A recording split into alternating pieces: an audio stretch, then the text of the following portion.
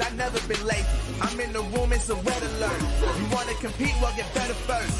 I got 10 toes in the dirt. Push through the hurt just to show them my worth. I'm the best. Yeah, I'm the best. I never stress. I know what's next. I'm who they test. Like we playing chess. But I'm unimpressed. So now let me flex.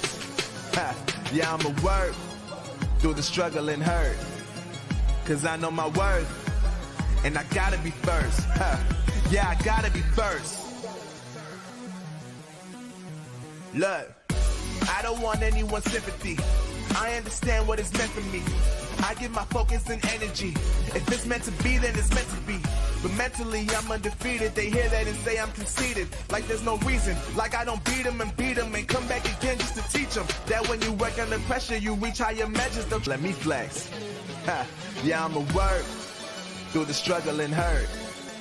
Cause I know my worth. And I gotta be first. Yeah, I gotta be first. They don't know what's gotten into me. How'd I turn pain into energy? Through all the struggle and hurt, remember my worth, and that's why I gotta be first.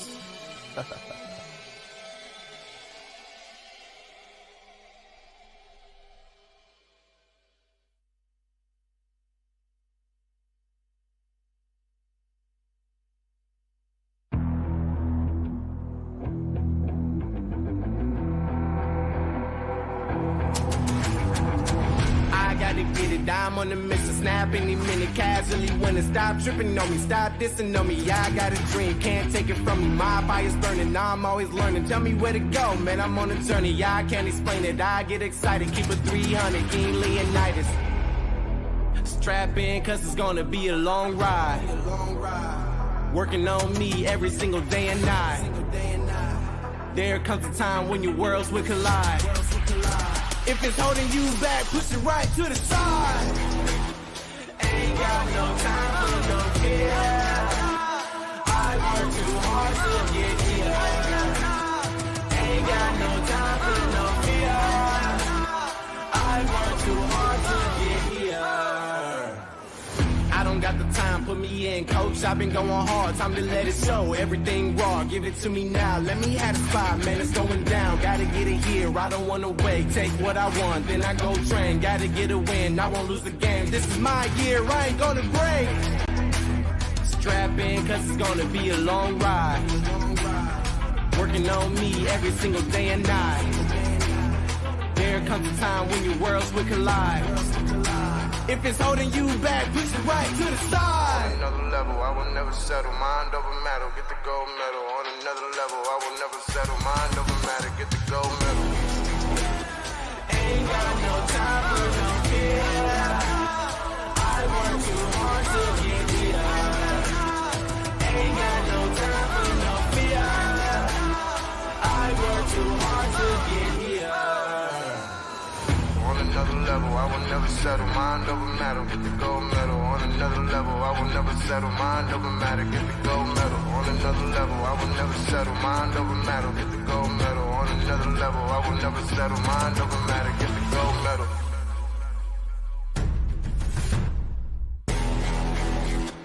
Ain't got no time for no fear. I work too hard to get here. Ain't got no time for no fear. I work too hard to get here. Ain't got no time for no fear. I work too hard to get here. Ain't got no time for no fear. I work too hard to get here.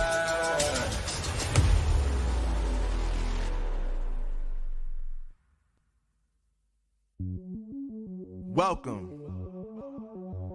to the place where dreams come true.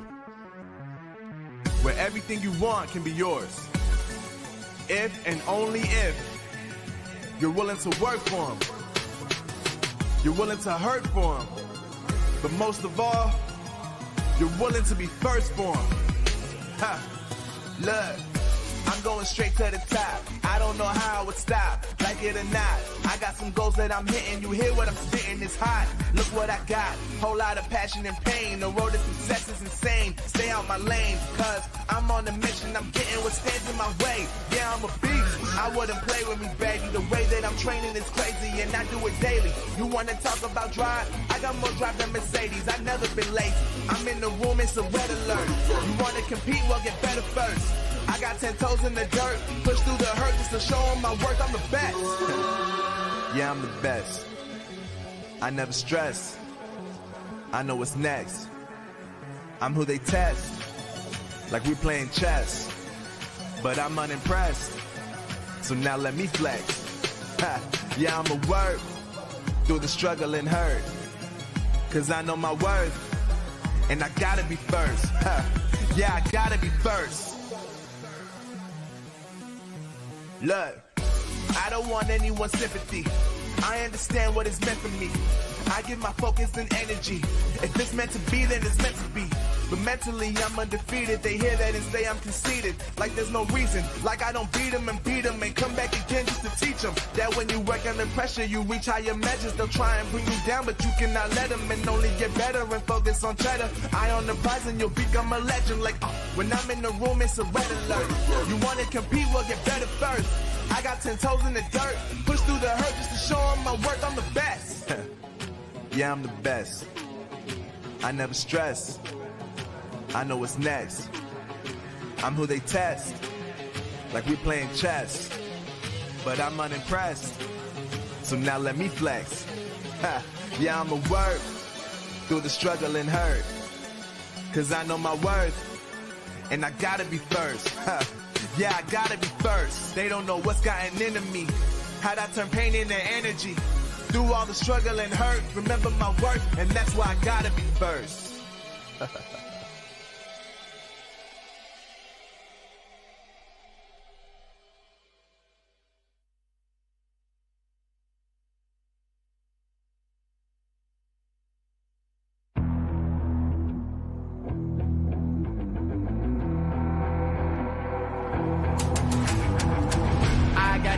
I'm on the mission, snap any minute, casually when it stop tripping on me, stop dissing on me. Yeah, I got a dream, can't take it from me. My fire's burning, now I'm always learning. Tell me where to go, man, I'm on a journey. Yeah, I can't explain it, I get excited. Keep it 300, King Leonidas.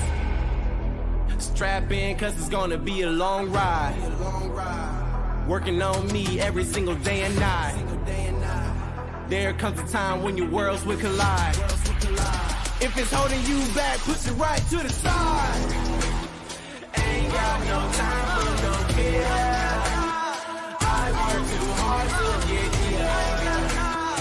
Ain't got no time for no fear. I work too hard to get here. I don't got the time, put me in, coach. I've been going hard, time to let it show. Everything raw, give it to me now. Let me have the spot, man, it's going down. Gotta get it here, I don't wanna wait. Take what I want, then I go train. Gotta get a win, I won't lose the game. This is my year, I ain't gonna break. Strap in, cause it's gonna be a long ride.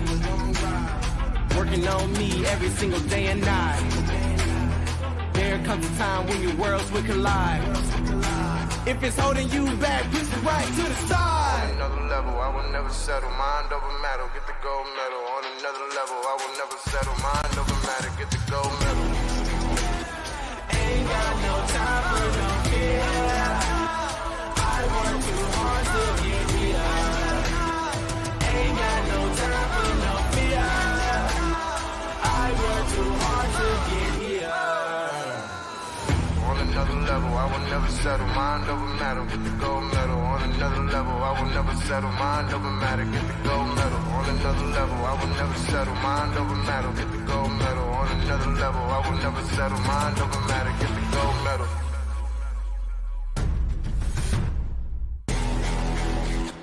Ain't got no time for no fear. I work too hard to get here. Ain't got no time for no fear. I work too hard to get here.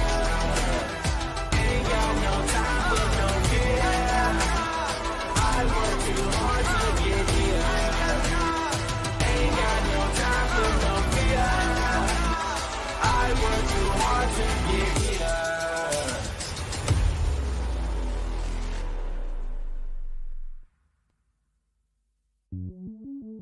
Welcome to the place where dreams come true. Where everything you want can be yours. If and only if you're willing to work for them. You're willing to hurt for them. But most of all, you're willing to be first for them. Ha! Look, I'm going straight to the top. I don't know how I would stop, like it or not. I got some goals that I'm hitting. You hear what I'm spitting? It's hot. Look what I got. Whole lot of passion and pain. The road to success is insane. Stay out my lane, cause I'm on a mission. I'm getting what stands in my way. Yeah, I'm a beast. I wouldn't play with me, baby. The way that I'm training is crazy, and I do it daily. You wanna talk about drive? I got more drive than Mercedes. I never been lazy. I'm in the room, it's a red alert. You wanna compete? Well, get better first. I got 10 toes in the dirt, push through the hurt just to show them my worth. I'm the best. Yeah, I'm the best. I never stress. I know what's next. I'm who they test, like we playing chess. But I'm unimpressed, so now let me flex. Ha. Yeah, I'ma work through the struggle and hurt, cause I know my worth, and I gotta be first. Ha. Yeah, I gotta be first. Look, I don't want anyone's sympathy. I understand what it's meant for me. I give my focus and energy. If it's meant to be, then it's meant to be. But mentally, I'm undefeated. They hear that and say I'm conceited. Like there's no reason. Like I don't beat them and come back again just to teach them that when you work under pressure, you reach higher measures. They'll try and bring you down, but you cannot let them, and only get better and focus on cheddar. Eye on the prize and you'll become a legend. Like, when I'm in the room, it's a red alert. You wanna compete? Well, get better first. I got 10 toes in the dirt, push through the hurt just to show them my worth. I'm the best. Yeah, I'm the best. I never stress. I know what's next. I'm who they test, like we playing chess. But I'm unimpressed, so now let me flex. Ha. Yeah, I'ma work through the struggle and hurt, cause I know my worth, and I gotta be first. Ha. Yeah, I gotta be first. They don't know what's gotten into me, how'd I turn pain into energy. Through all the struggle and hurt, remember my worth, and that's why I gotta be first.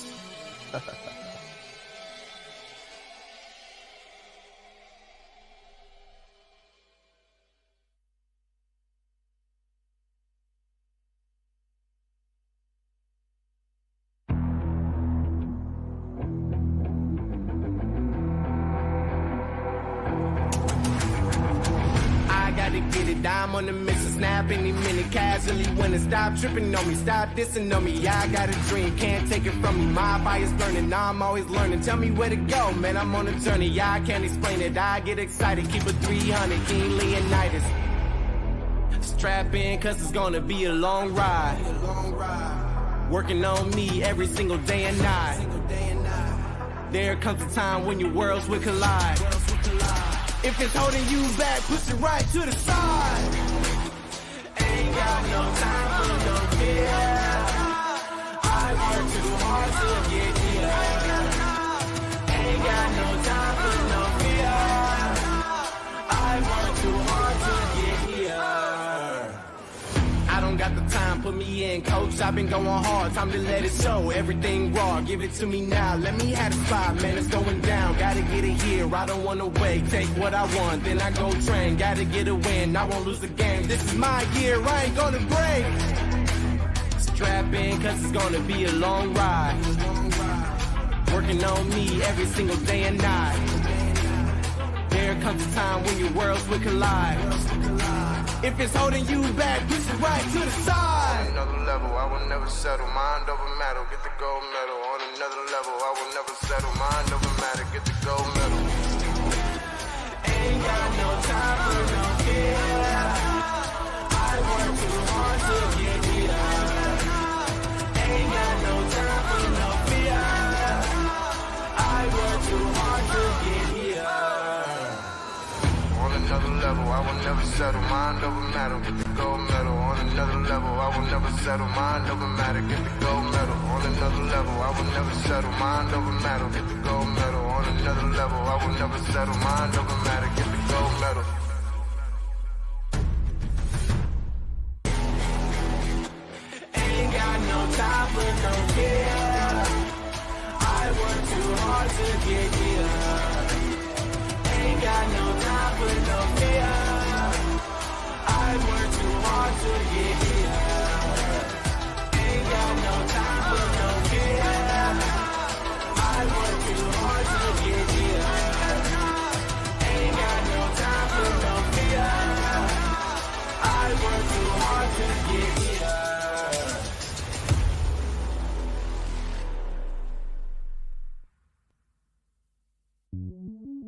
Welcome to the place where dreams come true. Where everything you want can be yours. If and only if you're willing to work for them. You're willing to hurt for them. But most of all, you're willing to be first for them. Ha! Look, I'm going straight to the top. I don't know how I would stop, like it or not. I got some goals that I'm hitting. You hear what I'm spitting? It's hot. Look what I got. Whole lot of passion and pain. The road to success is insane. Stay out my lane, cause I'm on a mission. I'm getting what stands in my way. Yeah, I'm a beast. I wouldn't play with me, baby. The way that I'm training is crazy, and I do it daily. You wanna talk about drive? I got more drive than Mercedes. I've never been lazy. I'm in the room, it's a red alert. You wanna compete? Well, get better first. I got 10 toes in the dirt, push through the hurt just to show them my worth. I'm the best. Yeah, I'm the best. I never stress. I know what's next. I'm who they test, like we playing chess. But I'm unimpressed, so now let me flex. Ha. Yeah, I'ma work through the struggle and hurt, cause I know my worth, and I gotta be first. Ha. Yeah, I gotta be first. Look, I don't want anyone's sympathy. I understand what it's meant for me. I give my focus and energy. If it's meant to be, then it's meant to be. But mentally, I'm undefeated. They hear that and say I'm conceited. Like there's no reason. Like I don't beat them and come back again just to teach them that when you work under pressure, you reach higher measures. They'll try and bring you down, but you cannot let them, and only get better and focus on cheddar. Eye on the prize and you'll become a legend. Like when I'm in the room, it's a red alert. You want to compete? Well, get better first. I got 10 toes in the dirt, push through the hurt just to show them my work. I'm the best. Yeah, I'm the best. I never stress. I know what's next. I'm who they test, like we playing chess. But I'm unimpressed, so now let me flex. Ha. Yeah, I'ma work through the struggle and hurt, cause I know my worth, and I gotta be first. Ha. Yeah, I gotta be first. They don't know what's gotten into me, how'd I turn pain into energy. Through all the struggle and hurt, remember my worth, and that's why I gotta be first.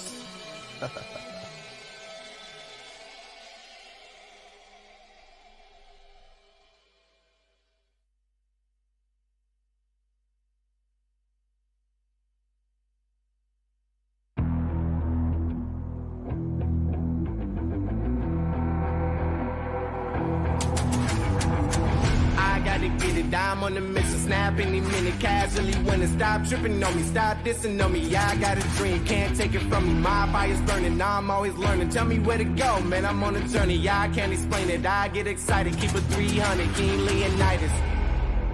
Strap in, cause it's gonna be a long ride. Working on me every single day and night. There comes a time when your worlds will collide. If it's holding you back, push it right to the side.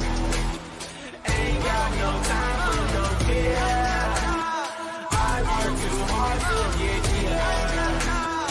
Ain't got no time for no fear. I work too hard to get here. I don't got the time, put me in, coach. I've been going hard, time to let it show. Everything raw, give it to me now. Let me have the spot, man, it's going down. Gotta get it here, I don't wanna wait. Take what I want, then I go train. Gotta get a win, I won't lose the game. This is my year, I ain't gonna break. Strap in, cause it's gonna be a long ride. Working on me every single day and night. There comes a time when your worlds will collide. If it's holding you back, push it right to the side. On another level, I will never settle. Mind over matter, get the gold medal. On another level, I will never settle. Mind over matter, get the gold medal. Ain't got no time for no fear. I work too hard to get here. Ain't got no time for no fear. I work too hard to get here. On another level, I will never settle. Mind over matter, get the gold medal. On another level, I will never settle. Mind over matter, get the gold medal. On another level, I will never settle. Mind over matter, get the gold medal. On another level, I will never settle. Mind over matter, get the gold medal.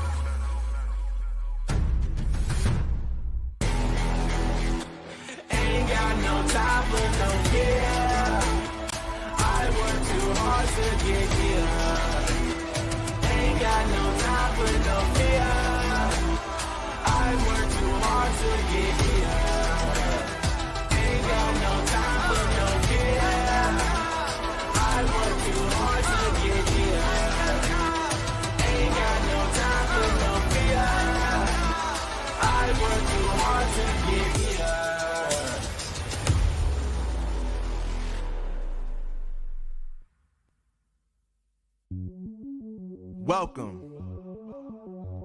to the place where dreams come true. Where everything you want can be yours. If and only if you're willing to work for them. You're willing to hurt for them. But most of all, you're willing to be first for them. Ha! Look, I'm going straight to the top. I don't know how I would stop, like it or not. I got some goals that I'm hitting. You hear what I'm spitting, it's hot. Look what I got, whole lot of passion and pain. The road to success is insane. Stay out my lane, cause I'm on a mission. I'm getting what stands in my way. Yeah, I'm a beast. I wouldn't play with me, baby. The way that I'm training is crazy, and I do it daily. You wanna talk about drive? I got more drive than Mercedes. I've never been lazy. I'm in the room, it's a red alert. You wanna compete? Well, get better first. I got 10 toes in the dirt, push through the hurt just to show them my worth. I'm the best. Yeah, I'm the best. I never stress. I know what's next. I'm who they test, like we playing chess. But I'm unimpressed, so now let me flex. Ha. Yeah, I'ma work through the struggle and hurt, cause I know my worth, and I gotta be first. Ha. Yeah, I gotta be first. Look, I don't want anyone's sympathy. I understand what it's meant for me. I give my focus and energy. If it's meant to be, then it's meant to be. But mentally, I'm undefeated. They hear that and say I'm conceited. Like there's no reason. Like I don't beat them and come back again just to teach them that when you work under pressure, you reach higher measures. They'll try and bring you down, but you cannot let them, and only get better and focus on cheddar. Eye on the prize and you'll become a legend. Like, when I'm in the room, it's a red alert. You wanna compete? Well, get better first. I got 10 toes in the dirt, push through the hurt just to show them my work. I'm the best. Yeah, I'm the best. I never stress. I know what's next. I'm who they test, like we playing chess. But I'm unimpressed, so now let me flex. Ha. Yeah, I'ma work through the struggle and hurt, cause I know my worth, and I gotta be first. Ha. Yeah, I gotta be first. They don't know what's gotten into me, how'd I turn pain into energy.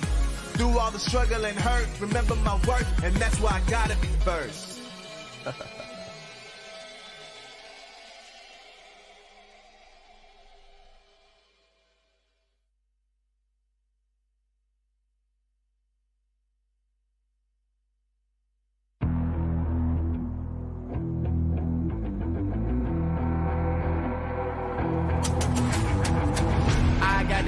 I'm on the mission, snap any minute, casually when it stop tripping on me, stop dissing on me. Yeah, I got a dream, can't take it from me. My fire's burning, now I'm always learning. Tell me where to go, man, I'm on a journey. Yeah, I can't explain it, I get excited. Keep it 300, King Leonidas. Strap in, cause it's gonna be a long ride. Working on me every single day and night. There comes a time when your worlds will collide. If it's holding you back, push it right to the side. Ain't got no time for no fear. I work too hard to get here. Ain't got no time for no fear. I work too hard to get here. I don't got the time, put me in, coach. I've been going hard, time to let it show. Everything raw, give it to me now. Let me have the spot, man, it's going down. Gotta get it here, I don't wanna wait. Take what I want, then I go train. Gotta get a win, I won't lose the game. This is my year, I ain't gonna break. Strap in, cause it's gonna be a long ride. Working on me every single day and night. There comes a time when your worlds will collide. If it's holding you back, push it right to the side. On another level, I will never settle. Mind over matter, get the gold medal. On another level, I will never settle. Mind over matter, get the gold medal. Ain't got no time for no fear. I work too hard to get here. Ain't got no time for no fear. I work too hard to get here. On another level, I will never settle. Mind over matter, get the gold medal. On another level, I will never settle. Mind over matter, get the gold medal. On another level, I will never settle. Mind over matter, get the gold medal. On another level, I will never settle. Mind over matter, get the gold medal.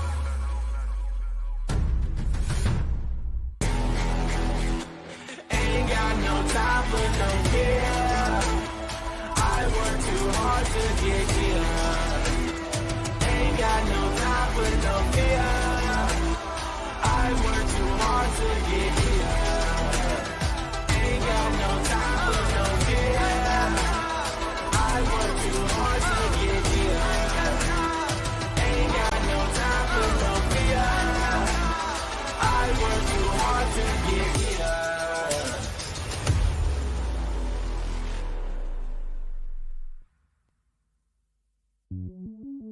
Welcome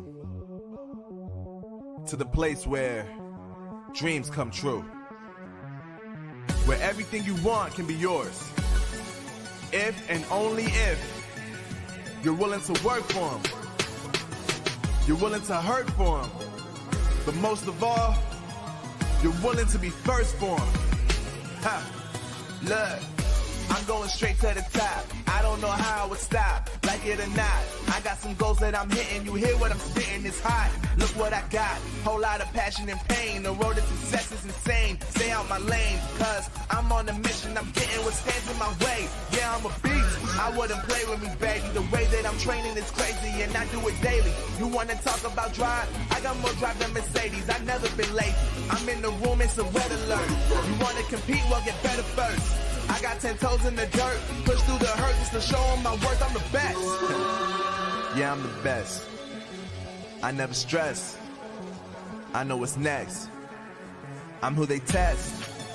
Like we playing chess. But I'm unimpressed. So now let me flex.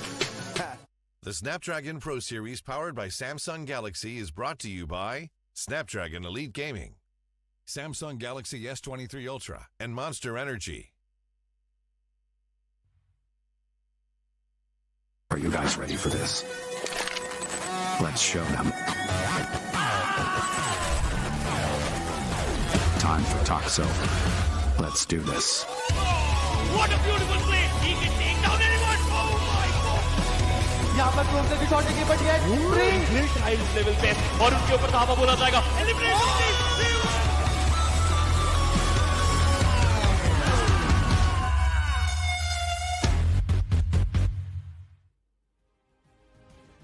You can't go back and change the beginning, but you can start where you are and change the ending. Welcome, ladies and gentlemen, to Snapdragon Pro Series BGMI Challenge Season Day number 6. My name is Shadow. I'm going to be your host, and alongside me, joining me is going to be Neeraj. But before getting the show started, a huge thank you to our sponsors, Snapdragon Pro Series, presenting partner Samsung, providing us with the Samsung devices, top-tier performance, crystal clear displays, and lightning-fast response times, unmatched speed from the newest, fastest Snapdragon platform ever, available only on Samsung Galaxy devices.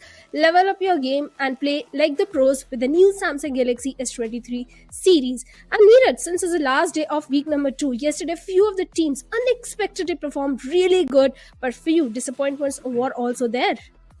Exactly. I mean, disappointments were definitely there. OG is actually one of those. FS Esports 2 being one of those. Yesterday, the day was quite weird, let's be honest. Team Zero, team none of us expected to perform. They were the one getting 41 points in just one single day. And then we also had Team Together Esports getting 53 points in that one single day. So that in itself was just a massive surprise for us. Yesterday was an astonishing day, and this is just a week 2. Trust me when I say this, today we're probably going to be seeing a lot more surprises. And today is a very critical day as well, Neeraj, because it is the last day of week number 2, and at the same time we'll get a clarity that what is going to be the cutoff, which teams can stage a comeback in week number 3, because 50% of the journey is going to be over. So definitely the pressure is going to be mounting, not just on the bottom teams, but also on the middle pack teams. Not just that. I mean, you also got to mention about the teams on the bottom. One more team that I would really like to speak about over here has to be Metal Esports. They've got a solid lineup. Every single player in that team, we've seen that player perform in the past, but I don't exactly know what's going on. We know now there's also a little bit of a lead building up in the first half of the board in the overall standing, so Metal Esports does not really have a lot of time. Today is the day where Metal Esports needs to establish a comeback. But ladies and gentlemen, we've got the format in front of us. As we all know, we started things off with open qualifiers, from which only 8 teams were able to qualify inside of the challenge season, and 24 teams were invited in the challenge season itself. And from the challenge season inside of the challenge finals, only 16 teams can qualify. That's a massive cutoff, but hey, that just means that's a lot of entertainment. Lot of entertainment and lot of games also, because 2 weeks will be over by the end of today, so teams did have ample amount of games in their hands, so there was a chance of staging a comeback. Just like you mentioned, few teams staged a comeback yesterday, but you were speaking about Medal Esports. In the lineup of Medal, I think it's only 2 players are performing really good, and that is going to be, I think, Paradox and Siam doing a majority of the heavy lifting. But along with that, let's have a look at the point system, because if you get on the first place, you get 15 points. If you end up on the second, you get 12 points. If you end up on third, you get 10 points. It keep on reducing. And if you end up somewhere between 13th to 16th position, you get nothing, nada. Of course, and then you look at that one finish point. That means you will get 1 point per finish that you accumulate inside of the game. And OG is one of those teams that has got the most amount of elimination points so far, if I'm not wrong. But still, they're not doing that hot in the overall standings. That means Orangutan, they need to find a perfect balance between the elimination points and also the placement points, which is sort of like has been a big struggle for OG in general. And I'm pretty sure maybe in the future, OG can definitely find that. Because in my opinion, if a team's able to get elimination points but not able to get the placement points, all they need is a little bit more time to understand the game, and once they do, they'll probably start getting those placement points too. We've got the groups as well. Considering there's a lot of teams playing inside of this competition, we've divided all those teams between groups, and each group consists of 8 teams. In Group A, we have the plus of Global Esports. Day before yesterday, Global Esports performed really good by getting their first chicken dinner. So much more things are expected from their side. In fact, in their lineup also, I think it is only Ninja Boy who is performing really good. The other players also need to step up. Nothing to complain about Blind, because Blind has been consistent. Even Godlike, this seems to struggle yesterday. The performance was not there from their side. In Group B also, we have few disappointments like Medal Esports, you already said. Then we have few teams staging a good comeback, like the plus of Team Hydra. Yesterday they had a very good day, and Chemin, they have been the consistent ones from the very start. And not just that, one more point I'd like to bring up over here is that Revenue Esports yesterday, they only managed to get 3 points in 3 games. That means per game, they only got 1 point. Now, that's a massive drop-off from the side of Revenue Esports. You still remember in Week 1, Revenue Esports was dominating. Week 2 at the start, yeah, Summer Down line, it felt like Revenue Esports was starting to dominate as well, but now they've faltered down. And I think so a big hand of that falter has to be yesterday's performance in the overall standings. And all the other teams, they're starting to make a massive climb in the overall standings. And I'm pretty sure even Team Zero today, they're going to try to make a little bit of more comeback off that happen. And once they do, I guess no one's going to be stopping Team Zero from at least reaching inside of the second page. See, I'm not worried so much about Revenant, because they already have enough points in their bags that they can afford to have few bad games. But I'm more concerned about Team Zero. The consistency should be coming in from their side. Team X-Park, yes, yesterday they had a good run in one of the Erangel, but more things as expected. Team X-Park is one of the prime example of inconsistency at this point, because they've got 2 chicken dinners, and despite that, they are at the later half of the overall standings. Even Team Prince is struggling, but they have enough points, so nothing to worry about Team Prince at this point. But looking at the overall ranking, well, Team Chemin, they are looking so fantastic with our highest placement points. I mean, hey, the overall rankings over here, right? This is what we were talking about for such a long time. And you see on the first spot is Chemin Esports currently with 180 points. And look at the placement points Chemin Esports has. That's 123. And most of those placement points have came in from the Mets track. Team IQ Soul, a perfect balance between the placements and the finish points, 80 points each. They're going to be getting 160 points in total. Entity Gaming, of course, placement points are going to be a little bit more. That's what Entity Gaming likes to do. They've got 141 points. Team Together Esports, yesterday they showcased a massive leap in the overall standings, and I was just completely astonished. Gujarat Tigers, even these guys are performing quite consistent. Oh yes, all they need is a chicken dinner, and Team Entity is also definitely eyeing for that. Team Revenant, yes, the downfall was there yesterday, but nothing to worry about, as they're sitting on the 6th spot. Even God's Train, I think they just did decent. I won't say they did good, because they got 1 good game out of 3, and that's not something that we expect from the side of God's Train. They need to be the consistent ones. Blind Esports are looking super cool at the 8th spot with good amount of points in their hands. Team Prince also faced a downfall yesterday, because they were losing those 4v4 fights, and that's something more shocking, Neeraj, because Team Prince was looking so powerful in terms of those 4v4 fights, in terms of the firepower which they were bringing in. But yesterday, even though Prajwal was getting those knocks, the team couldn't capitalize. Without a doubt. I mean, that's of course another factor, but then how can you forget about Alibaba Raiders too? Even for them, things are sort of on a little bit of a downhill. I'm not exactly sure what's going on wrong with Alibaba Raiders, but some things definitely need to be patched up. Carnival Gaming, as usual, that consistency is over there. They like to stay in that mid-pack. They have been in the mid-pack for a long time, and once again, they're going to be on the 11th spot. Global Esports on 12th, 123 points accumulated. Ninja Boy from Global Esports has been an astonishing performer for that team, and he has been taking down a lot of the players without even breaking any type of sweat. As we do move on to the third page, and once again, you find a little bit of a more upsets on this page too. Team 8-Bit, TWM Gaming, Team Godlike, one of the biggest upsets so far. None of us expected Godlike to sit out of that top 16, but currently they're at the 19th spot. Yesterday, they got only 6 points, and that's something very disappointing from this at Godlike, because compared to yesterday, they were still performing decent in the previous days, but yesterday was a complete fail for Godlike. I hope they have recovered and corrected all the mistakes. Chemin FM, they are sitting on the 20th spot with 99 points.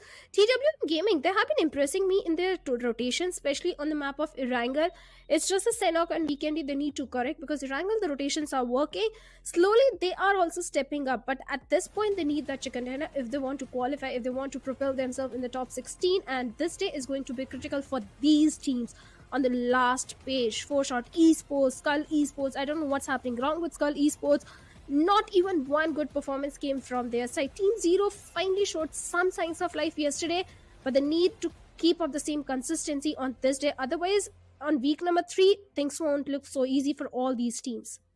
Without a doubt, Skull Esports, they've definitely been on a massive downhill as well. OR Esports, then you've also got Team Zero, 4-Shot Esports. I would like to bring in another fact over here. OR Esports, 4-Shot Esports, and Godlike. Yesterday, they only got 6 points. In 3 games, they only managed to get 6 points, and that in itself just tell you guys how bad of a day these 3 teams are having. And I'm pretty sure today there should be a massive wake-up call for all these 3 teams, or all the teams that were just not able to perform yesterday, because they've pretty much lost their position in the overall standings because these type of performance. It's time to wake up, because you do not really have a lot of time left anymore, because if you waste this week completely, Week 3 is going to be next to impossible to make any type of comebacks happen, because as I mentioned, in the top 16, you can already see a little bit of a lead being established. So time's running away, my friends.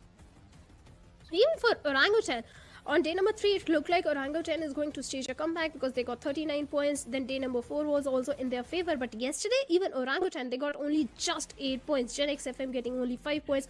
So few major disappointments were there. Even Reckoning, few days Reckoning do shine off. They get good points in their hands. But suddenly on the very next day, Reckoning is right at the bottom. So that is also something very concerning. On the other side, Punk from the set of Reckoning is performing really good. He's there in the finish leaders with highest finishes, 24. Second highest finishes, definitely. So Punk is doing all the heavy lifting along with Immortal. It's just the other players also that need to step up from the side of Reckoning. Without a doubt. Then you can also see Team Together Esports Shaikat, another man who has been surprising us with matches being played only 15, and he got 24 finishes in total. Nicely done by Shaikat. And then you also got Hirsch from the side of Blind Esports with 24 finishes accumulated. Blind Esports, they're doing okay in their own regards, but then you look at Ninja Boy with 30 finishes. Most amount of finishes so far inside of the competition. Ninja Boy, this man's been an absolute beast from Global Esports. This is not the first tournament I've seen this man perform. He has been performing the same way consistently no matter what tournament it is. So Ninja Boy, he's just got that golden hand, I'm not gonna lie. No matter what tournament he plays, no matter how long has it been, he just never loses his touch on top of that game. And I just love it. So Global Esports, once again, even this team is currently in the mid-pack. We know this is a champion team as well.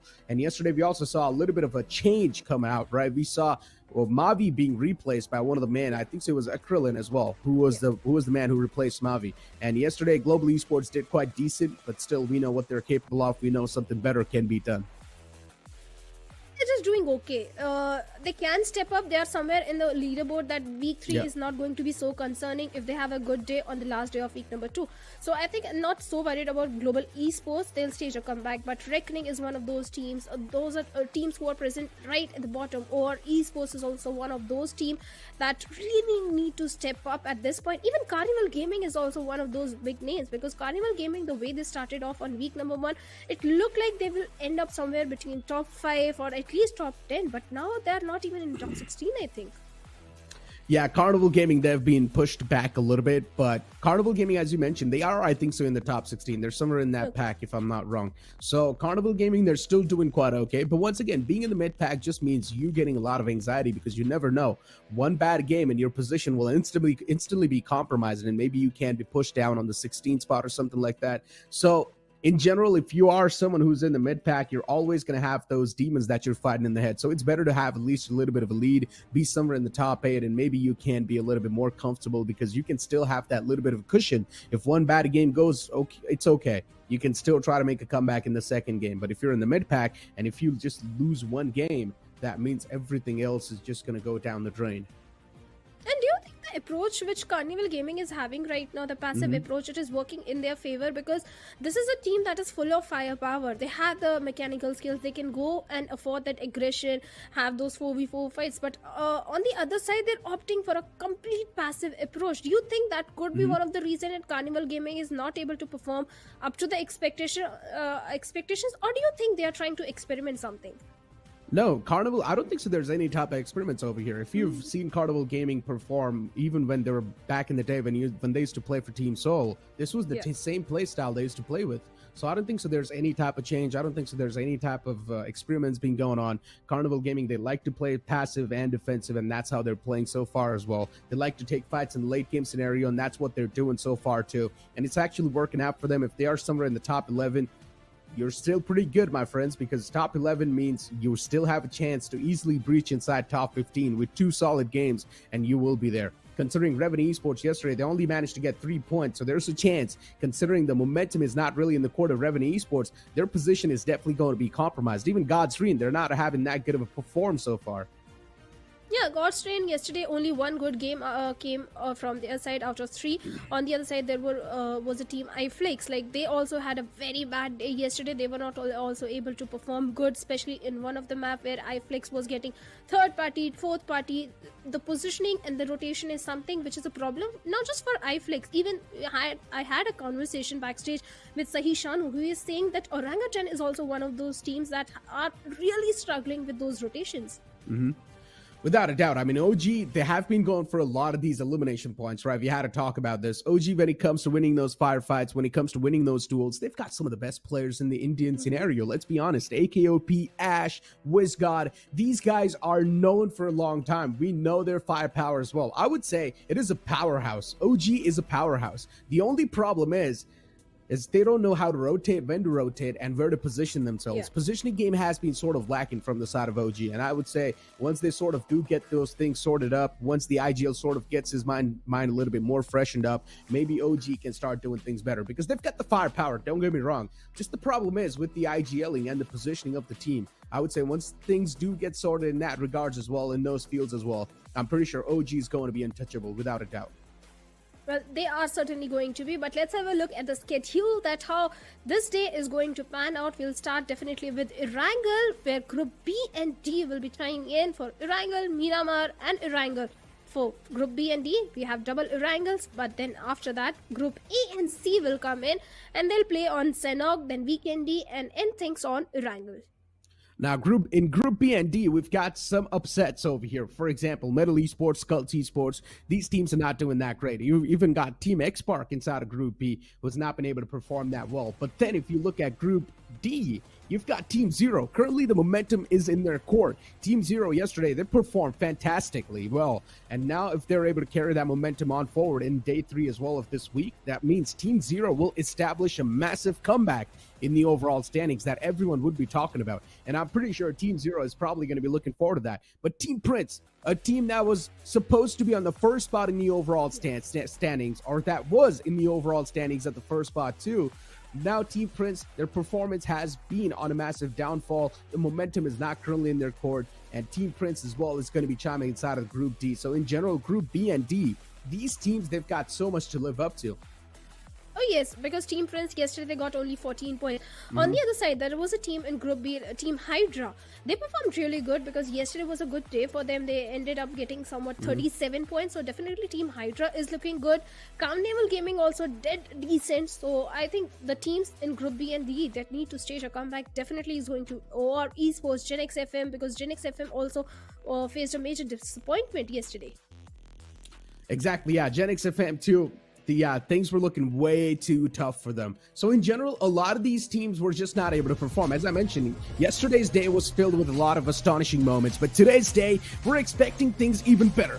Welcome, ladies and gentlemen, to the first game off the day where the plane flat path's going to be starting all the way from Hospital towards Kamishki. The plane flat path is a little bit tilted on the northern side, but I highly doubt it's going to be any issue for a lot of these teams. Metal Esports, they like to go all the way down south towards Norupnoi. For them, it's going to be a long stretch, but maybe it's time to pull out your second drop location. 8-bit, they'll head over to the side of Primorsk. I think that has been their home ground since a very long time. TWM, sometimes I've seen this particular team go to the western shorelines of Gatka and Quarry region and have that linear spread, but this time they're already heading towards the northern side. That means Georgopol City or North Georgopol. Then we have Chemin also going all the way up north. Carnival Gaming, well, Gatka has been their drop location since a very long time. It's working in their favor. There is no reason to change their drop. At this point, Entity heading towards the side of Pochinki, Medal also going towards the side of Noe. So that means Medal can definitely loot in military base island also, because this time I think military base is going to be pretty much unoccupied. That's what it seems like.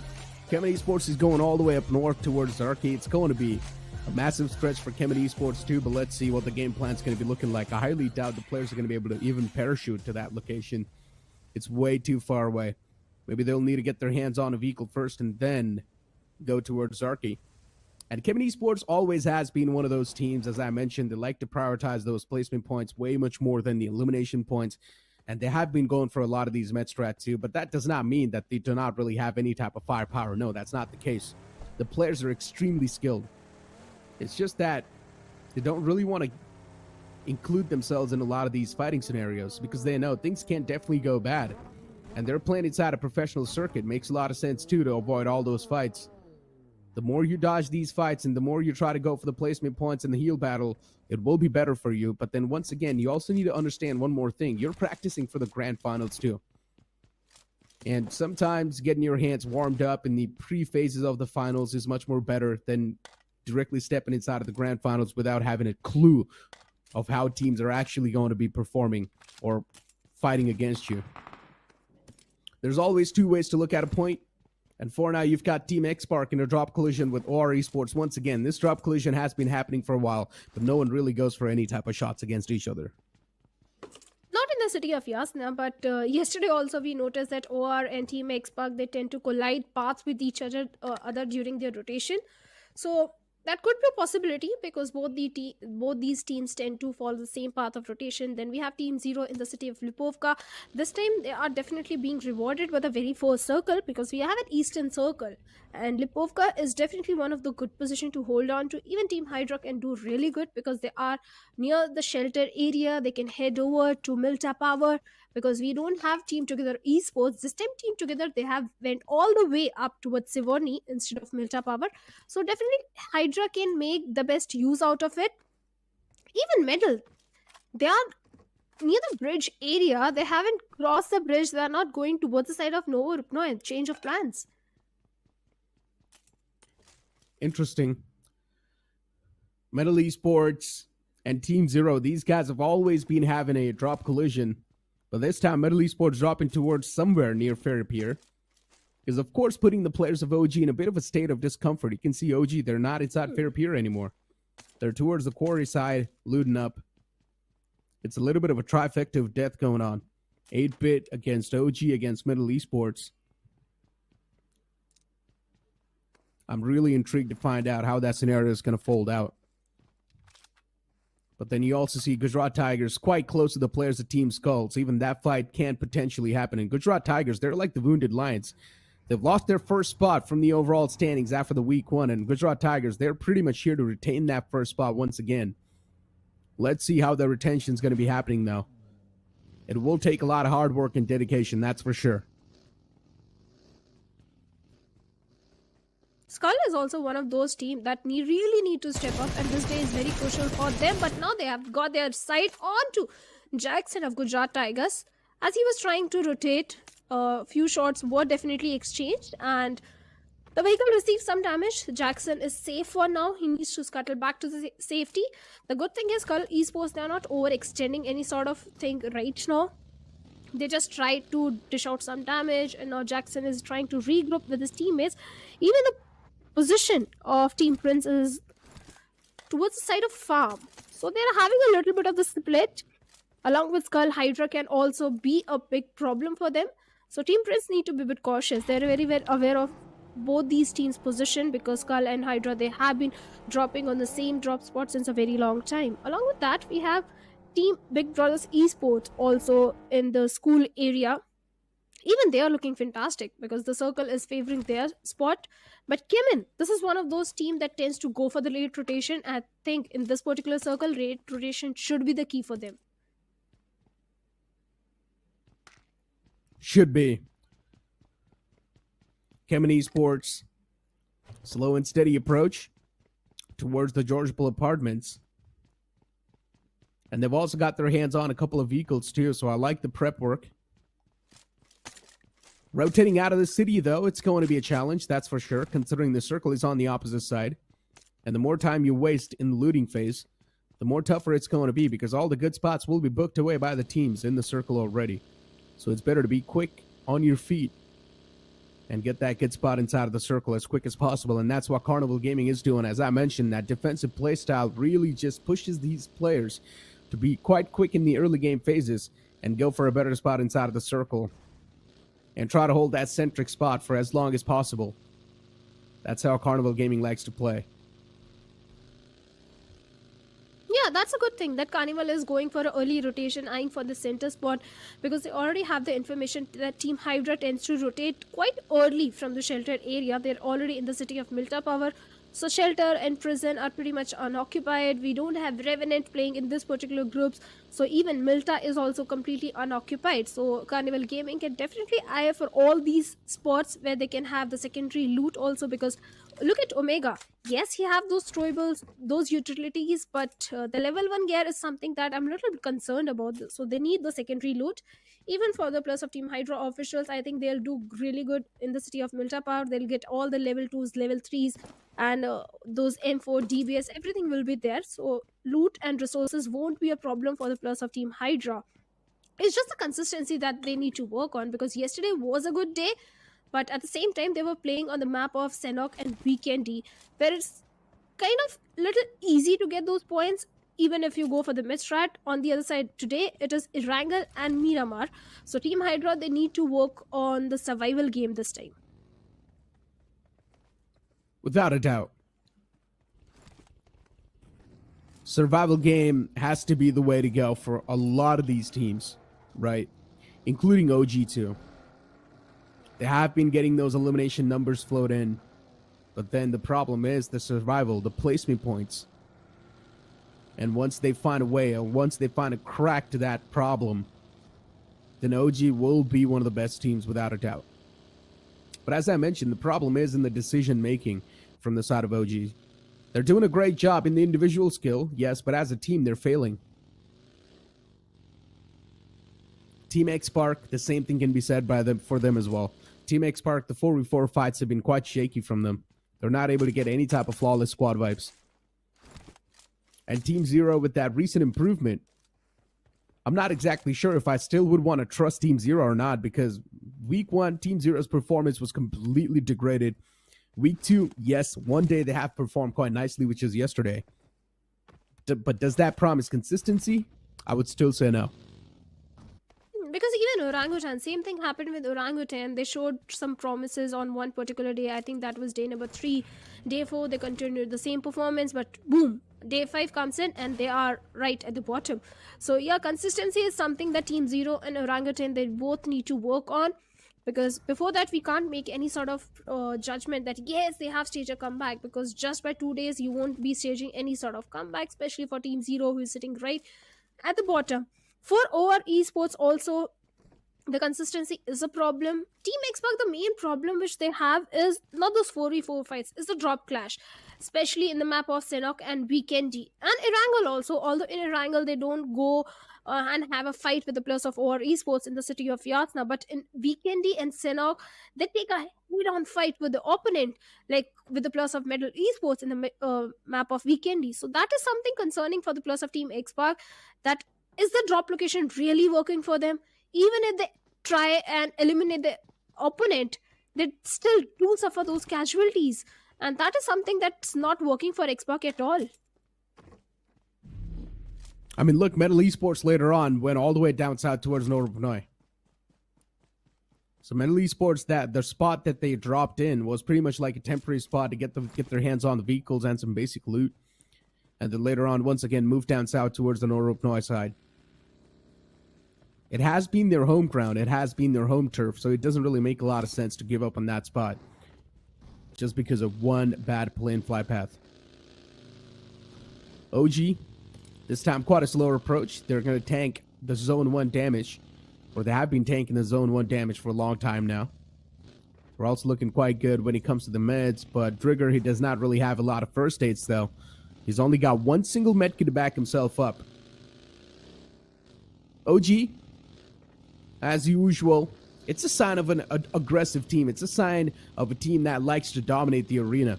They usually take the first rotation quite late, and then they decide to play on the edges of the play zone. That's how an assertive team likes to play, on the edges. And a team that has a lot of confidence in their firepower, and OG is one of them without a doubt. The major benefit of playing on the periphery of the circle is that your backlines are majority of the times clear. All you need to watch out is right in front of you. So that's a big advantage for the teams who likes to play on the periphery. But this circle, well, 20% of the circle or 30% of the circle is still inside the water, so it's definitely not an easy circle to play around. But speaking of the team that is up on our screen, Genex FM, looks like they have spotted on few of the players of Team Entity who are trying to rotate. Few shots were exchanged, but no connection whatsoever. Genex FM, for them also consistency a problem, but now we have Team Prince and Team Hydra in a bit of kerfuffle. A grenade from the side of Crudgewell of Jackson did manage to take one of the player of Team Hydra down, but a good trade coming in. Oh, this could have been so bad. Even Prince could have been knocked out. Prince, though, instantly gets back inside of the shag. He's looking okay for now, but Team Hydra looking forward to engulf the players of Team Prince from all the different sides. Prince being trapped inside of this hut, it seems like it's next to impossible to survive from this scenario now. And the constant barrage of utilities, too, is just causing Prince so much damage and so much hurt. Team Prince once again in a big world of trouble. Nowhere to go. Prince himself is just trapped behind this shack. And once again, a beautiful nade placement comes in. Spray God finds Prince, and Team Prince now on the verge of getting dismantled. And that's why Savitar and Prince will instantly try to back away from that entire site. They know the fight's pretty much gone. It's done and dusted. You cannot make a 2v4 happen. But Team Prince, they might just run in the open arms of Team Zero. That's a possibility because they're heading in the city of Lipovka. They escaped from the clutches of Team Hydra, but might have to face the plus of Team Zero, like you said. But good utility exchange came in from the side of Team Hydra because Team Hydra, their backlines were clear. They're holding on the shorelines. Team Prince, they were trying to rotate. And unfortunately, they lost 2 players. And this is something that I was talking about, that Team Prince, even if they manage to get a knock onto the opponent, it is them that tends to lose out on their players, and that is exactly what happened right now with the players of Team Prince. But Prajwal is there, so I still have few hopes because he is one of their main assaulters. But speaking of Genex FM, looks like even they have spotted on the players of Team 8-bit. They indeed do have the line of sight, but they can't do anything. It's next to impossible to find even one single knockout in that range. So Genex FM, all they can do is take a couple of shots, maybe try and scratch away the players, do some chip damage, and maybe try and burn through enemy meds. Nothing more than that, though. And also gather a little bit of attention onto yourself while doing so. Team Zero, they know that there's a foe lingering around, and you can see Syed as well looking in that same direction. He knows there's someone in those warehouses. And it does seem like Team Prince, they've ran into the open arms of Team Zero. Team Zero, they're playing quite offensive. Do not really want to go for a direct collision against those 2 players of Team Prince, but maybe Team Zero as well. They've got no clue. There's only 2 players of the opposition team. So it's better to play quite safe and sound, considering you're also currently inside of the circle. So there's not a lot to worry about. And Lipovka is quite a small city too. Team Zero, if they want, they can try to take a little bit more of a confident approach, but still they're playing way too safe. Team X Spark on the opposite end though, towards Mansion, looking quite okay inside of the circle. They've got a lot of information as well to play around with. And they've also got one of the best players inside of the IGC, Ninja Jod. I like to call him the Indian MVP. Oh, definitely he should be called because of all the past performances that he has delivered, all the accolades that he has got for himself and his team, so definitely Ninja Boy is one of the star player in the lobby. But we have Big Brother Esports, and Uzumaki from the rooftop angle has definitely spotted one of the player. He was trying to pick a few bullets, but no connection whatsoever. Team Together on the other side, they need to be a bit cautious as they have got the plus of Chemin in the close proximity. And this could be a potential fight happening any minute. But looks like Team Together and Chemin might not want to. But no, they actually want to engage in this particular fight as Invader is hiding behind that rock area. Even the plus of Team Chemin with those vehicles is trying to scout the area. I wonder what really Chemin is trying to do right now. Do they have any idea about the plus of Team Together Esports? Yes, Yeah, they do. Yeah, they do have. Maybe they were trying to just get the information where exactly the players are, because on foot it's a bit of risky if the shots are coming in. With a vehicle, you can make an escape in that open area. But Team Together Esports from Chemin, they walked right into the city of Lipovka where Team Zero is there. Team Zero, they've got their arms open. They're welcoming as many teams as possible. Utilities being tossed in the front as Wall Scout OP realizes it's better to back away from this spot. Instead, trying to play on an off angle. Team Zero, they've got their sights all across Lipovka.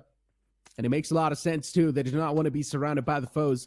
Team Together Esports from the front, from the sidelines, it's Team Prince and Team Zero right in between. Now, the big issue over here for Team Zero is if the circle moves away from them, Team Zero is going to have a tough time to rotate out. They're between two teams. They're pinched between two teams. Team Together Esports, recently for them, the form's been on point. What a beautiful nade that was. Dark Lord, things could have been so south in that one.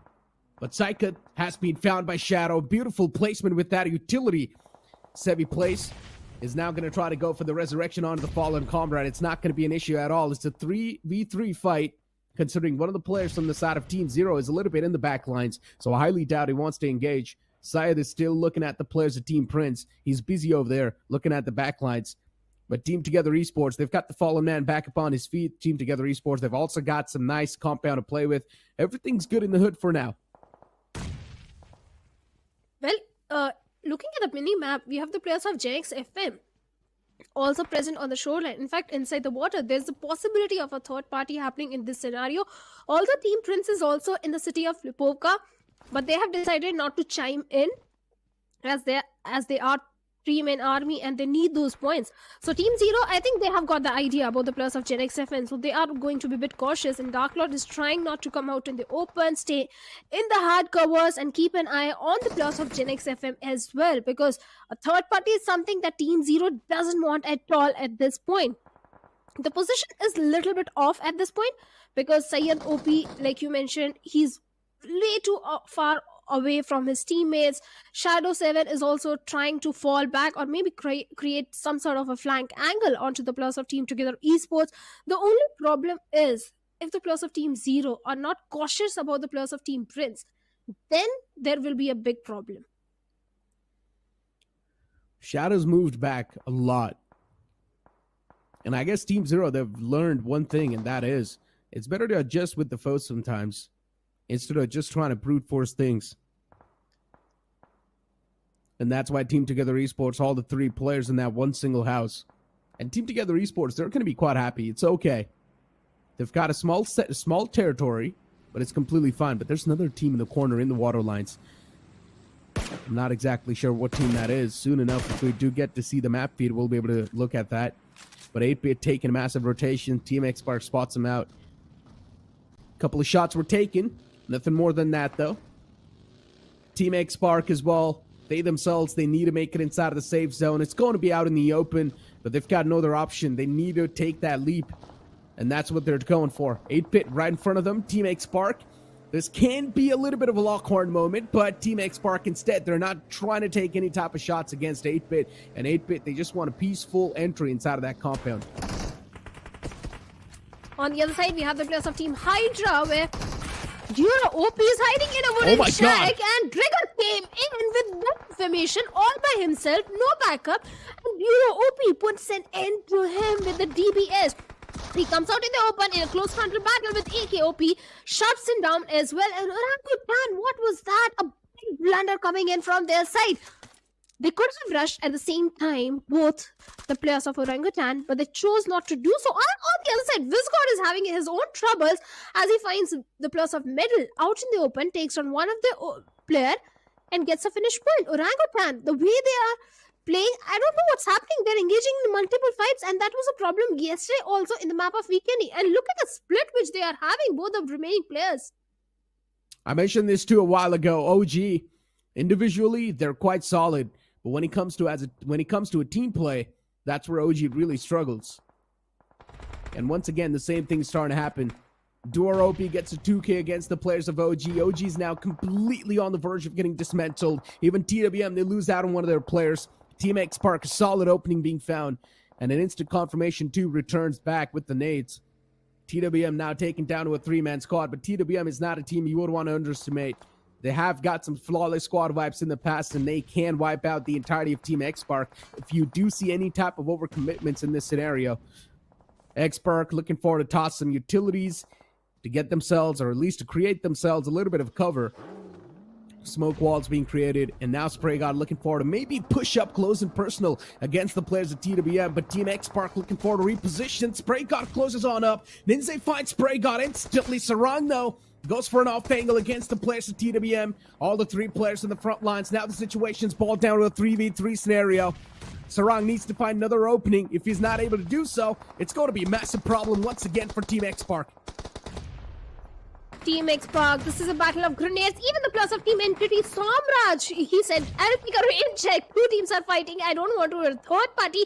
But look at that, Team TWM. They completely eliminated the plus of Team X Spark with a head of Entity. Actually, Somraj was just trying to lure the plus from the backline. Gamla Boy did all the hard work. And now with a coming in, takes on Ninze. Troy, what did he do, man? Fantastic play. Troy, solid stuff. The Vika ran over was there. Entity Gaming, they managed to take the advantage of a fight that was going on between 2 teams. And Entity Gaming, they come in third party and they get so many elimination points wrapped up.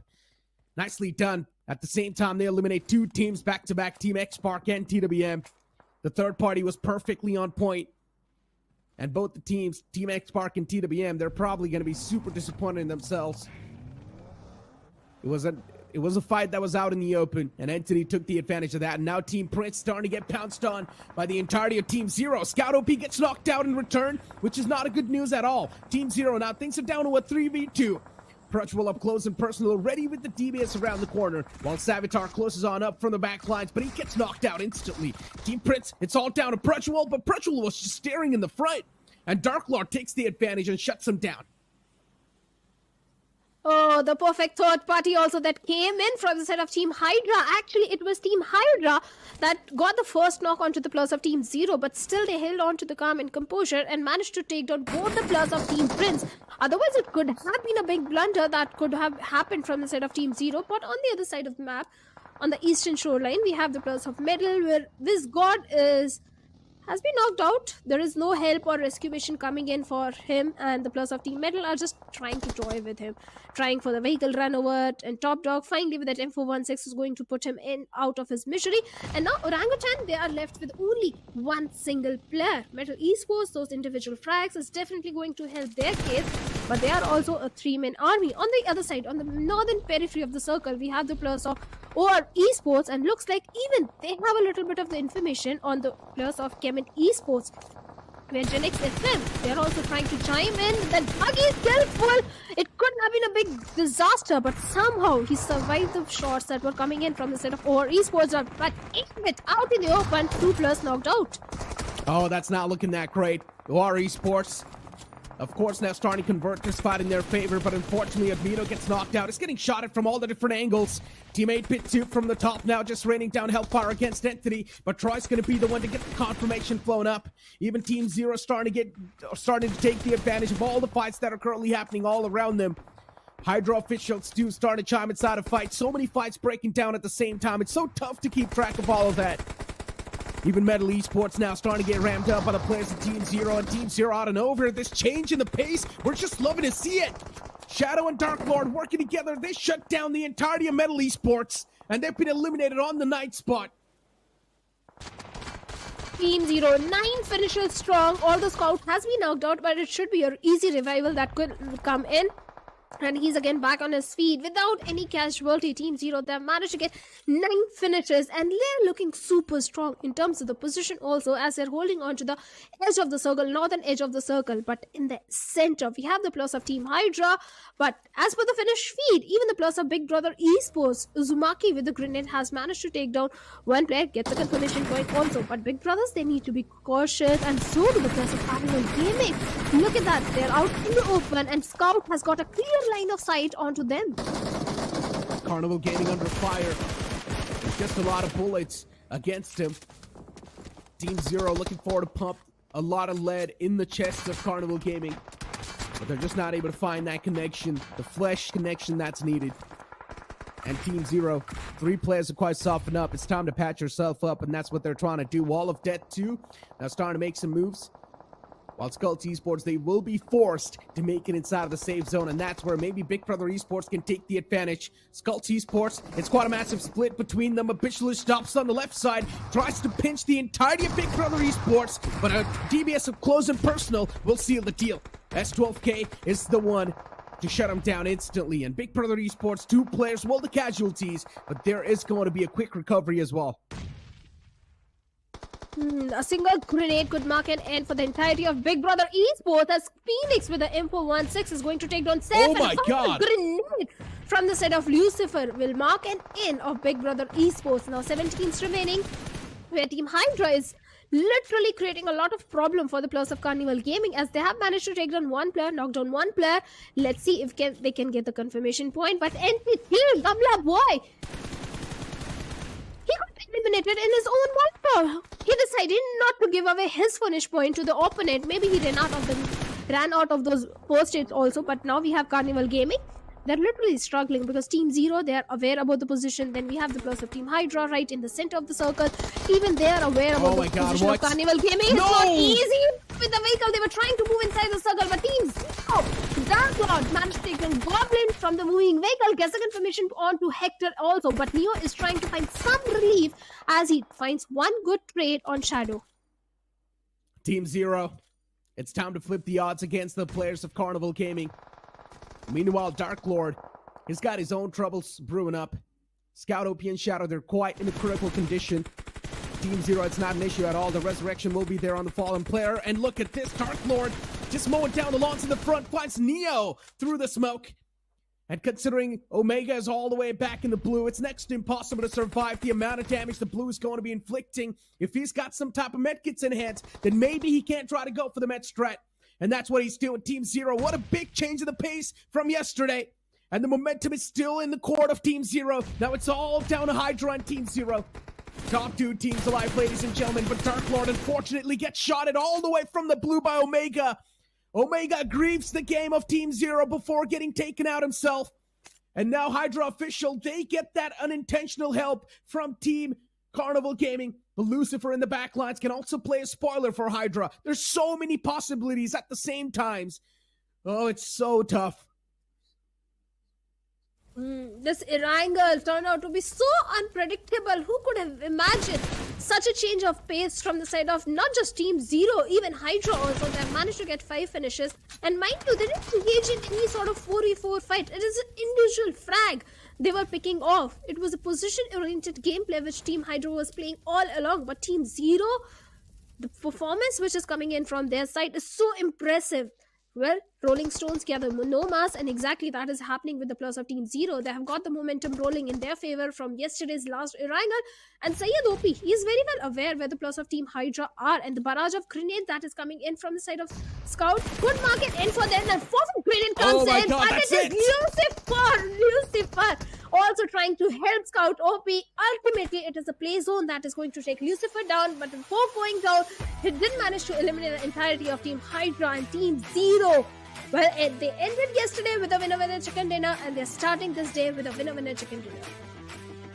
Hydra, they're definitely going to be super pissed when they find out that they got grief from the back by Lucifer, a man who was going for the med strat. But Team Zero, you got to give it up to them. What a big shift in the performance it's been since yesterday. Team Zero, yesterday, they managed to get so many points. Today as well, they start things off with a chicken dinner. We all thought that Team Zero, for them, maybe the journey inside of this tournament will be short, but no, instead, Team Zero, they're here to make a comeback.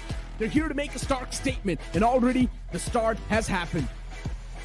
Oh, certainly. The start happened yesterday only, Neeraj, because they performed really good yesterday. For a second, it was looking like maybe not they'll be able to keep up the same momentum today, but no. The answer is yes, they'll keep up the same momentum on this day because they do understand how important week 2 is, and staging a comeback in this week was so critical for them. Without a doubt, it was super critical, and Team Zero, they have made that happen. Hydra officials too, super consistent finish for them as well. Carnival Gaming, once again, that defensive playstyle works out for them. They got eliminated on the 4th spot in that previous game, so I would say that's quite a decent ending for you.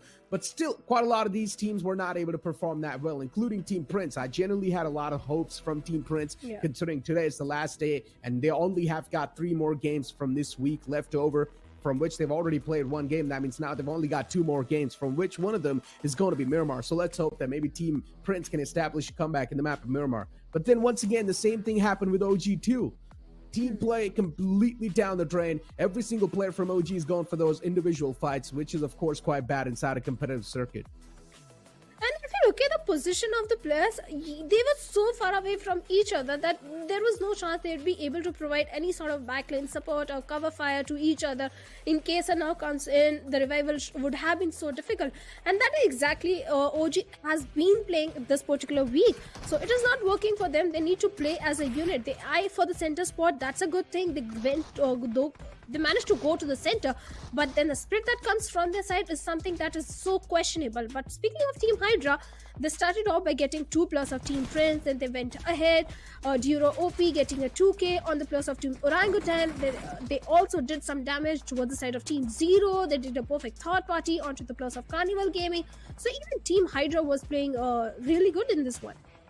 Without a doubt, and this is how Team Prince, they got demolished as well. Unfortunately, Team Prince only had 2 players up and alive. Savitar got wrapped up from the back, and Pridgewell, I'm not exactly sure what happened in that scenario, but he was just staring at the smoke, at the blank wall, and he got eliminated too by Team Zero. But one thing you got to say, the decision-making that Team Zero has been showcasing so far inside of these tournaments has been immaculate.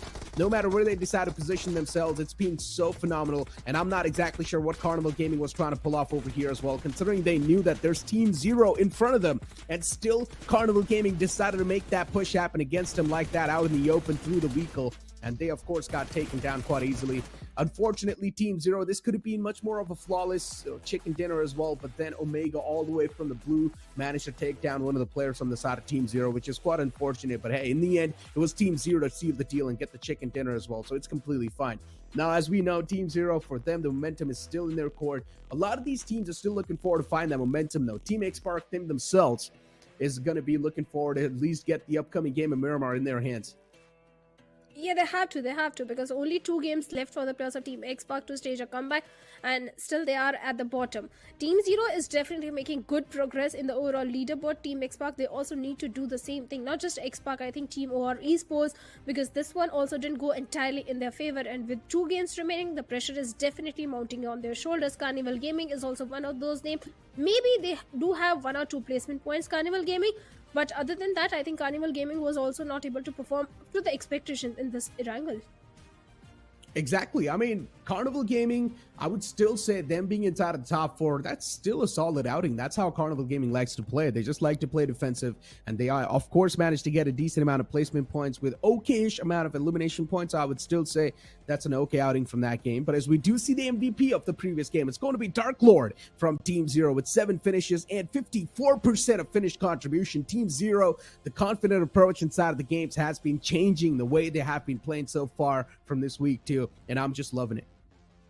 Earlier in the previous week, it was actually Dark Lord and Shadow who were doing all the majority of the heavy lifting. They were getting all the frags. But recently, at the start of the week, we saw Syed OP also coming up, stepping up and becoming the MVP. And now Dark Lord is the one with 7 finishes. So entire team along with Scout, they are performing. They are getting those frags, the coordination, the synergy, everything is working for this particular team. They've corrected all the mistakes which they were doing in the previous week. And finally, let's hope the remaining 2 games also go in their favor, because the worry is still not over. Because yes, they have taken a jump, but I don't think they have taken such a huge jump in the leaderboard that they are in top 16. No, they're not going to be in the top 16, but they will somewhere be around the top 16 without a doubt. Maybe 17 or 19 spot. That's where I'm hoping that Team Zero is going to be, because I got to say one thing. I personally did not expect such a massive shift in the performance, because week 2 has been one of those weeks where even the top dogs are now starting to falter down. So I expected Team Zero to struggle even more, but no, instead Team Zero, they're here to establish a massive comeback, and so far they're already starting to do that. As we do see the stars of the match from the previous game, it's going to be Shadow being the best companion with 1 rescue and also 3 assists, with health restored of 222 and survival time of 2559. Certainly, Shadow 7, Dark Lord, the 2 gems in the lineup of Team Zero are definitely the stars of the match. Also, they have been doing so much work. Shadow 7 is actually, it was Shadow who did manage to take a knock onto the player Psychart of Team Together Esports. Later, when they realized that Gen X FM is also present on the shoreline, they decided not to extend anything, not to engage in a fight with the players of Team Together Esports. And that was a mature decision coming in when you realize it's not just one team, it is 3 teams that are present in the close proximity: Team Prince, Gen X FM, Team Together Esports. So Team Zero held on to the ground, and that decision to fall back at that point did pair off really well, because in the overall ranking, in the match ranking also, they are having 28 points and sitting on the top. Exactly. Gujarat Esports on the second this time with 18 points accumulated. Even we're seeing some improvement from the side of Skulls. All the team that were struggling are now slowly and steadily starting to rise up from the ashes. Hydra officials with 15 points accumulated. As I mentioned, Carnival Gaming, they have had a decent performance, and 11 points in my opinion is quite solid. Gen X FM with 8 points. OR Esports with 8 points as well. Entity Gaming still maintaining that consistency with 8 points. Even Big Brother Esports getting 8 points. A lot of these teams got 8 points in the previous game, but then you look at the bottom, you've got TWM, Team X Spark, and Team Prince with only 1 points accumulated each, which is of course quite a massive disappointment. Even Team Together Esports, after getting 2 chicken dinners yesterday back to back, this time they are having only 3 points in their favor. Things didn't work entirely in their favor. TWM for them and Team X-Pac, I think that was a perfect third party that came from the side of Team Entity, because out in the open on the northern periphery of the circle, Team X-Pac and Team TWM, they were fighting amongst each other, and Entity, they came out of nowhere, and from the back line, Gamla Boy did accumulate all those finished points on both these teams. So X-Pac and TWM, maybe in the map of Miramar, they can do and try to perform really good. Orangutan, 8-bit, also the same story. I think for 8-bit, it was Team OR that became a bit of the problem. Pretty much. I mean, I'm still just waiting for TWM to make a comeback. TWM, if you remember, in week 1, they were taking down some of the top dogs like it was not even a big issue for them. And we know what TWM is capable of as well. I'm not sure what's going on wrong inside of the week 2 with TWM, but maybe in week 3, I guess, TWM can establish a comeback, because even teams like Chemin Esports in that previous game, it was a big downfall. Chemin Esports only got 2 points, and you rarely see a team like Chemin Esports not get a lot of points in a single game, because Chemin Esports is like the burning torch of consistency. And so far in the overall standings, they're also at the first or the second spot, something like that. So in general, Chemin Esports having a little bit of a down game, that in itself should showcase that even the top teams can falter, and that can be a chance for all the other teams to make a comeback, to sort of close up that lead and get a little bit more close to the top 2 spots. Well, one of our fellow caster, Panda, if you remember, he used to say this, that even gods can fall sometimes. So that is exactly what Panda. happened with the players of, some other game. I'll tell you later. But he used to say that even gods can fall sometimes. So that is exactly Chemin happened. And actually, it was a circle this time. Chemin, they dropped all the way towards Zarki, and the circle was towards the eastern side. They had to make a long route inside the circle. And it was not at all easy because all the western periphery of the circle, northern periphery of the circle was majorly occupied by all the teams. So it was not easy for Chemin Esports to migrate inside the circle. And that is where Chemin faced a downfall. Otherwise, Chemin, they have nothing to worry about. Like you said, they are the burning torch of the consistency. They are still at the top of the leaderboard. So nothing to worry about Chemin at this point. But TWM, they need to stage a comeback. They need to perform really good. TWM definitely needs to perform like really good, because I've seen TWM perform in a couple of official tournaments too. And yes, when it comes to the tactical aspect of the game, TWM has always been super on point.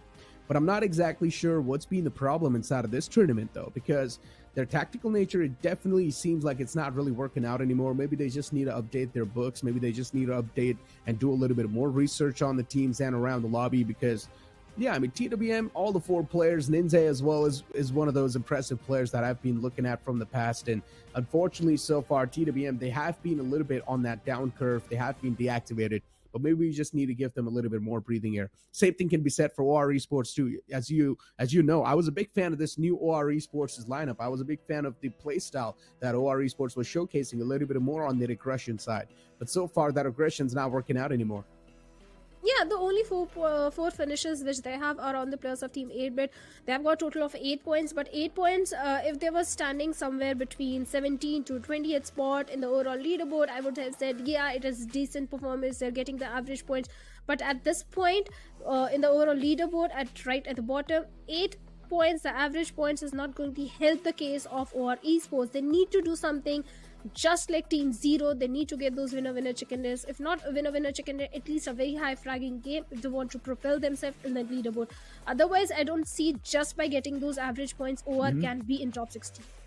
Without a doubt. I mean, being inside of the top 16, as I mentioned, slowly and steadily, there is a lead that's being established inside of the top 16. And before the day started, OG was the one who was sitting barely on that 16th spot. They were barely hanging on the edge with 115 points, which can be easily breachable. As I mentioned, if you're a team sitting in the mid pack, you're always going to have that anxious moment. You're always going to have the anxiety that one single bad game and your position will be instantly snatched away. But you know what? No need to wait anymore. Let's look at the overall standings and find out how it's exactly looking like. Chemin Esports still at the top with 182 points. Entity Gaming on the 3rd spot with 149. Team Together Esports on the 4th. Nothing really changing a lot in the first page.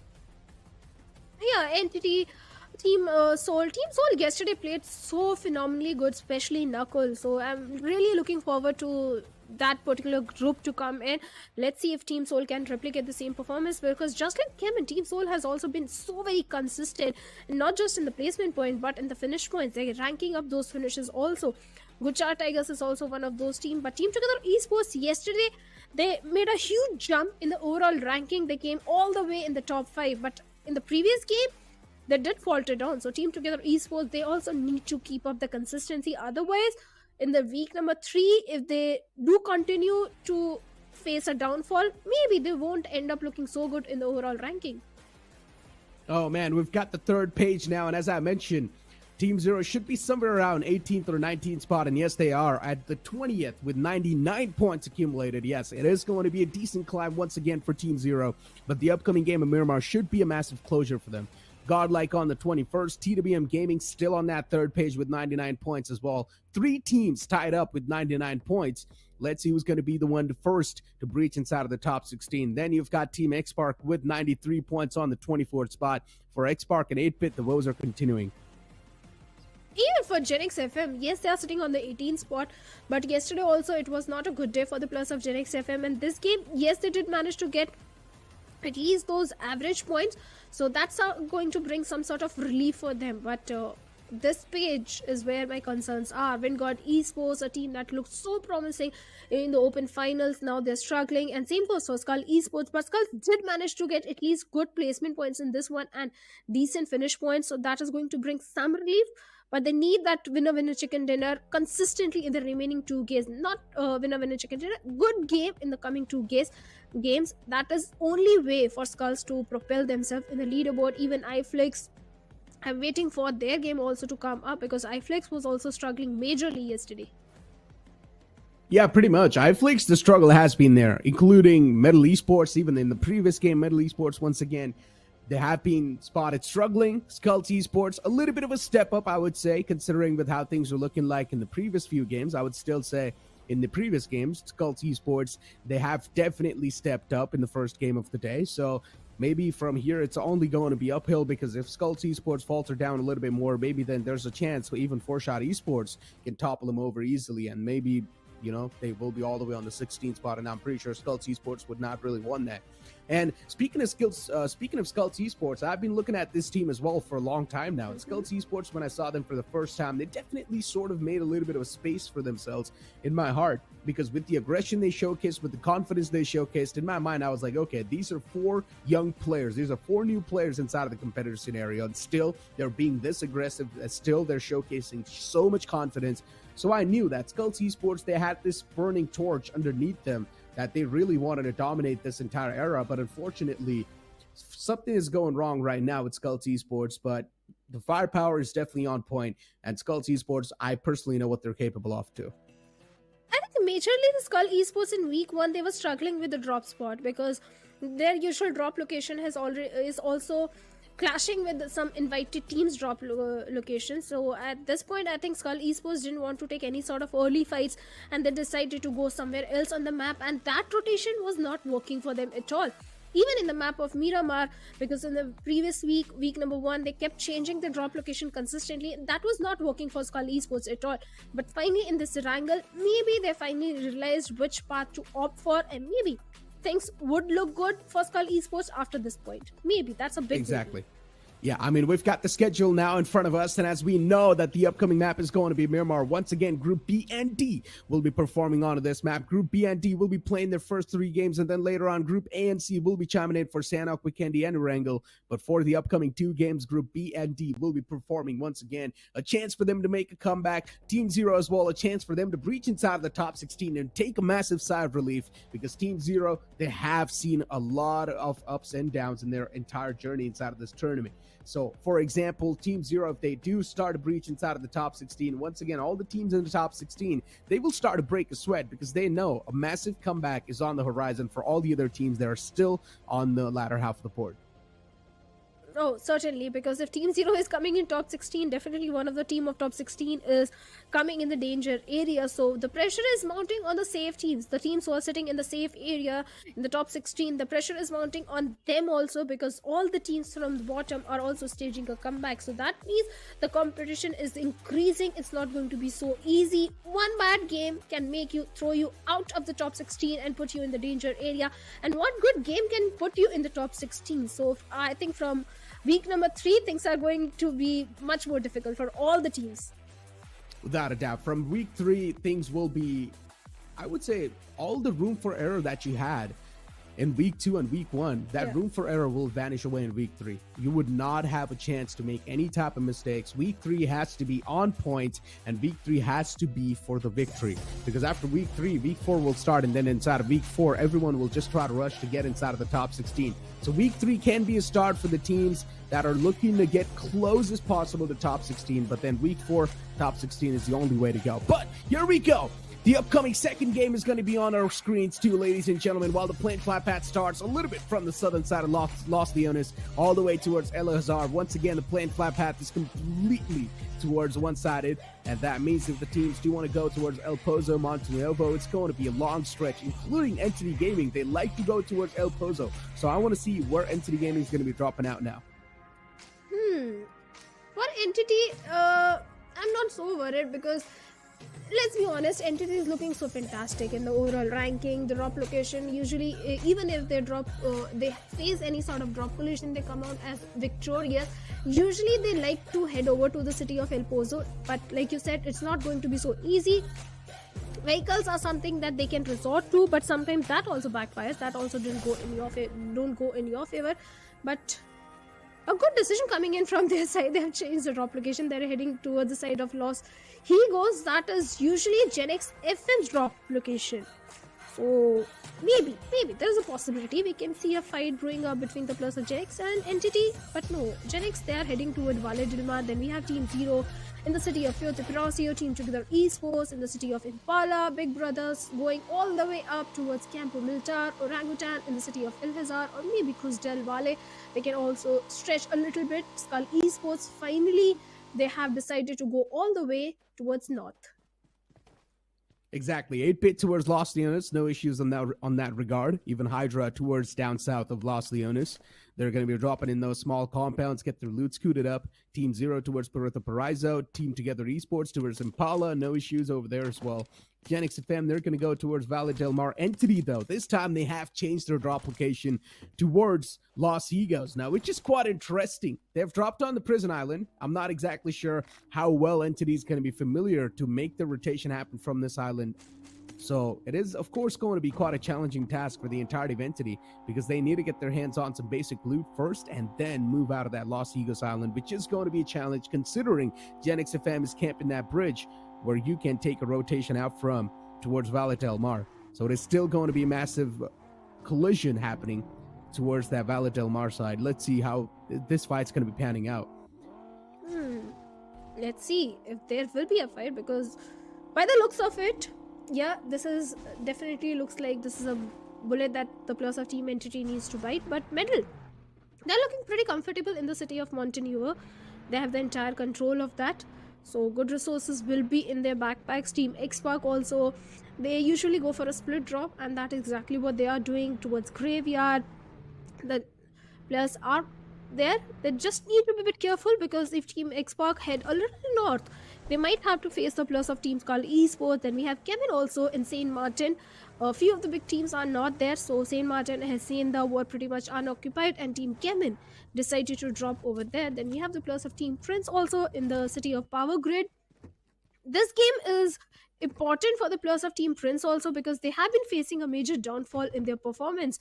And looking at past performance of the previous week, I think Team Prince did fairly good in the map of Miramar also. Yes, Erangel has been their strong point, but even in Miramar, they did manage to get 32 points. So definitely Miramar is a strong game for Team Prince. Without a doubt, it has been.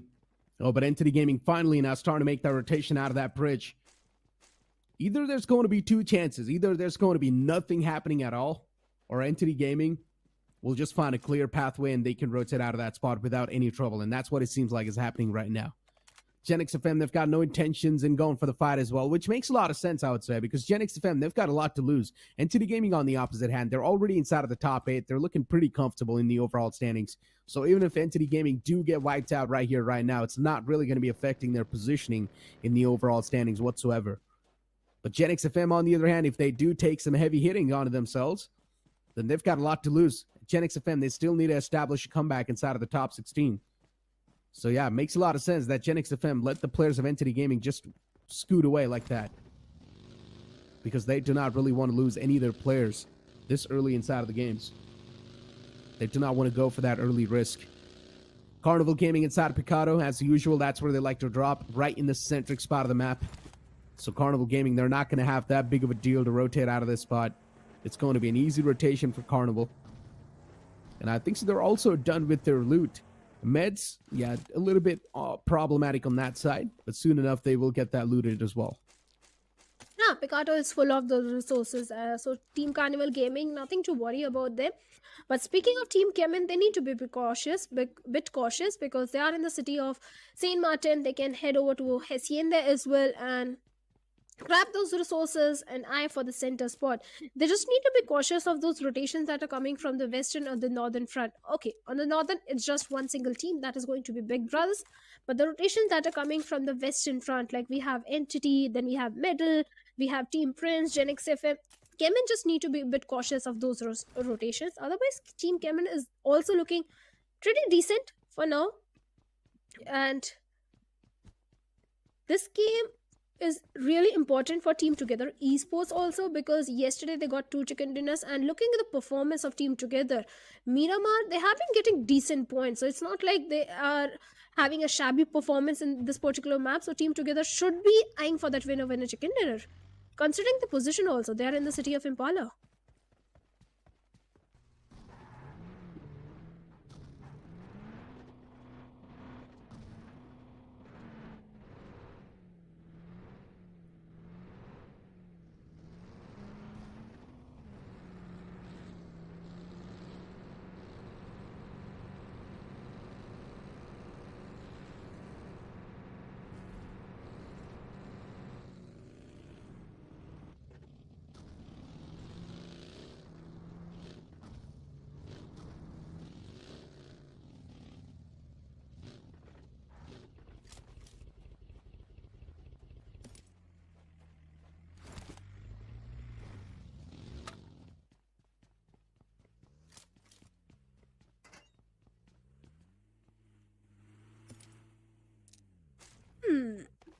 Yeah, adjusting is something that has been a problem for majority of the teams, because the format was like that. You're playing with different group every day, you're playing on the different maps, so you had to make so many adjustments on week 1. But now we have reached at the end of week number 2. All these teams are pretty much comfortable with each other's drop spots, rotations, and everything. So I don't think that is going to be a big problem for after week number 2 for all these teams. But even the plus of Team Hydra, they're also making a good comeback. Yesterday was also a good day. In the previous Erangel also they look promising, but right now Vikendi needs to be a bit cautious. A good knock coming in from the side of Savitar, a perfect M416 spray. Yeah, really nice spray. A prone spray too with just a 3x finds Omega. Some good connections though. Gotta give it to Savitar. And this is why I'm a big fan of this team too. In general, Team Prince. Every single player from Team Prince, you see Savitar, Jackson, even Prince himself, especially Savitar. For Newman Gaming, Savitar used to be the assaulter. Jackson as well is another assaulter from Team Prince. So in general, every single player from Team Prince is a heavy hitter. But this time, Savitar miscalculates a couple of things, but he still managed to find the return knockout. So it's still all good in the hood for Team Prince. Things can be easily brought back in their accord once again. Carnival Gaming down to just a 3-man squad, while Team Prince as well. Same things on both the sides. Equal outcomes for now. And Prince now looking forward to at least find another opening to get things a little bit more under control from this fight. Team Prince, they have been taking majority of these fights in quite a desperate way. But this time, maybe it's time to change things a little bit. Team Prince, they need to change their approach in all the fights that they have been showcasing so far. And I like the fact that they're also playing in the outskirts a little bit, not exactly getting in the core of the compound. Instead, just spreading themselves out from the outskirts. You see AJ all the way in the back lines towards the tree, but now is looking forward to close on up as well. Goblin's all by himself, isolated in that house, and Prince is now starting to make the march. Pulls out the DBS. Goblin now looking forward to stop that push with the Molotov placement. So Prince is going to have a hell of a time to sort of push up. But Goblin, he finds a return knockout.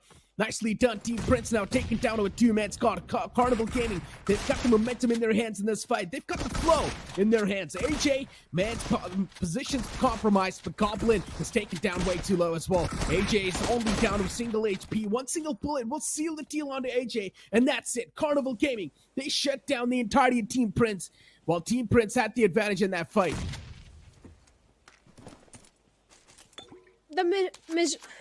I don't know. The misery continues for Team Prince. Let's be honest, Neeraj. Even in this fight, Team Prince had a big advantage. They find the first knock onto the plus of Carnival Gaming. They get the confirmation point, but on the retaliation, Carnival Gaming did manage to find a good trade onto one of the player. I think it was Savita. They get the confirmation, but Team Prince, all he had to do was just buy some time till the reinforcement comes, and he did so beautifully. But Jackson coming out in the open, then Prince coming out in the open. These were few little silly mistakes that came in. Otherwise, this fight should have gone in the favor of Team Prince. But kudos to Carnival Gaming for keeping the composure. Although they lost on one of their players, but they do manage to get 4 finishes. They are looking pretty solid, but they need to be aware of a enemy that is keeping an eye onto them. In the name of Metal Esports, Top Dog from that uphill area. Neo out in the open. Could have been a big mistake because Top Dog is just waiting for that little opportunity when he can get a knock. The perfect spray is coming in. And Neo did receive a hefty damage. But now he's safe and sound. At the same time, Metal's position has also been compromised.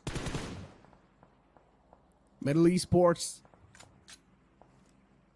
from the high ground, of course, they've got the advantage. But once again, touching back up on the Prince topic, as I mentioned, overcommitment is being a massive issue for Team Prince after the week 1. And the same thing happens once again. Team Prince, they overcommitted in that fight. They try to go for a full-on head-on-head collision against Carnival Gaming. And Team Prince, they just completely lose out. Carnival Gaming, you got to give it up to them, though. Even though it was a 3-on-4 scenario, they still managed to shut down Savitar and then get the situation back in control once again with a 3-on-3. So in general, Carnival Gaming, with the way they tackled that situation, was quite nice. And now Chemin Esports, even they found themselves quite a nice shelter. Chemin Esports being one of those defensive teams as well. would not really want any type of smoke off the bat in this early game of the scenario, but good spot onto Sarang. Couple of shots taken. Softens up the flesh a little bit. But Chemin Esports, they do not really want anything to be done with that fight, let's be honest. Chemin Esports, the good thing about this team is they know the difference between a good fight and a bad fight. They don't show any sort of unnecessary aggression when it is not required, and that is something that always works in their favor. They're just holding on to that open concrete. They need to be a little careful of the teams present on the uphill, like the plus of Team X-Park, like you pointed out. But speaking of Team X-Park, the 1v3 split which they are having right now is a little questionable because one of the players is in such a close proximity to the players of Team Hydra. Look at the position of Ninja Jod. He's all by himself. Yes, he does have a height advantage, but still, if a knock comes in, if a knock comes through, there is no chance of a revival coming in. And look at that, Spray God is literally closing in the distance. But is he even aware about Ninja Jod? No, that's the problem. He's not aware that there's a threat lingering around right behind him. And if Ninja Jod decides to peek out, he can't find himself an easy knockout right in front of him. Spray got unaware of the possibilities completely. There's a chance he can be knocked out soon enough. But Ninja Jod still just waiting for the right moment to strike. Tosses on an aid, gives his position away. Now Spray God definitely knows that there's someone in the clotheslines. And instantly now Spray God as well deciding to back away. Ninja Jod misses on the opportunity to find a knockout because of those utility being utilized without even having any clue where the opponent was. Ninja Jod should have went for the fight. Spray God was completely unaware of the fact that there was someone on top of that hill. But Ninja Jod playing too defensive in that scenario, playing too passive, cost him that one single point. And Hydra is one of those teams. Currently the wind is in their sails. They're looking quite good. Hydra definitely is looking good, and that was a good decision coming in from the side of Starboy not to take any sort of risk because he had no information that how many players are present over there. He just knew there is an enemy, there is someone, so better not to take any sort of risk and regroup with the teammates and try and get all the information, go into the hard covers, and that is exactly what the plus of Team Hydra are doing right now. Yes, the little dip which they are holding right now is decent for now. They need to readjust for the next circle. But looking at the circle, the team that is looking fantastic in terms of the rotation is the plus of Team Entity because they are coming all the way from the northern side. The backlines are completely clear, and at the same time, we have OG in close proximity to the plus of Skull Esports. And again, look at the split that is coming in from the side of Team Orangutan. I have my questions. Will the split work in their favor or not? Not sure. But OG, they've got their own problems to deal with. Ash and AKOP, a little bit spread apart from each other, but maybe AKOP was just looking forward to find an off angle. But look at Beast and Phoenix too, all the way in the back lines. So even Skull Esports, they've got a massive widespread. AKOP still just lying around, looking for at least some type of spot against the enemies. Just looking for that one little glimmer. But he's not able to find that. So it's better to back away from this spot. And OG, it's better to just focus on the future and find yourself a better spot inside of the safe zone. And that's what OG is now starting to do. A lot of teams in general are looking quite desperate inside these weeks to find those points. And that desperation is now going to start to make a lot of the major issues.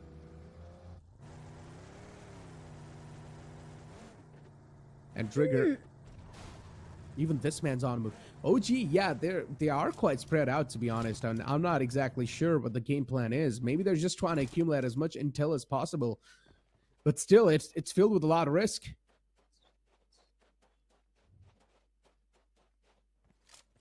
This is a problem with Orangutan in every single game, Raj. Even in the previous Erangel, this was the main reason that Orangutan had to face an early elimination because the split that was coming in from their side was not working at all. They get picked individually and they try to engage in multiple fights, and that's something not working for them. On the other side, as per the finished feed, looks like the plus of Carnival Gaming and TWM are also locking horns with each other where a knock is coming onto the plus of Carnival. But looking at Team Together Esports, even they have got 8-bit in some distance, and Team Hydra as well. So everyone right now is just trying to hold area somewhere towards the southern side of the circle. Knocks are coming through as even Hydra Duo OP is in a bit of pickle as he has been pinned down behind those vehicles. He needs to patch himself and regroup with his teammates or find a better spot for himself. Otherwise, Ronok's grenade might bring his demise. Oh, Duo OP! Oh, I thought that nade was way too close, but no. Instead, Duo OP, he managed to barely dodge that casualty that was on his way. Smoke's being popped out as well. Duo OP just wants a little bit of more freedom from that spot. He's also starting to get chipped away, and soon enough, he will be knocked out as well. Juicy's going to be the man to find the knockdown. Nicely done. And instant confirmation do starts to flow up. Hydra now taking down to a 3-man squad, and Hydra, they've lost out on their star player. That's not a good news at all.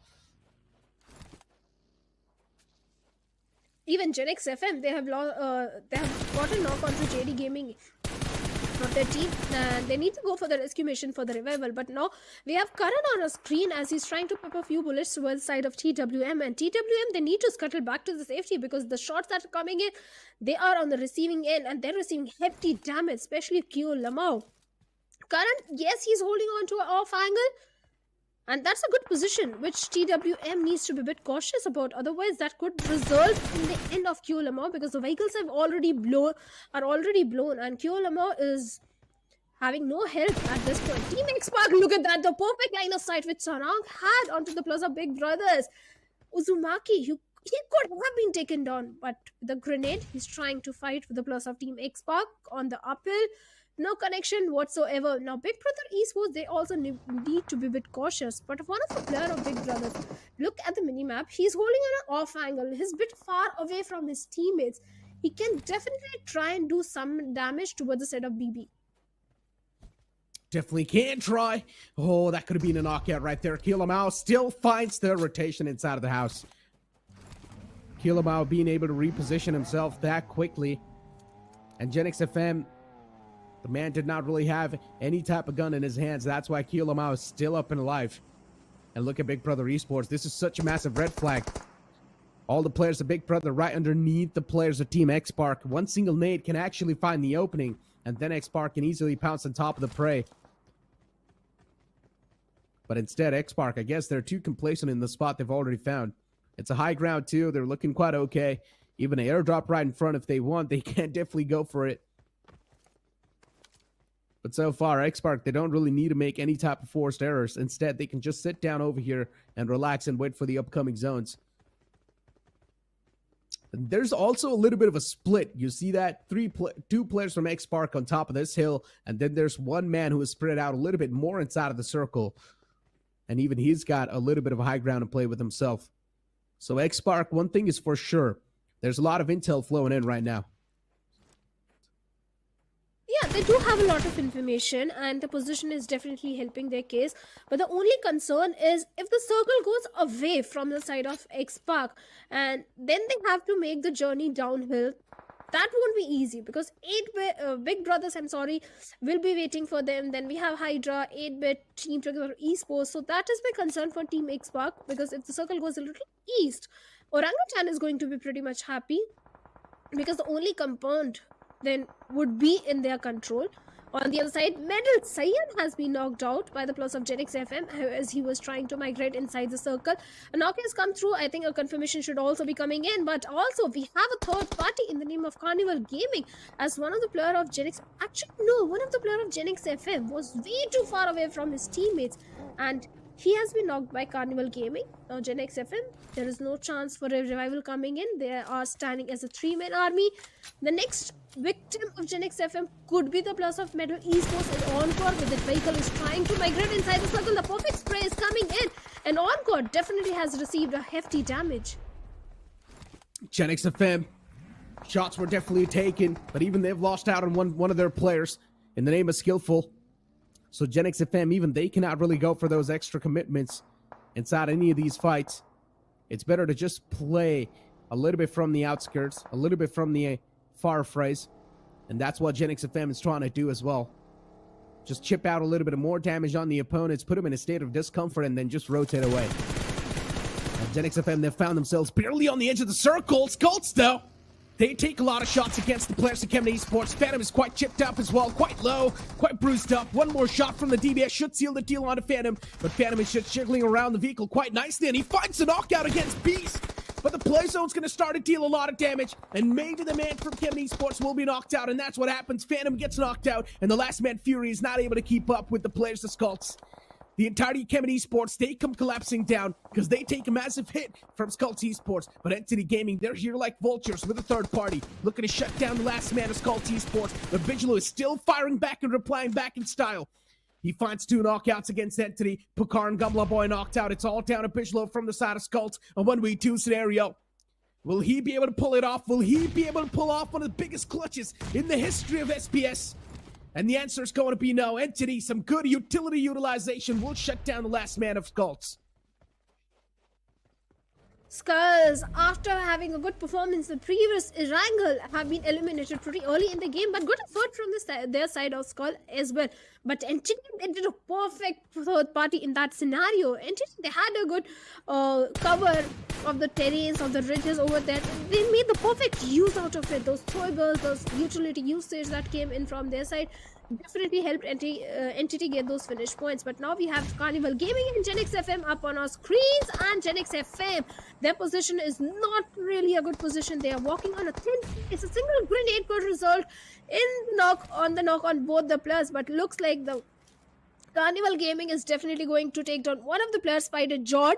He has been knocked out. Karan, he has to go for the rescue mission, but the way Goblin is charging in a close frontal battle, this is not looking good for the players of Genix FM at all, and not looking for Goblin either, but he's walking under the supervision of his teammates, and DBS in his hands, right to the face of Karan, eliminates him. Goblin, one single DBS pump to the face of the opponent, and that's going to be the deal sealer. Team Together Esports, they've got their own troubles to deal with. Invader's been knocked out. Another player from Team Together Esports, which is Sevi plays. He's there to get the resurrection back up. Stagger's quite low as well. So Team Together Esports in general, they're in quite a bad spot. They need a little bit more of that breathing space. Metal Esports too, looking for a breach inside of the safe zone, but they're being gate-kept by a lot of the teams in the front lines. Team Zero up and against the players of OR. But OR, they've got a massive advantage inside of the fight. It's all down to Sayed, with not a lot of HP to back him up as well. Pulls out the M416, and that's it. OR Esports, they do a flawless squad wipe against Team Zero. This time, Team Zero not been able to pull off a lot of the miracles that they were pulling off in the previous 2 games. And they're pretty much done this time.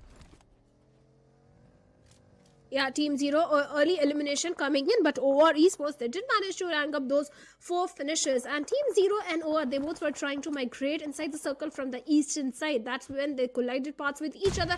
But now it is Orangutan that could be the next victim for the plus of OR Esports, as they've already managed to get the confirmation point onto Trigger. Now, Orangutan, they're left with only 3 men, and OR Esports also do realize that they are on the low ground, and in a matter of 35 seconds, the blue will also start closing in. So they have to respect the circle. At the same time, they have to be a bit cautious in their approach with the fight against the players of Team Orangutan. So this is a good decision making that is coming in from their side. So better try and prioritize the circle at this point. Otherwise, the blue will result in the demise of both these teams. So, but the shots are definitely coming in, and this time it is coming from the side of Team Hydra, as Edmino has definitely received a hefty damage. He's going to blow up the vehicle and make a hard cover for himself. Hydra, 3 players. Spray God's quite low. Starboy as well. Not really in that comfortable of a position. Look at OG from the high ground now, starting to create some better angles against the players of Hydra. Hydra is currently in the prime spot. They're in the smack center. They've got a solid spot to play with, but then OG can still be a massive thorn in the way, because OG, they've got the high ground to play with. Entity Gaming slowly and steadily trying to close on in inside of the circle as well, and they've also got the man advantage. So Entity Gaming, even they can be a massive thorn in the way for OG. A lot of fights are going to start to break out as Entity Gaming, they take a couple of shots against Team X Park, and they are actually doing some serious amount of damage against him. But the nades being tossed in by WizGod as well, they're starting to be a real pain in the foot. So I'm not exactly sure what the players of Entity Gaming can do to make out of this position. But OG, even they've got their own problems brewing up. Oh gee, Orangutan, this game is very important for them because last Erangel didn't go entirely in their favor and they have got a decent position. Like you said, they have got a height advantage. They just need to play all their cards right and then have to make sure that Team Hydra gets eliminated. They can try to do so. The same thing with the utility usage because the way all the players of Team Hydra are sticking together, they're joined by the hip. A single grenade could result on knock onto multiple plus. But on the other side, we have Gamla Boy with an M249. Marks an end towards Spray God, gets a confirmation point. But Gamla Boy just surviving. That was a perfect spray that came in from the side of 8 with Juicy. Gamla Boy in the nick of time just gets back in the cover. Team 8-Bit up against the players of Hydra, and Hydra, they're getting shot from 2 different angles, from the front and from the back. And 8-Bit 2 are just applying so much pressure. OG from the top is now going to start raining down Hellfire. The only team that can stop the entire domination of OG has to be Entity Gaming. And now Entity as well, they're starting to get up close and personal, slowly and steadily. Look at the distance between Entity Gaming, the rest 3 players, and Pokar. Pokar's a little bit on the right side. Still looking to find that initial knockout against the players of OG, but OG too, they're playing quite nice. They're not really overcommitting any of the angles. 8-Bit, they need to move inside of the circle because the wall of death is now starting to move in. And the save zone is in the favor of OG, and OG, they're starting to dismantle Entity as well. They found the first knockout, Samrat be taken down. That's the opener that OG were desperately looking for, but even their backs are against the wall, so OG, they need to do something themselves. Oh, certainly, Team Orangutan, they have to do something. This could be their game to lose. But Entity, they have managed to give the crucial revival onto Somraj. But again, Madman comes in, takes him down. But it is Vizgod that will take Madman down. And with that, Team 8-Bit, they have been eliminated. It is Team Orangutan versus Team Entity. This is the moment when the players of Team Entity can push and rush through the smokes. Because Orangutan are in their weakest spot. 2 of their players are already down.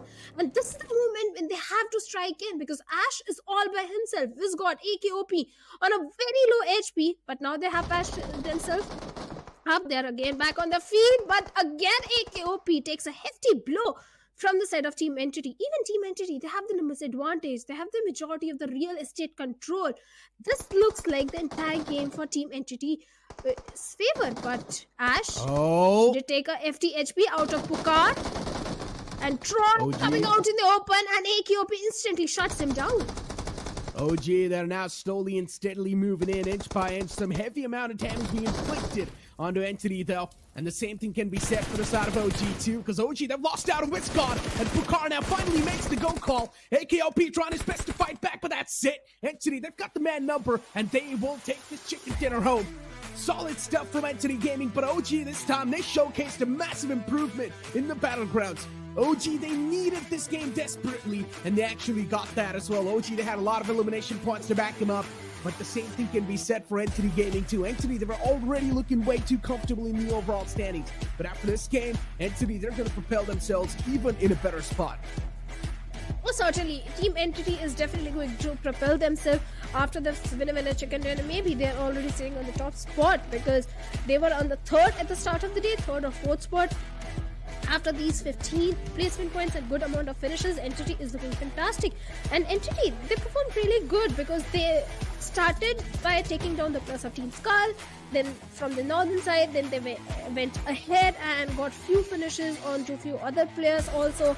In the end, it was Team Orangutan. They eliminated entirely. Good rotations also came from their side. Instead of opting directly heading inside the circle, they opted for a very complete northern rotation.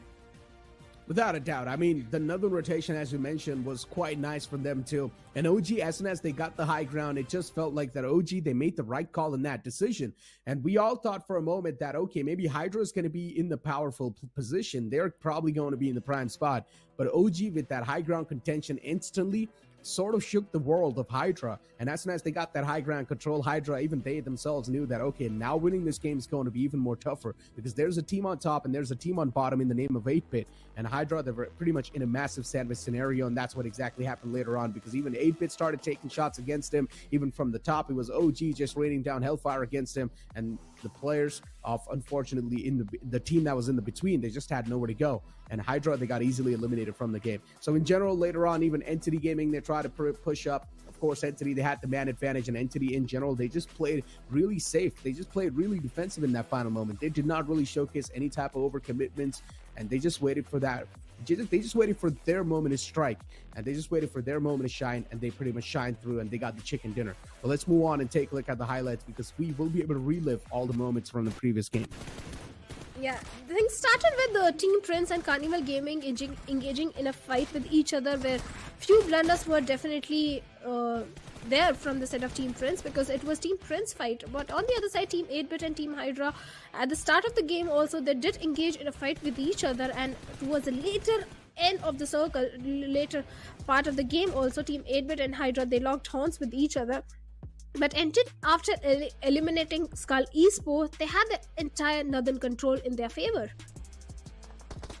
Pretty much. And then this fight was one of those fights that we personally thought that, okay, Genix FM could have had a chance to sort of make something happen out of all the performances that was going on, which was quite bad for them. But unfortunately, CG, they once again just came out on top in that fight, and they shut down Genix FM. So all the hopes and dreams from Genix FM were just instantly shut down once again. 8-Bit, as I mentioned, they had a nice sandwich situation against the players of Hydra too, so they at least managed to do some damage against Hydra. Hydra got eliminated. OG, they had a little bit of that unwanted help from the side of 8-Bit. So 8-Bit, the one last man alive from 8-Bit, he was able to shut down one man from Entity Gaming. That gave a little bit of hope for the players of OG to sort of come out on top in that final scenario, but still, it really did not matter, because Entity Gaming in general, they just had the man number to sort of back themselves up. Yeah, the numbers advantage, the man number is definitely going to help your case, be it Sanhok, Vikendi or Erangel. If you have a 4-man army, the opponent, they have a 3-man or 2-man squad, definitely your chances of winning that fight is high. And speaking of Hydra, they just became the patty in the sandwich, because the usual game style of Hydra is pick up individual players, pick up the knock players, find individual frags here and there. That is exactly what Team Hydra do, and in doing so, they also grab a lot of attention. But now let's have a look at the MVP, and it is going to be none other than Ninja Jod of Team X-Park with 6 finishes and 55% finish contribution. Oh, Team X-Park too. Even in the previous game, X-Park was doing quite good. So yeah, it makes a lot of sense why Ninja Jod has 6 finishes, and he's also the MVP of the previous game with 55% finish contribution. And now even, I guess, Team X-Park slowly and steadily, even they're going to be on that climb. X-Park, they've only got one more game left after this one. It is going to be Erangel. So let's see what X-Park's going to be able to pull off in the last game, because Erangel, Team X-Park, they've definitely been struggling. It's a relationship which is quite toxic, but still X-Park, they need to continue that relationship, and they need to make something happen out of nothing. Soon enough, we'll be able to see the stars of the previous map, and I would say, in general, I want to see best companion, at least someone from the side of OG. Could be a possibility, because OG was also supporting each other, all the players of ORANGUTAN, but it is actually Somraj of Team Entity as the best companion, and then we have Gamla Boy as the finisher, because he got the last finishes. Somraj, I think it was Somraj who got knocked also the first. Then later on he was revived by his teammates, and later on he did support his team in the final fight. I mean, Somraj being the IGL, he's of course doing his job, and that's why he is there as the best companion. But then finisher being Gamla Boy with 3 finishes wrapped up and 1 assist with the distance travel of quite a lot, honestly. I'm not even going to try to read out that number. But then survival time is going to be 28-46. So in general, Entity Gaming, once again, that consistency just keeps on moving up. And I guess soon enough, Entity Gaming will also be on the first spot in the overall standings, because they're looking like on an unstoppable spree. They've got the momentum. No one's going to be able to stop them, because the upcoming game is also going to be the map of Erangel, where Entity Gaming is quite comfortable. So they've got nothing to worry about.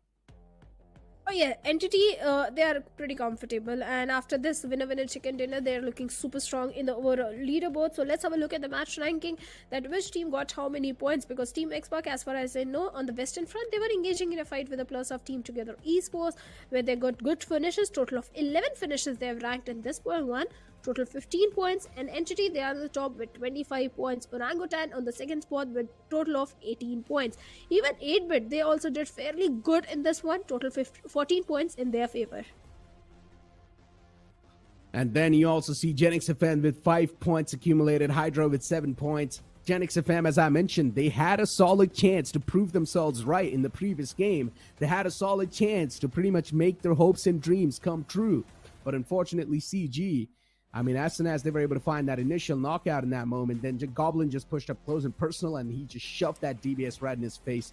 And then you also see Chemin Esports on the 9th spot. Once again, Chemin Esports today, performance has been a little bit shaky from the side of Chemin. Even in the previous game, Chemin Esports was not able to perform that great. Even in this game, Chemin Esports is faltering down. Yes, issues are starting to erupt. Then better correct all the issues at this stage only before they are thrown out of top 10 or top 16, because if they correct all the issues at the earliest, that is going to favor their case in the overall ranking. 3 finishes, yes, the finish points are there, but in fact, Chemin, today they're not doing the usual strat, the mid strat, which they were going for every single game. This time they're going for the fights, they're prioritizing the rotation, so there is definitely a change in their play style. So that also could be the reason that Chemin is not able to get those crucial placement points.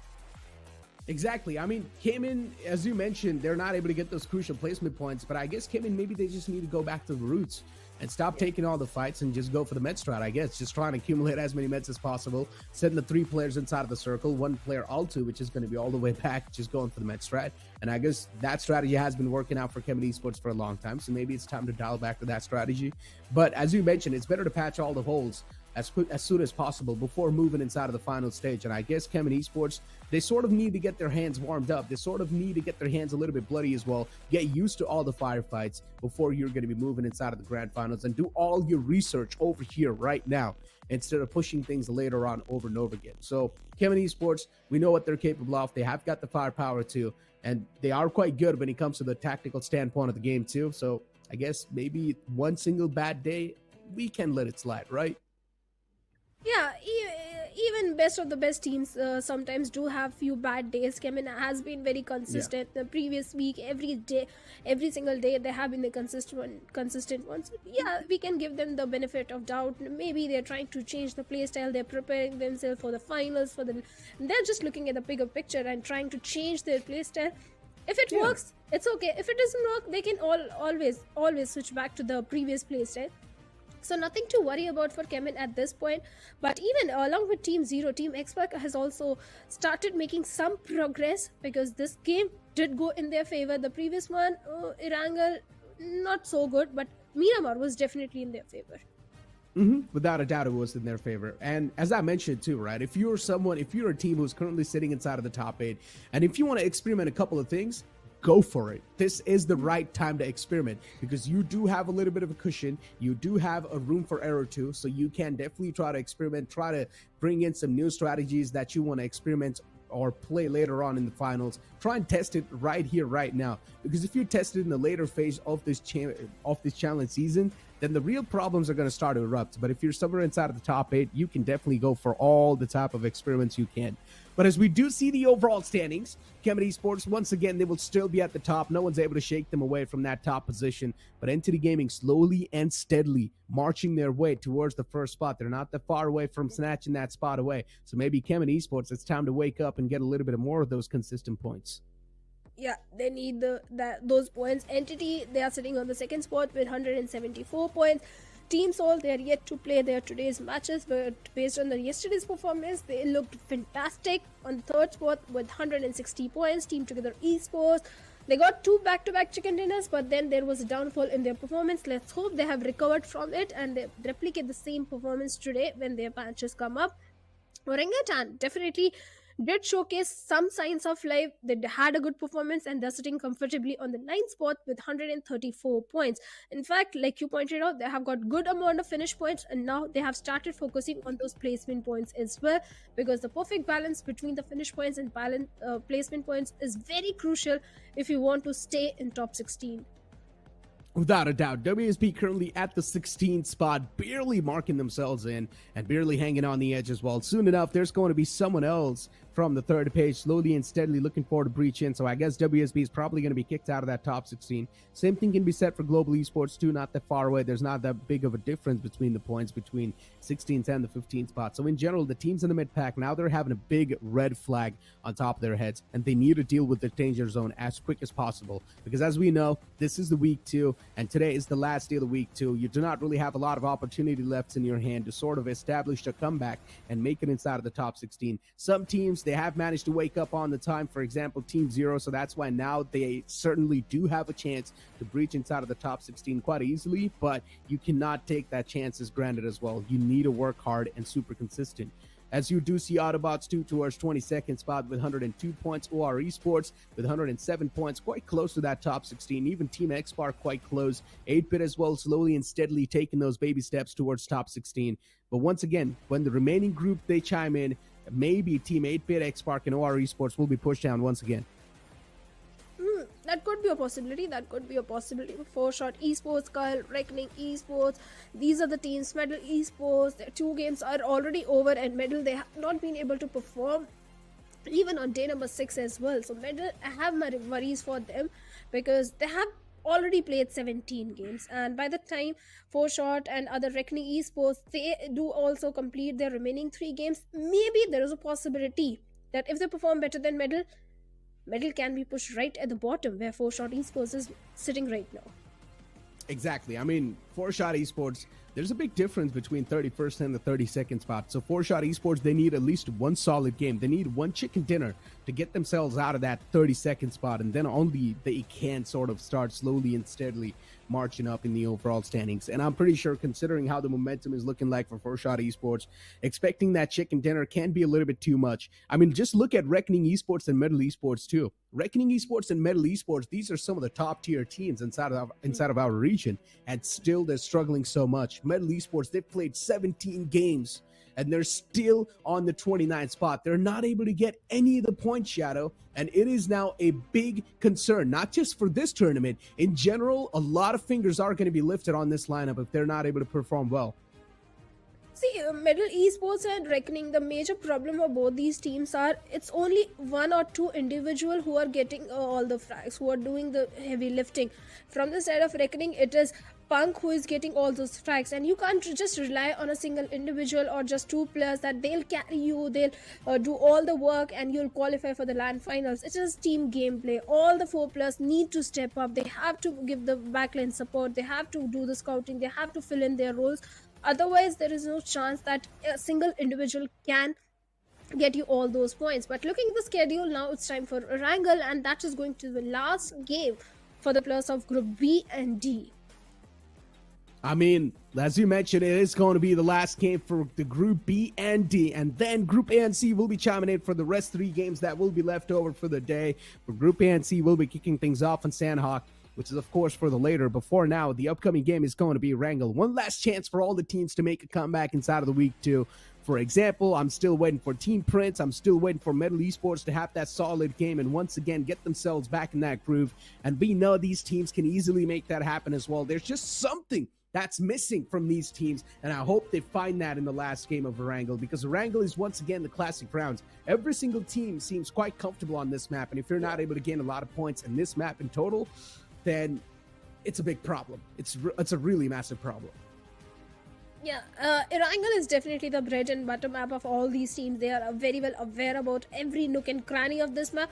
So staging a comeback should be easy. By now, everyone is very well aware about the drop spots, rotations, and everything. Maybe Team Xpark can get a winner chicken dinner in this one, or maybe Team Hydra, because Hydra is performing phenomenally good in this particular day.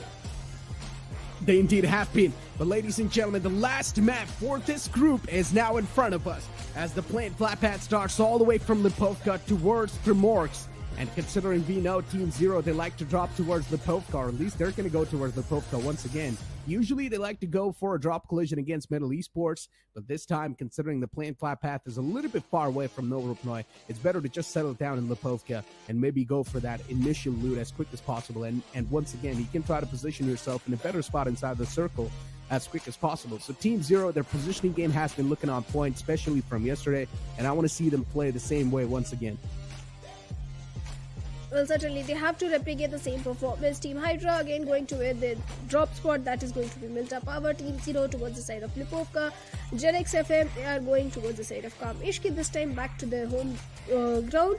Novorupnoy is for Metal Esports. They're opting for their drop spot. Team Together Esports, last time the flight path was from the northern side, so they went towards Siverny, and now they're going all the way south towards Sosnovaka military base. Orangutan, they are looking pretty comfortable in the city of Ferrypier because there is no Metal Esports in the close proximity this time.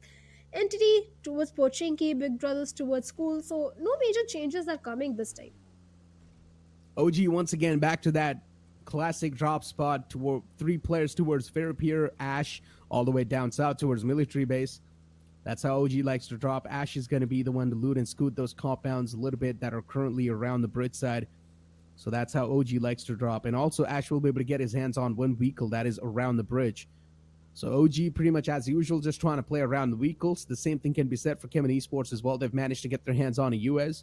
So even for them, it's going to be a clean rotation out of that Yasna Poliana city. Team X Park and OR, once again, the contention's going to be there towards Yasna Poliana, but I highly doubt there is going to be any type of fight. So there will be peace all across the board, at least in these first initial phases of the game. Team Together Esports towards Sosnoka military base itself. Let's see how Team Together Esports is going to be starting things off in this final game, because Team Together Esports today, they have been deactivated. Team Together Esports. This team was performing decent in week number 1 also. Neeraj, it was not like the performance was too shabby, something to complain about. At least they were getting those average points, and now they're looking pretty comfortable in the overall ranking. But Kevin, this time they're going all the way towards the northern side. Good rotation should be coming in from their side. Even the circle, last time also we had a eastern circle, and this time it is not a water circle, but still somewhat eastern, favoring the plus of Team Hydra. Starboy is still around shelter in case the circle takes a concentric shift and Team Hydra wants to eye for the center. Starboy can be that anchor heel to bring his remaining teammates inside the circle. So a good split coming in from their side. Even for the plus of Team Skull Esports in the previous Erangel, I think they came on the second spot, so they ought to be looking for a good performance in this one. 8-bit towards Primorx. As usual, even they're going to be quite safe. TWM in an interesting drop spot, actually. I'm not exactly sure how the game plan is going to be for TWM, but they have dropped towards those little compounds right underneath Hospital, next to Gatka. And even for them, they're quite isolated. I don't see any type of threat lingering around them in the closer proximity, so TWM is going to be super good on that spot. Even Team Zero towards Lipovka, towards Shelter, and Prison, even they're going to have a good time looting up.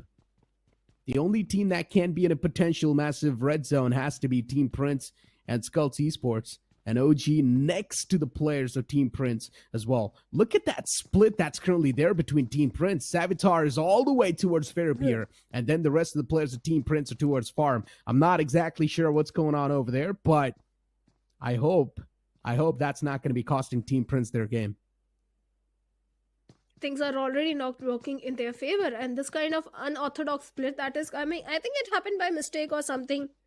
Maybe Savitar forgot to follow his teammate or something like that might have happened, but whatever is the case, Team Prince can't afford to take any sort of risk. They need to focus on the consistency.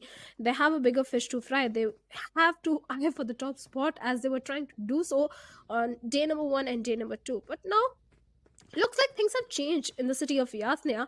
Usually we never see Team Xpark and Team OR Esports lock horns with each other.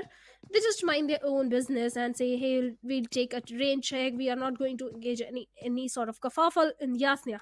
But this time looks like they are going to engage in a fight as Sarang is keeping a close eye onto one of the player of Team OR, Robin. And looks like Robin is not even aware that Sarang is present in the building. This is a disaster brewing up for the plus of Team OR Esports. OR Esports. Robin, as you mentioned, he's currently in an unknown territory, and Sarang hears him on the same level as well. He knows he's on the same floor. And soon enough, Robin's going to be coming in that door. He will be opening that door and walking in this room. And that's when the real problems are going to start to brew up. UMP45 up close and personal. But the shotgun is now finally being pulled out by Sarang. And he shuts the man down. UMP45 against the DBS. There's no shot. You cannot come out on top. And Sarang continuously just keeps on peppering those bullets against the opponents. This is the first time we've seen these two teams cross the paths, cross the horns. And we've seen the first time a fight brewing up between them. OR Esports, what a big blunder that was. I'm not exactly sure how the future plan's going to be looking like for them, but let's see. Now that OR Esports have already started things off on a bad note, they're going to have so many troubles in the future.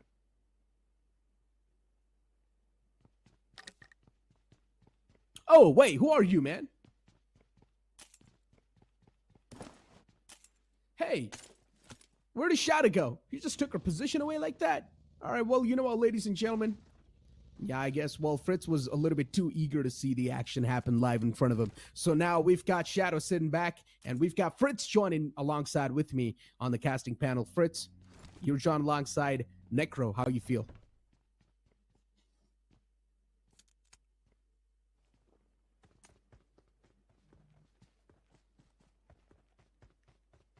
Oh my God, stop.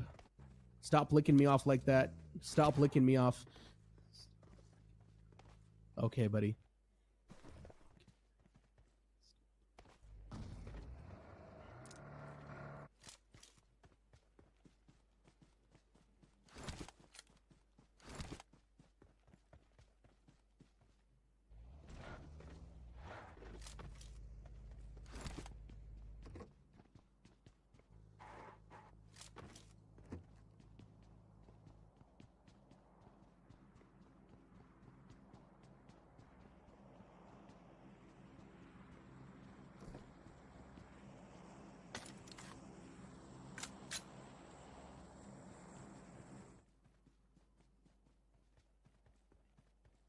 Not sure.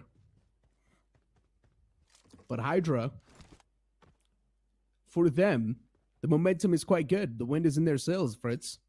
And today, Hydra's been doing quite awesome.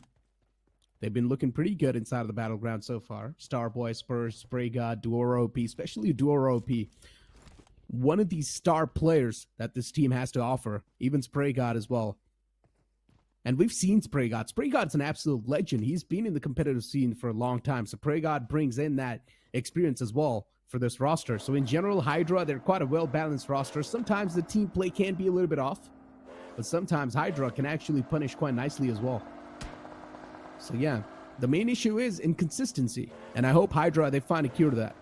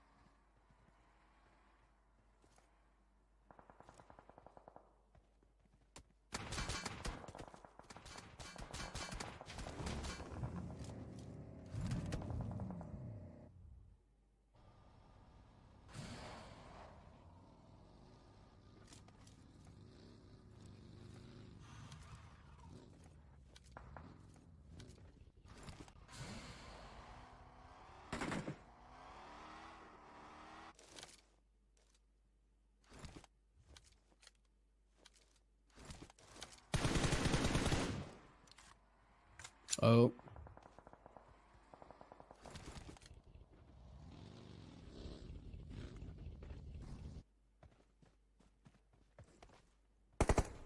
Won't be. Carnival Gaming. Arto in the front lines. Neo just tapping away. Even Gujarat Esports, they're doing okay compared to all the other days I've seen them perform inside of this tournament. They're doing much more better. A lot of these teams who haven't been able to perform in the week 1 inside of the week 2, we're seeing a little bit of an uplift in the performance, which is of course nice for them. But I hope there is going to be a little bit of that consistency following up as well. Just one good game is not going to seal the deal. No. They need to be consistent in the upcoming games as well. And now considering this is the last game for these group as well, let's see how well they're going to try to utilize this last game. Metal Esports is one of those teams that is quite the heavy-hitting ones, but so far, they're not able to hit at all.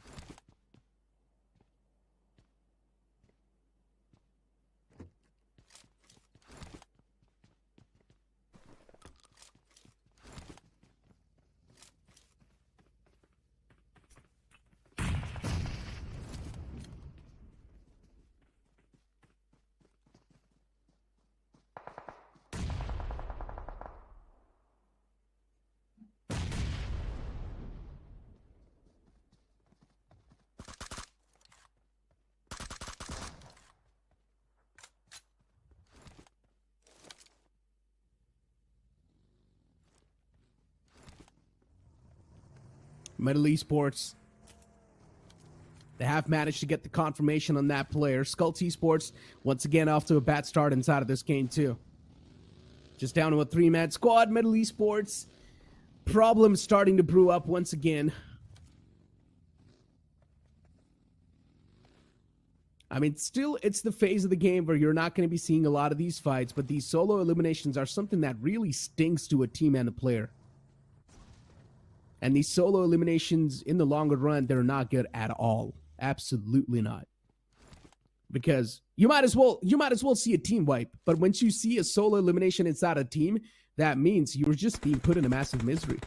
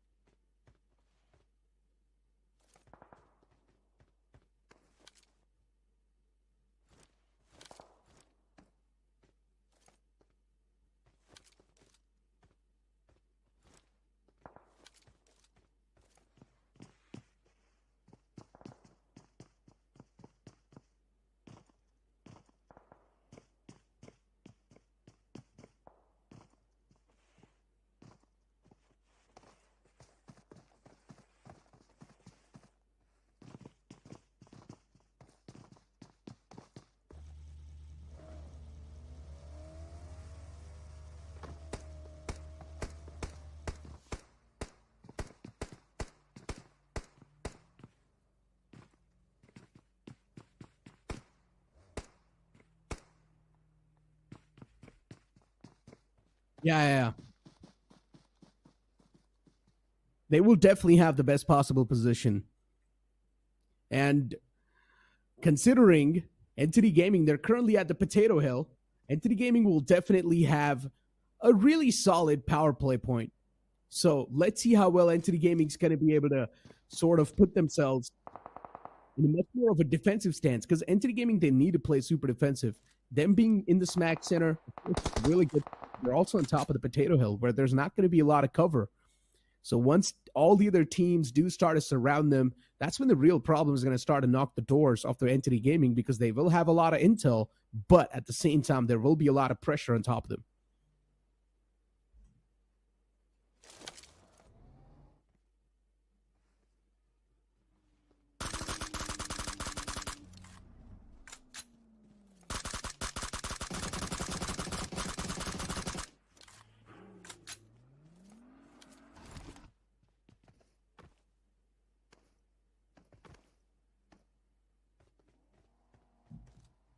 Indeed. Team Zero. They spot out that rotation. It's caught out in the open too. Duoro OP, he needs to make some snake-like movements. He cannot just keep on driving in a straight line, or else it will be an easy spray down for the players of Team Zero. At Team Zero, they're not able to find any type of damage though still, so I guess Duoro OP is still in some safe hands for some reason. He should be knocked out in my opinion. Team Zero should have been able to find that knockout on that player of Duoro that's OP, true. but unfortunately, Team Zero, they miss out on all the chances of doing so. Team Together Esports, Sebi plays. Even both those players are out in the open now. And even they're trying to make that quick rotation towards the safer grounds. CG, even they're out in the open. Of course, it's dust all across in the air. Because there's so many fights going on, so many teams just going for those quick rotation inside of the vehicles. So let's see how this one's going to be panning out. Entity Gaming, they've been able to find 2 players of Carnival Gaming. The vehicle gets blown up into smithereens, and Carnival Gaming now in a big state of discomfort, on the verge of getting dismantled. Carnival, didn't they have a compound previously? I mean, I thought that they had that barn house all to themselves, but then the 2 other players were somewhere out in the open, and both of them just get sprayed down. That was a little bit unfortunate. In the meanwhile, we also have another fight brewing in. Wait a second, Entity did lose a player too. Omega was the one who got that knock onto Gamla Boy. Wants that confirmation, but the player's a little bit too far away. So it's better to just fall back. In the meanwhile, yes, this is the fight that I'd like to see. Team X-Pac versus the players of Team Zero. Shadow Scout already down. Oh, it's Syed in a 1v2. In that particular instance, Dark Lord is trying to come in with the backup, but might be too late. Syed falls. Syed's eliminated. And now suddenly, Team Zero, it's only Dark Lord surviving. A 1v3 scenario, Team X-Park with all the advantages they can ask themselves to have, and the amount of utilities that are currently being tossed inside of that house. It's causing a lot of issue. It's causing a lot of visual shake, but it's not going to matter. Dark Lord, all the hopes and dreams, they have vanished away into thin air as Dark Lord's been taken out of the game, and Team Zero, even for their journey inside of this game, it was quite short. Team Zero is actually the first team to get eliminated from this game itself. Hydra, Starboy, even in the far frame, was knocked out, but the vehicle gets blown up, and also he gets the confirmation flown up. So I guess Team X-Park inside of this game, they're off to a great start. 6 finish points accumulated already. Hey man, X-Park's looking good. I mean, Dreams is yet to open up the fragging department, but then the other 2 players have been doing their job. Sarang with 4 frags in this game already. Six total eliminations. How many players we've lost? We've lost around 10. Out of that, 6 are through the hands of Team X-Park. So that's great job done by the team. Even OG wants to join in the fray. Pio is down on the ground. TWM in a little bit of trouble. OG slowly and steadily closing in the distance, but now this big road is where the problem is. It is always the biggest problem whenever you're playing around these particular compounds. Somewhere around school, somewhere towards the south side of school, these compounds exist. They do offer you some good loot, but then pushing from one part of this compound to the other is a big pain. So let's see. Pio brought back up 75% HP, peaks again and almost being shut down by AK. He was not at all ready for it. Oh, man. And look at the circle, too. On top of the potato hill. Entity Gaming, that found themselves in the prime position. And all they need to do is just pin that spot down. Not even move out of that spot anymore. OG. Even for them, they're right in the opposite side of the TWM squad. OG, they can be pushed out a little bit of that playing zone. So OG, they need to close on up. And maybe potentially move out of this spot in general. And yeah, when OG, they try to rotate out of this spot, that's when the real problems are going to be there. So it's time to create, it's time to pave a pathway for yourself, OG, right now, instead of waiting for the right moment. Team Together Esports, Invader gets caught out in the open. Instant confirmation flows up over there too.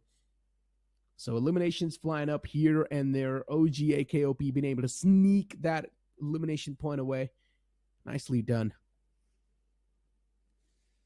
They're trying to find anything that they can. And they're probably happy too. So you will have the edge of the zone with you. Although the next zone is not going to be with you at all. So OG, they better be ready. If they want to hunker down over here, it's fine. But they better be ready for what's about to happen next after this zone. They might be able to enjoy a few frags too, because the teams will rotate from somewhere near them. they might be able to get those third parties as well, as there's a big hill in front of them where, of course, fights are going to happen. But at the end, when the zone number 5 starts, that's where OG will face the real problem. So if they are ready for a situation like that, then this could be a really good spot for them. Entity, on the other hand, they've been blessed with the zone again and again, and this time's no different. So you have all the 4 players inside the zone. They're holding down a very big area with a big split that they have, which I, at this point, do not like, because this split might have worked for you in the first and the second zone. But now if one of your player is knocked out, the chances of revivals are almost next to 0. So, yeah, you better be ready. You better have a protocol or a plan once you see a player. Otherwise, you'll be in a lot of trouble. X-Park finally starting with their rotations. Bear in mind, this is just a 3-man squad. So wherever they stop, if they do want to take a fight, they will always be at a disadvantage. And Team Prince have already started to pepper bullets on them. Spray got tapped up quite a bit. 2 more bullets could have done the job, but then Savitar does not find his mark. Team Prince, they've got a nice field set up for themselves. And Team X-Spark, they still somehow managed to squeeze that rotation out of that spot. Team Prince being the big thorn in the way against the players of Team X-Spark, and X-Spark, they do not really have a lot of free movement. So the breathing space right now is compromised. And X-Spark, there's a chance they can be choked and suffocated to death. But Metal Esports somewhere else on the map, even they've got their problem brewing up. Up against the players of Skulls, Paradox is trying his best to get the fallen man back up. But Top Dog is a little bit too far away, and getting talked out back up. Of course, Metal Esports is on that rescue mission. Genix is talking in a couple of utilities as well at the same time, just doing a lot of hurt. And the only thing the players from Metal Esports can really do is try and reposition yourself. But that 3-pointer from Skillful was quite a nice one. He fights that knock on to Top Dog. Getting the confirmation is a little bit too much to ask for. Metal need to just fall back from this situation. Let's not take this fight. I mean, the distance between the two of you is very, very big, and the only way to get those confirmations will be nades. But as you already pointed out, man, that nade was skillful by skillful.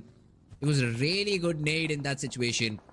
Yeah, there won't be any confirmation, of course. Yes, that's true. But then having the presence of mind to toss a nade in the second half of the compound is insane. Don't tell me they'll take that vehicle to rotate. Please, no, that should never be the plan. Yeah, Buggy is even better. The player behind has no cover, so he's just saying, please God, help me, save me, which just won't happen. Now these are some basic mistakes that you cannot afford. 8-bit from far away, Juicy will be the one. Yeah, but you got 30 seconds, Necro. Don't tell me you have no options. Your smokes, you can lay down a path. I know it looks like that you might just be able to use the buggy and get towards that particular spot, but you have the smokes. But wait a second. TWM in this fight with the players of Team OG. Wiz got a nade in hand where Ninzi just ran in and got that knock. Bio traded out with the S12K, yes, but Ash is already out of the game. Wiz got also very, very low, needs to patch back up. But the nade from Kyo Lamau is not at all funny for the players of Team OG. Oh, but I like the decision from the side of TWM to just flee away from this spot. Of course, they're catching a lot of damage, but it's still not going to matter, OG. Instead, they've got their own troubles to deal with now. Because even OG, they need to flee away from this spot. And look at the blue zone. It's dealing so much damage. You don't have a lot of time anymore. Drinker's going to be on his way. All the way inside of the blue. And AKOP, he's only got one single first aid to back himself up. OG, at this point, it was a panic call being made. And that's why OG, they have came crashing down. Light the plane on fire. And Team Together Esports, even they find a clean squad wipe against the entirety of the opponent Team TWM. Easily they've shut him down. Good hole, man. I mean, one of the players was just having the FPP on around the edge, but the teammate in front of him was like, boop, boop, I've got a shotgun. That's how he was able to get all the frags. Troy just peppering down the players of Team Gen X Maratha. This is not going to be easy at all for that particular team. They will have to be really careful about how they play. 8-bit Madman, the one to get those knocks. Now Somraj, that ADS, random shots through the smoke. For now, won't find its mark, but that entity, look at the number of frags. Necro, 8 frags already on the board, and they do have a good position. Higher ground, yes, inside the zone. Now that's where the problem is. So they might be able to get inside the zone. That should be their priority, but that's a frag spree. 1, 2, how many can you get? There are a lot of players to just feast on. That's what you call a little kid who's left in a candy store, and he's getting those candies for free. Tasty. And he was getting all those elimination points that were just scattered all across the ground. And Entity Gaming, they've managed to get 11 eliminations so far, and there's still 7 teams alive, or maybe 6 teams alive. You cannot count Entity in themselves. But still, there's still a lot of teams alive, and Entity Gaming, there's going to be endless opportunities for them to get even more elimination points. And look at the amount of teams that are currently in the same compound as well. Team Prince colliding against Team 8-Bit. Juicy is doing a lot of work. He's single-handedly manhandling the Team Prince. And Prince, it's all down to him. The last man of Team Prince is all by himself. And even he can't do a lot. CG Hector, he pushes up against the players of Team 8-Bit. And Juicy, he's quite low, still in that bathroom. His position's uncompromised. And I'm pretty sure the last man of CG can hear this first stage. 2 players from enemy team in the same house, and I'm sure the jealousy is gonna catch up. But Juicy, he welcomes the opposition team with open arms, and he shuts down the last man of CG. And it's all down to the final 2 teams alive, ladies and gentlemen. Entity Gaming and 8-Bit in this scenario. Yeah, this is going to be an important fight. There is an angle from where you can bounce this nade into bathroom, but let's see if Pukar knows the angle, and if you really want to push this particular area. They want to clear it out so that they can focus on the fight ahead.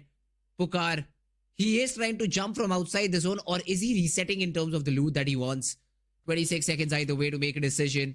5 more meters to get inside the zone. You will also have to deal. Was it Team X-Pac?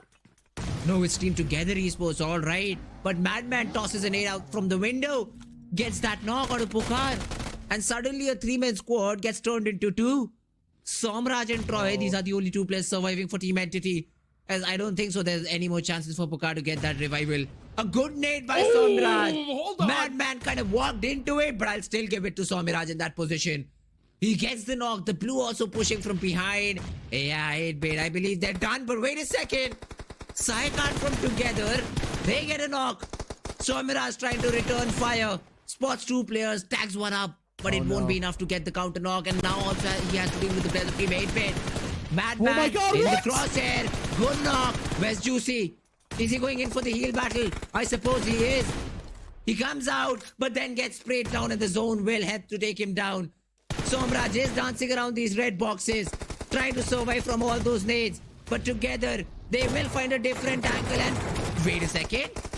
That's a good knock, but the angle found by the remaining players, and together will be able to get the chicken. Game that was an absolute chaotic ending for that final circle.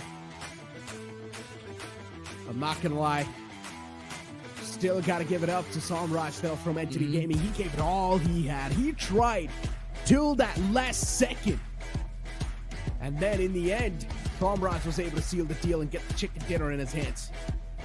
Nicely done by Team Entity Gaming. And once again, with that game, Team Entity should be able to propel themselves on the first spot in the overall standings. They should be the king of the hills.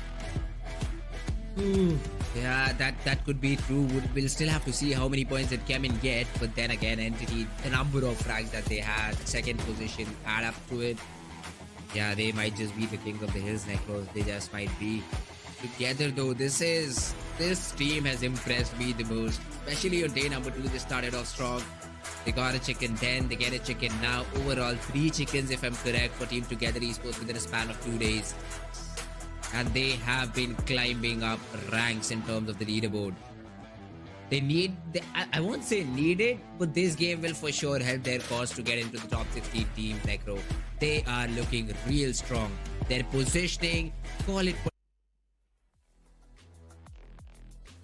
was with them. That's why they were able to get the chicken. But the decision to push onto the players of Team Entity was their own. It was not something forced by the zone. It was their own decision to go in and get those frags. The final team being wiped off, or maybe at the perfect time being third partied. That's where Team Together Esports were able to get the job done. Not sure exactly how many frags did they get, but great game by them. Exactly. Team Together Esports, they of course do get the chicken dinner with a decent amount of elimination points, but still for Entity Gaming, that was a nuclear performance. Oh, that for was a sure. performance that Entity Gaming has probably been looking out for a long time. But in general, Entity Gaming, they're quite comfortable in the overall standings too. So right now, Entity Gaming, even if they do sit back, lay back a little bit, and try to experiment inside of the battlegrounds, they're completely welcome to do so. They're probably going to be having such a massive cushion to play with that even in the upcoming week, if they don't perform, they should still be good in the top 8 easily without any doubt. Ooh, for sure. I mean, the way that they played, they were making it up for a week like this, and yeah, you will get that advantage if you play superb in the first few days, in the first few games. So they will be sitting out, simply put, because right now the qualification, once again I'll say it's top 16. That's where you have to finish up to qualify for the grand finals, and that's where the real race will be. But once again, this is the fight that Team Together won. They again and again had the zone, of course, but then holding it down is also a skill. So 7 frags in that position. After that as well, I think they might have gotten at least 3, right? They got 1 onto the player, 2 onto Entity, and 1 somewhere else. So around 10 frags is what they should have. But this was a cursed compound. Teams going left and right. Juicy, he was just the person who made sure that the players of Team Prince were not able to do much. But then came in the players of Team CG as well. Carnival Gaming from behind. Hector was the only one surviving. Did not pay enough attention to check the bathroom area, where Juicy was still able to somehow pop the first hit. He hears the sound, tries to push in, but the pre-fire was just good. Or should I say the trigger holding was really, really good. Somraj, yes, he gets this knock onto the player of Team 8-Bit, but then comes in a nade from the player of Team TTE. Gets Troy, and then Somraj, a good knock onto 8-Bit Madman. Juicy fell down to the play zone, but then in a 1v3, his position known. Yeah, it was just game over for Entity.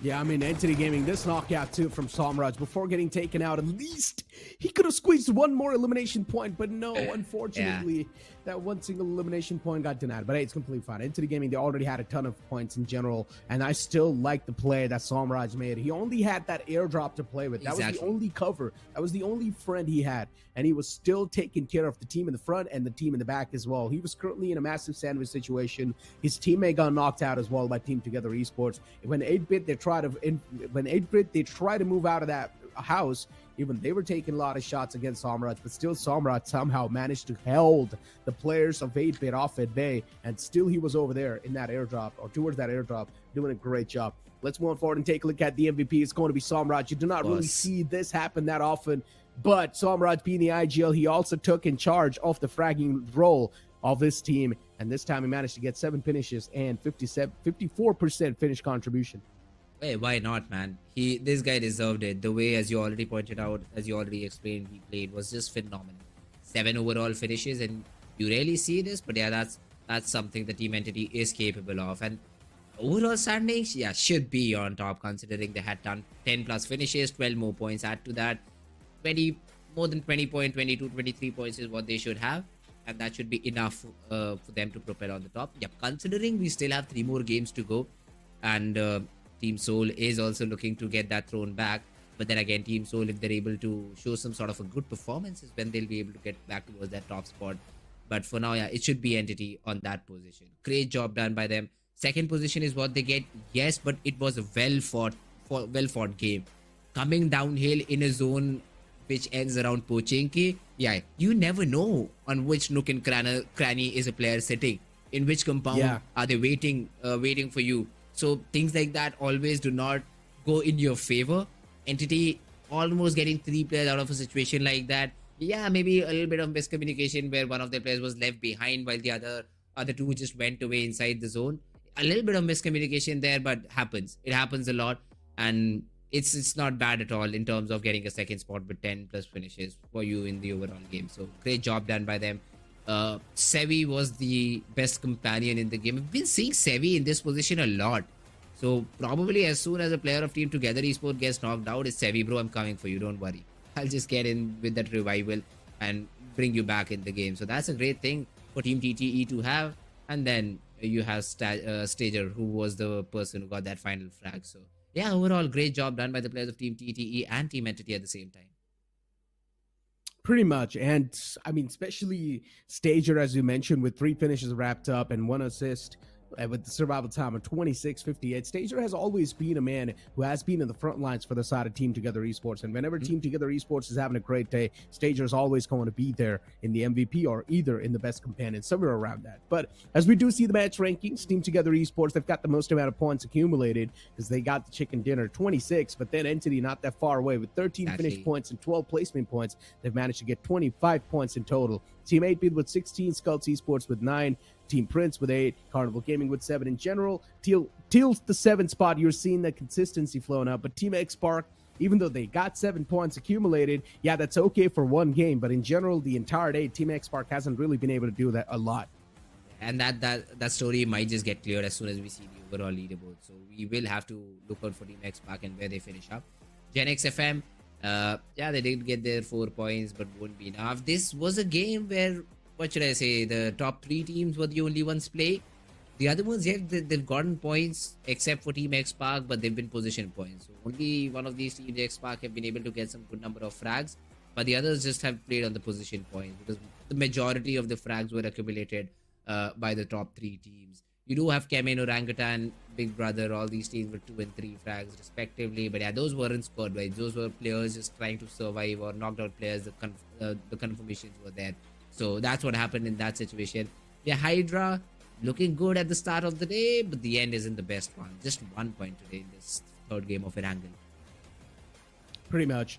And then OR Esports with only 0 points. Only?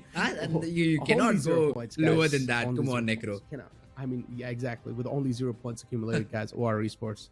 Yeah, I mean, for Team X Spark, OR Esports, Metal Esports, these 3 teams, they have been struggling way too much. Maybe Team X Spark, at least they're doing okay-ish compared to Metal Esports and OR Esports, but in general, OR Esports, this is not the type of performance I expected. The first time when I saw OR Esports play in the week 1 itself for the challenge season, they were doing quite good. They were taking all the fights. They were looking quite confident in their approach, but then that confidence is starting to fade away.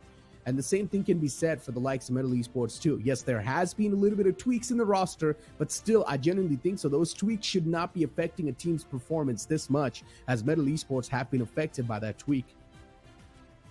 Oh, yeah, I mean, we'll just second the point. We'll have to see in the future upcoming games on how they perform to get any sort of information.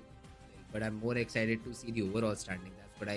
That's when I'll get that more clarification on how the first half of the day has gone. Which teams have performed better.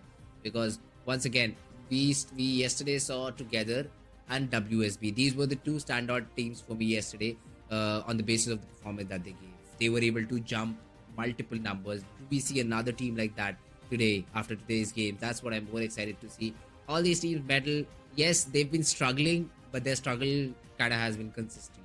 So they will need like a really powerful day where they get a chicken, end up in top 3 in the next 2 games to kind of make a statement, because it is a big team. They do have some really good players. They just aren't sort of chiming in right now. It once again, week number 2 hasn't been their week. For how long will we say that is my question? Because after this, you'll be halfway through the tournament. Next week, you'll be halfway through the tournament.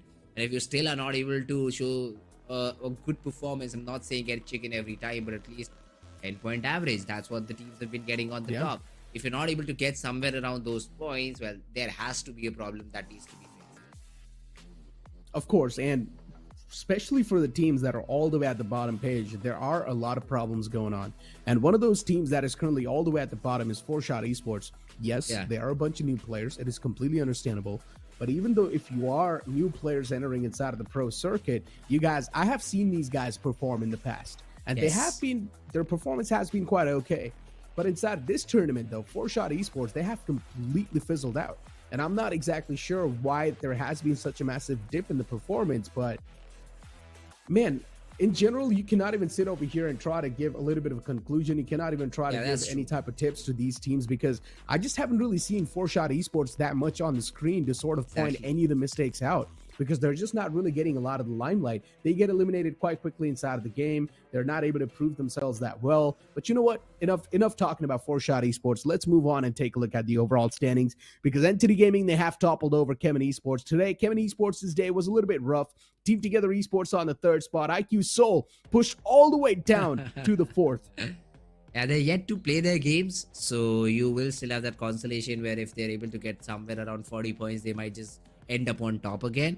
But yeah, the journey that Team Together Esport sort of has had, inspiring. I just say one word, inspiring to the lower table team. In just 1 week, or not even 1 week, in just 2 days, how can you completely flip the table? Exactly like this, consistently performing throughout all the games you play and getting chicken every other game. That's what Together have done, and they found themselves at the 3rd spot. Yeah, by the end of the day, they might just jump down a few spots. They might end up in the 5th or the 6th spot if Gujarat Tigers and Team Ikusol perform brilliantly. But yeah, they're not going further down. But from being a team on the 3rd chart, from coming on the top chart, that has just been crazy. Some other teams as well. Hydra official, as you already pointed out, had a great day. Yeah, the final game was not the best possible one, but at least 141 points for them overall. In top 5, in top 6 is where they are at.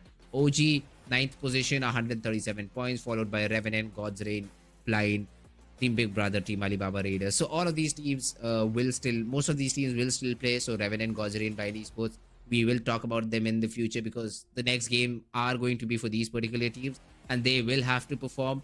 And one name that I'd still like to see is God's Reign. I mean, people will say that yes, yesterday they were able to get good number of points, but was just on back of a single game. One game they get a chicken with 21 points, the other 2 games they got 10 points. And that has kind of been the story for God's Reign. Day number 1, day number 2 were good, but after that they sort of fizzled out. Yes, that chicken will help you a little bit, but let's see. I mean, how do they perform today? Today will be sort of a decider for God's Reign on where they essentially finish off in the tournament. Yeah, pretty much. Decider, I would say, will be week 3 pretty much, right? Okay, and so in yeah, week 3, before that. In week 3, pretty much all the possibilities or all the room for error will be minimized. There will be no room for error. If you're a team, especially that is currently not inside of the top 16, there's no chance you will have any chance for any type of room for error. But as we do see the 3rd page, and this is where the major upsets do start to happen on the screen. You see WSB Gaming on the 17th spot. Before this game, WSB was on the 16th, but now for this game, WSB has been pushed down to 17th spot. Yes, they haven't really played their 3 games today, but I'm sure in the 3 games, WSB Gaming will be back in the top 16 without any issues. Then Genix FM, of course, on the 18th spot. Team X-Park as well with 115 points. Team Forever as well is there with 110 points. OR Esports with 107, AUTOBOTZ 2 with 102, and in general, Team Zero, they have taken a massive leap today, and that's why they're currently on the 24th spot. But then once again, after that massive leap, the consistency has fizzled out. Necro, I'd like to say that Team Zero being on this 24th spot, it will give them hope because week number 2, they started off with 30 points, I believe. 30 or maybe even less than that. Getting 70 points. Yes, I know it's not that big of a deal getting 70 points in those 9 different games, around 70 points. But hey, it will help a team like Team Zero. One more chicken and they just might look at qualifying for the grand finals. But the other teams, surprised to see Godlike here, Necro. Surprised to see them in a spot like this. Yep, 3 more games to go for them. They will still be a team that might be able to make it at the top 16 after today. Then again, 25th, yeah, not expecting this team to be here. Skulls, yeah, better performance to be shown by them. FS cannot say much about them either. Wingard, Battle, Team iFlix, all of these teams have gotten their chicken dinners, but yeah, sort of one-off for every of these teams. Yeah. I mean, Metal Esports, I have been touching up on Metal Esports a lot of the times now, but in general, they are starting to be a big sign of concern. And Metal Esports is a big organization. You cannot just undershadow them like that. So that's why it makes a lot of sense, too, that our eyes are just sticking on top of Metal Esports over and over again. Metal Esports all the way on the 29th spot. Definitely stinks quite a lot to see them over there. Team iFlix, too, on the 30th spot. Team iFlix, at least they haven't really played their 3 games today, so there's a chance iFlix can probably bounce back from that last page of the overall standings to the second last, or maybe even in the top 16. Before that, iFlix would need to make some miraculous plays happen today, and they would need a lot of points to make that happen in general. But iFlix, I know they can't potentially make a comeback happen in the upcoming 3 games. Godlike, too, they're currently at the 3rd page, but I know Godlike will be able to push themselves somewhere in the top 16 once again. But in general, you know what? We've been talking a lot, but we've also got an interview lined up, ladies and gentlemen, with 8-Bit Juicy. So let's go ahead and check that out. How are you doing? Hi, I'm doing good. आप बताओ यार. स्वागतम. कौन चालू करेगा? मैं करूँगा हमेशा की तरह. आप ही दइए. सबसे पहले एक डेजर्ट सवाल, मतलब छोटा सा, मतलब अभी जोन कट रहे हैं, रोटेशन की कितनी स्ट्रगल चल रही है juicy? Because it's you who is leading the team. या तो इस जोन की स्ट्रगल कितनी है अभी? जोन की स्ट्रगल लाइक कुछ मैचेस में आ रही है कि बहुत ज्यादा ही अनएक्सपेक्टेड हार्ड शिफ्ट्स आ रहे हैं लाइक इस टूर्नामेंट में। मतलब बहुत सारी टीमें एक्सपेक्ट भी नहीं कर रही कि ऐसे ऐसे शिफ्ट आ रहे हैं। तो हाँ मतलब जोन का दिक्कत तो आ रहा है थोड़ा बहुत, बट जोन हम लोग पहुंच जाते हैं, उसका कुछ इतना कुछ प्रॉब्लम नहीं हो रहा है गेस। और एक और चीज मैंने महसूस करी कि जब भी आप किसी सिचुएशन में फंसे होते हैं, आप पे एक टीम नहीं चढ़ती, कम से कम 3 से 4 टीमें मिलाकर उस कंपाउंड के अंदर इंटरेस्ट दिखाती है। ये किस्मत का खेल है या वो जोन का जो कंपाउंड आप पकड़ते हैं वो इतना इंपॉर्टेंट होता है? पता नहीं, हमको भी ये समझ नहीं आ रहा कि सब लोग हम पे ही क्यों डाल देते हैं। मतलब अभी भी पिछले मैच में भी हमारे पास एक साथ दोनों टीमों ने मतलब हमको बैटिंग कर दिया, बट स्टिल वो निकाल लिया था फाइट, बट एंड में थोड़ा हार्ड लक हो गया। अभी टीम के अंदर आपने मैडमैन की सर्विसेज वापस ली है, टीम का माहौल कैसा चल रहा है? टीम का माहौल यही थोड़ा मतलब लाइक बीच में कॉन्फिडेंस वापस आ रहा था टीम में, मतलब वापस, क्योंकि मैडमैन हमारे साथ बहुत टाइम से खेल रहा है जी। तो उसके साथ हमारा सिनर्जी लेवल बहुत अच्छा है। तो अभी मतलब थोड़ी बहुत प्रॉब्लम्स अभी टीम में चल रही हैं, बट वो मैं अगले वीक में मेक श्योर कर दूंगा कि कुछ नहीं हो। अब एक लास्ट सवाल मेरी तरफ से कि अभी आप पेज 4 पे हो और आई डोंट थिंक 8 बिट वहां पे डिजर्व करती है पेज 4 पे, तो उस पे कुछ बोलना चाहोगे आप? बिकॉज़ बहुत सारे मैचेस हो चुके हैं अभी। आई गेस आज के दिन के बाद शायद पेज 4 पे शायद अभी हम नहीं दिख रहे होंगे, क्योंकि अभी लास्ट के 2 मैच हमारे डिसेंट गए थे। बट कोई नहीं, नेक्स्ट वीक हम और अच्छा खेलेंगे, जो गलतियां हुई उस पर वर्क करेंगे, ताकि नेक्स्ट वीक पे हम आपको सीधा पेज 1 पे देंगे। I like this promise, yeah. मेरे पास एक बहुत ही सिंपल सवाल है, वो ये कि केमिन, टीम प्रिंस, इन कुछ ऐसी टीम्स हैं जिनकी स्ट्रैटेजी बहुत सिंपल है, let's go for the heel battle और लेटर स्टेज में हम काम करेंगे।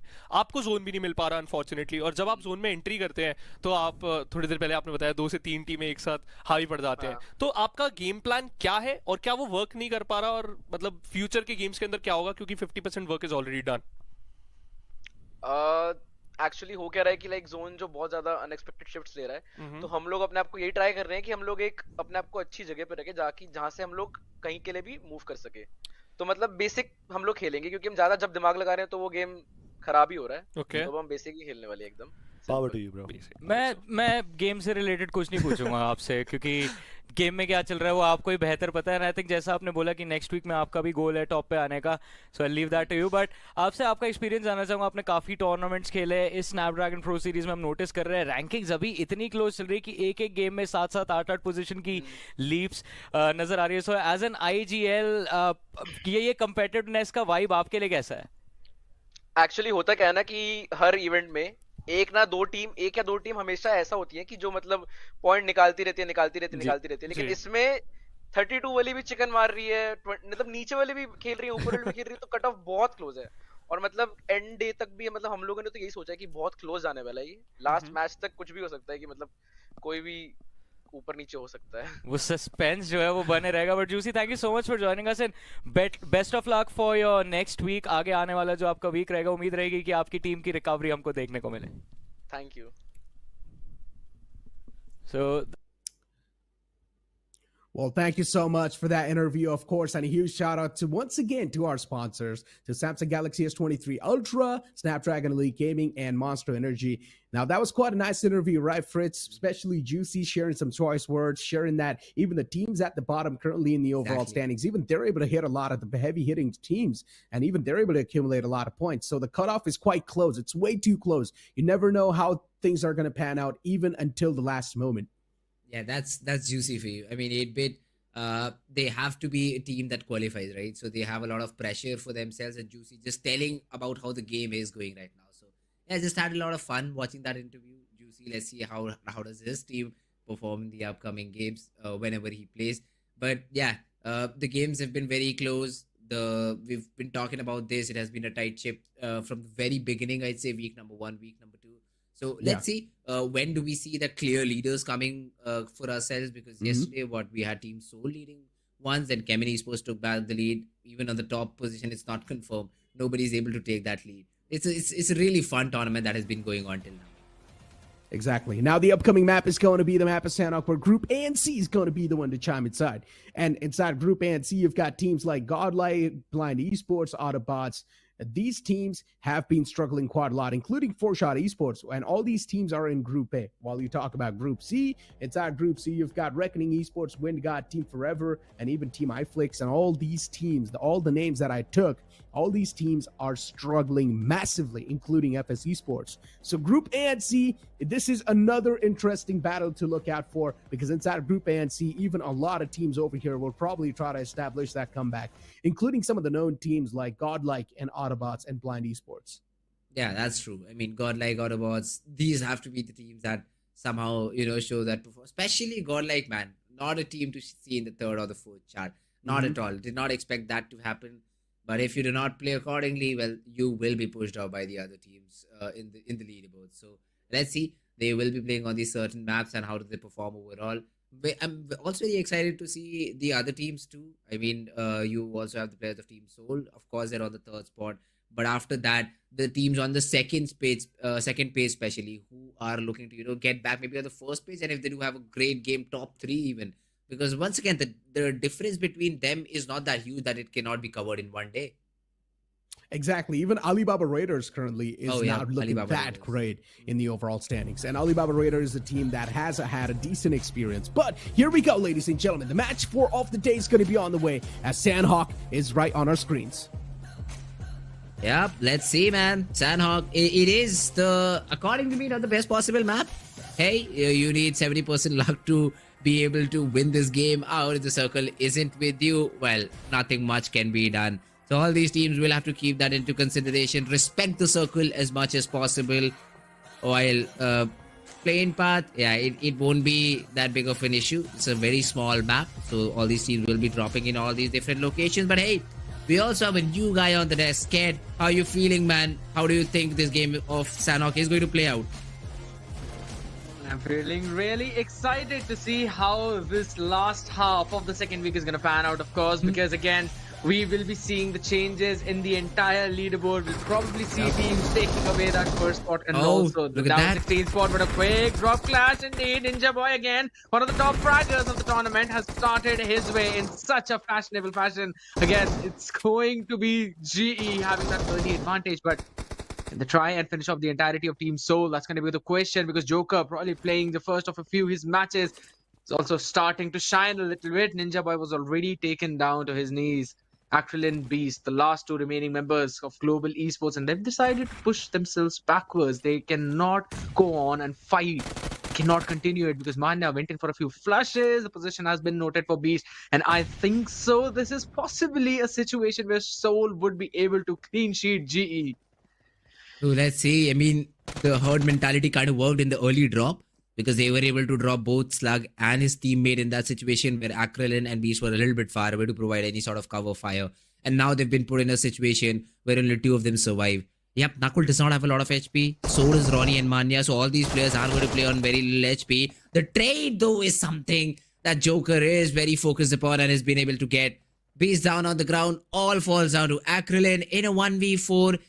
Yeah, I think it's done. Global Esports might take an early exit. Or Acrylin, yeah, he's just fallen back and wants to play position points. I was making a list of every potential drop clash in this specific map of Sanhok, and the one that was on top of my list was Soul and Global Esports. I wanted to mention it as well, but alas, I was a little too slow in joining the desk. But however, Soul winning out and coming on top in this specific trade definitely puts a lot of problem to the members of Global Esports now, because again, they were looking to start their day in a fiery fashion, and their fire has been extinguished right away by Soul, and now they have got the momentum. And again, this is not the first time that we have seen Team Soul with this kind of momentum on the map of Sanhok. This has happened previously, and they've already shown how solid they are in those drop clashes. But again, on the other side, we might. I was thinking maybe towards the boot camp we'll see Team Forever as well as Gujarat Tigers going in for their own drop clash, but that is not the case. Gujarat Tigers having their fun time in the entirety of the boot camp, not having any problem, because Team Forever have taken the area of Ruins and Nakam directly towards the southwestern part of the map. Yeah, all these teams spreading out evenly, but Wind God have a say in the game. They want to take down the players of Team AUTOBOTZ. Would love to see that fight if possible. AUTOBOTZ have lost a player. Yeah, not completely lost. He's knocked out, but the chances of revival in a map like Sanhok are always slim. Unless and until you commit to a team fight, that is. So I don't think so. They were able to get that confirmation. So Mr. Spray has been able to crawl his way back, but then I cannot see any Autobot players, so he essentially will just bleed out. So that's the frag confirmed for the players of Team Windgod. Yeah, Windgod will be happy with the point that they get on the board. That was just so unfortunate for them. Because, yes, talking about Windgod, they had shown a brutal potential, specifically on this map. If I'm not wrong, they had one of the top 3 highest point games. And with the chicken dinner, they were able to secure onto this one. It was against Alibaba Raiders on day 1. And they managed to win a 3v4 situation. So that is the kind of potential Windgod shows us. But they have been kept quiet since, not getting a lot of those points, also struggling to keep up in the top 16 as well. So I think so this type of start will eventually help them out, because the possible collision between Autobots and Windgod, it just seems to be inevitable, because the rotations will call for it. But since we're already looking at the circle, it's hard shifting towards the north. And I mean, I don't know what has happened to the game, but the circle keeps on taking such hard shifts directly towards either eastern side, maybe the western side, and this time we're seeing direct a north shift of the circle. So teams who are playing down south will also have to make their rotation, specifically WSB, Revenant as well, and on the other side, Reckoning. Since we're talking about Reckoning, they've been having a lot of problems into keeping up with the performances. On the later half of the leaderboard, that team. So Reckoning, what they did qualify through the Open finals, but after that they've kind of faded out, and which again brings to the point that what different can they do? What can they bring to the mix? I always think the answer to that question is aggression. Maybe take early fights, but then in Sanhok it does not make sense, because taking a fight in Sanhok is like inviting third parties to yourself. So that's something you won't be able to do in Sanhok. Sanhok is more like just respect the zone, run towards the zone, and if you find a better spot, shoot back. That's what I think about Sanhok. I really don't like this map at all. So based on the zone. But hey, if the teams are comfortable playing around it, let's see. Another team, iFlix, did see them perform a little bit better on day number 2. But that was also in just one singular game. After that, the performance hasn't been that great. So all these 4 players need to do a little bit better job. But wait a second, 4 shot might be in a battle with the players of Team Godlike. Possible, but I do not think so. Yeah, they just ran off. They'd be going in for any kind of engage. But in the meantime, iFlix now, they're finding the members of Blind. Adi has been brought down to his knees already. And talking about Blind as well, they were kept quiet so much in the first week entirely. And in the second week, they've been showing such a humongous fire, and they've literally been lighting up the entire forest on fire. And the forest is basically burning up all those teams out there, because the way this team is collecting those points, specifically talking about their finish points, 72 in total. And it's not just one player going in for the frags, it's all of them. Every single one of them have been scoring those double digits frags. So that's something all the other teams need to watch out for, because the only other team that has been able to do like this is Team Soul, and they're almost at the top of the leaderboard. So you'll probably see them going there. But Rex, in the meantime, being just a little bit sneaky. Yeah. Jonathan having absolutely no clue. If he's not careful, he might bite the dust right now. Yeah, he just drove by Rex in this situation. And Rex, he's not shooting back. Bro, free frag. Nah. Get up and shoot. But he's like, no, I'm not. I'm just not doing it. I'm all alone. I do not want to take any risk. But look at this. Whoa. So close. Yet Rex does not pull the trigger. This guy is something else, man. He is just something else. Twice this has happened. And he's not taking a shot. Yeah, it's discipline. Say whatever you want. It's just basic discipline his body's showcasing over here. He knows the position he is. Could be one and done if he shoots too soon. So biding his time maybe. And the IGL call will also be like, bro, we've already got one frag. Let's just not lose a player right after that and be in a bad spot. That could be another reason for him not shooting back. But yeah, it's fine. Godlike, anyways, they were not able to spot Rex out, so no harm done, not a problem. They'll be trying to scout out the hills up in front, but won't get much about in terms of information. Blind is getting scouted out with quite a lot of teams out there, and I love the fact how you also touched up the point of third party, because again, the way how every team plays so very centric into the circle, and 60% of them decide to rotate as quickly as the blue zone starts. It kind of eventually brings you in a situation where almost all the teams are literally right next to you in a few of those compounds, and the time when you start to take those fights, it's already the stage 4 zone, and the blue hits so very hard. And in that situation, trying to find a good spot in the map, it's just not possible because every other team might have already occupied it. And it's like every single time we have seen the type of cluster form wherein if the circle takes a hard northeastern shift, the entirety of the northeast part of the map is empty, even right now. But for now, Atanki is just emptying his map, trying to find a pick quickly on the members of Gujarat Tigers. Now, this is a team where I thought might end up being on top in that leaderboard, but they really need 60 points, so getting a knock is not the way to go for it. The revival is successful, so that's one good thing for them. But then being pinned down by a team who has that higher age advantage, plus the get out of the jail card that you had, the vehicle, it also almost bursted down, and you do see its vehicle being picked apart. So Gujarat Tigers, they're at the mercy of FS, or maybe a team who can third party FS. Other than that, yeah, you might be able to deploy a few smokes, but you're not running 100 meters away from FS. So let's see which way do the players of team Gujarat Tigers decide to exit from. Aru also has his crosshairs trained towards Apollo and Shadow. Apollo, I believe, just ran down that hill and got some sort of cover because of the sort of terrain we have in that position. But yes, FS, good job done by them to get that knock. Won't be a confirmation. So that's just damage exchanged. But here's the thing, FS will be revealing their positions to not just one, but a lot of those teams out there. And with the rotation that's coming in, it's inevitable they'll be getting pinched between at least the members of Gujarat Tigers and also Team Forever, unless we see Revenant come in between and try and take a few of the fights for themselves. Talking about Apollo as well, the ex-Revenant member, current Gujarat Tigers member. He's been doing a pretty solid job as well, and for Gujarat Tigers, you've majorly seen Clutch God and MJ as their top fraggers. They've also managed to get 67 LM points in total, so doing a very solid job. But on the other side, Flying not having the dream start that they would hope for. Dark Lord being brought down to his knees as well. Duke stops being fired on his way, and it's like one of those rare times when we've seen Alibaba Raiders take those early fights, because majorly we see them play just for the position points.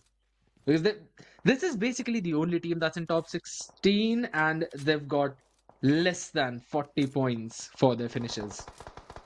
Apart from 4 shots, of course. But in the meanwhile, though, we do see GT trying to run their way up, this time onto the players of Team Revenant. So this is going to be a fight that will be disastrous for GT as they're trying to climb uphill. But Revenant, for some reason, have fallen back. Did they get a frag? Let me check. No, they did not. Okay, so they do not know that Gujarat Tigers only has 3 players surviving. Apollo spotted this time around by FS. They're ex-enemies, or do I say current enemies now as well, because they're shooting shots. Because then they were trying to take Revenant down, and suddenly it's like, bro, we're also here. You need to respect us too. So Gujarat Tigers. About us.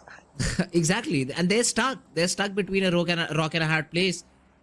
Teams on both sides, they're in a dip. How do they get out of it? Hope is possibly the only way they might be able to get out of it. But talking about getting out of a situation, even Soul needs to make their way, because the second blue is about to hit. And they haven't yet started from Camp Alpha. Maybe just a little bit ahead of that position, but still you need to get inside as quickly as possible, because look at the cluster that's forming in, and there are only a few spots wherein you could enter the circle now. Specifically talking about the part of Camp Bravo, we're also seeing the members of Godlike going in for that position, trying to take that space, and Reckoning in the meantime finally have made their way on towards the island as well. Moving up towards the north. Again, they might possibly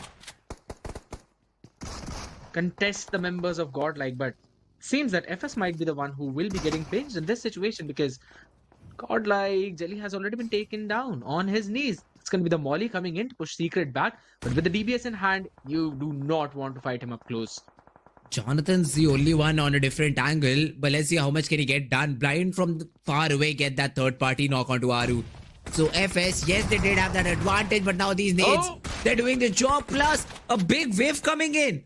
Jonathan's mistaken nade somehow connects onto the player of team FS, and I believe they've taken an exit. FS Esports, they had that advantage in terms of the player. They were able to maybe take down Jelly, but then they're not able to get the fight in their favor. Jelly will be fourth partied by Reckoning. That's another team joining in the fight that has just happened, and they've been able to take another player down. It is only Dionysus surviving from FS, who was not even present in that compound. So FS Esports taking a big blow to their face. Blind came in as a blessing for Godlike, helping them secure those finishes. Just Dionysus remaining now, as you mentioned. Jelly being the casualty. Still not quite a big fan of how the situation played out for Godlike, because looking at their position on the leaderboard, you really want them to get a lot of those points and stand with as many people on their feet as possible.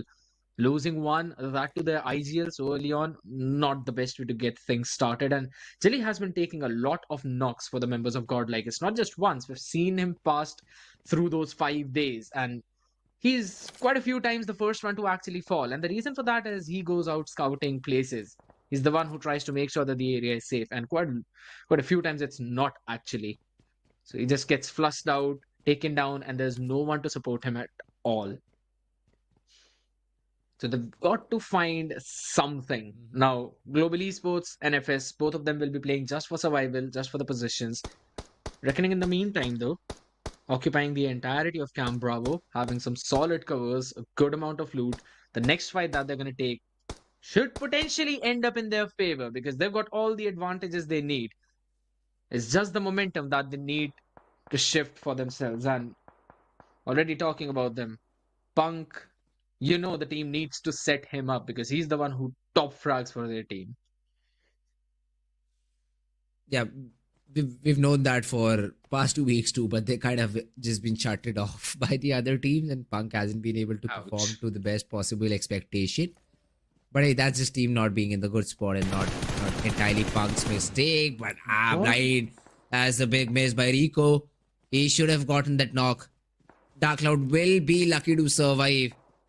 Be counting his lucky stars today. It's -1 over here because he should have been a dead man. But then Autobot, the player whips his shots and now has to run more than 300 meters inside the zone. This is not going to be a fun rotation for the players of Team AUTOBOTZ. Absolutely not, because if they keep on continuing this way, they will be met by the players of 4Shot. And again, down towards the eastern part, you also have Blind, who already made their way. Circle has been on way too small, but my oh my, Mafia, a horrible spot to be at, and that too in front of a team that does not forgive you at all. Blind has been eliminated though. They made their way, they made their rotation, and they were welcomed by quite a lot of teams out there in the open. Finished off so early on, eliminated at 16 spot with just 2 points for themselves. So that's not the perfect vehicle to go forward. You know that there's Team Forever trying to gatekeep you up north, so they'll have to change their pathing, they'll have to change their way, but no matter where they go, they will be welcomed by some or the other team. Yeah, they will have to fight their way inside the zone, so let's see which part do they decide to take. Right now we have the players of Team WSB creating kind of a big smoke wall to get uphill, and this could be good if you're able to find that opening onto a Revenant guy. So all of the 4 players of Team Revenant are hunkered up together. They're ready for the fight right now. And WSB, they've been closing in distance, but then get third party Gujarat Tiger, a team who was also just parallel to this team, who were being troubled by 2 different teams. Now suddenly say, you know what? Let's just give a taste of the Kadwa medicine that we received previously. And now WSB is left with just 2. I don't think so. Revenant is going to let away the players of Team WSB, let alone Revenant's also GT now. Yeah, GT's been getting those frags left and right. Braden's frag might just get secured by Revenant, or is it not the case? Crypto gets a counter knock onto Shadow. Fierce has also been taking some shots. A nade being poked by Bomb. Will it land? That's the biggest question. Fierce and Apollo, yeah, both of them just dodge it out. Yes, that is indeed true. I mean, it's quite unlucky for him. He was not able to get a knock in that situation, but he's the last man standing for first stage, so cannot even go in for any kind of heal battle whatsoever. No vehicles to resort back to, so can't go in for any long rotations. He's got to try and brute force his way or just pray to the Lord that some other team try to gather the attention of Revenant, who are just trying to gatekeep him, and Armin cannot find any opening whatsoever. Most of the teams now at the edges. Team Forever having one of the best spots. Soul as well trying to brute force their way. Rico in the meantime trying to get a pick on 4th shot. And he actually doubles it up as well because King has been taken down. So that's not quite the ideal spot for them to be at. On the other side, Windgod also got to find a good positioning. Otherwise, they'll be taken down. And these are just the last few fights coming in. God's Reign getting in with the very late rotation and now are paying the price for it. Losing 2 of the members already. They've got 4 finishes for themselves, but not the ideal position to be eliminated at because they will lack those position points.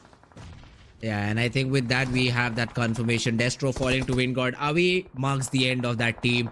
Reckoning in the meanwhile, they were trying to pamper the players of Team FS, but now get shot upon by the players of 4Shot. 4Shot already have those 4 frags, and they're looking for some more. Hunter spotted down, I believe, by the players of Team Alibaba Raiders, and they are the ones taking some shots. Cheyenne, cannot do much about that situation though. A peek from the edge of the smoke will eliminate him, and Goku is going in for the heal battle. 7-6, 42 seconds is what he'll survive. But after that, he'll also be completely eliminated. And yes, Alibaba Raiders, now they have put on their firing shoes. They've been able to get 1 knock on Mac, and the confirmation has also been achieved. That's a great thing. Soul in the meanwhile, if they do continue with this left-hand side rotation, they might run into the players of Team Revenant. Would not be the ideal situation for them indeed.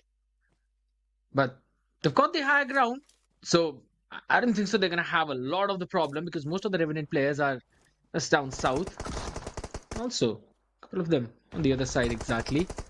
Reckoning though, Hunters remaining. Because they have an idea that the member of Alibaba Raider is just right next to him, blown to that vehicle.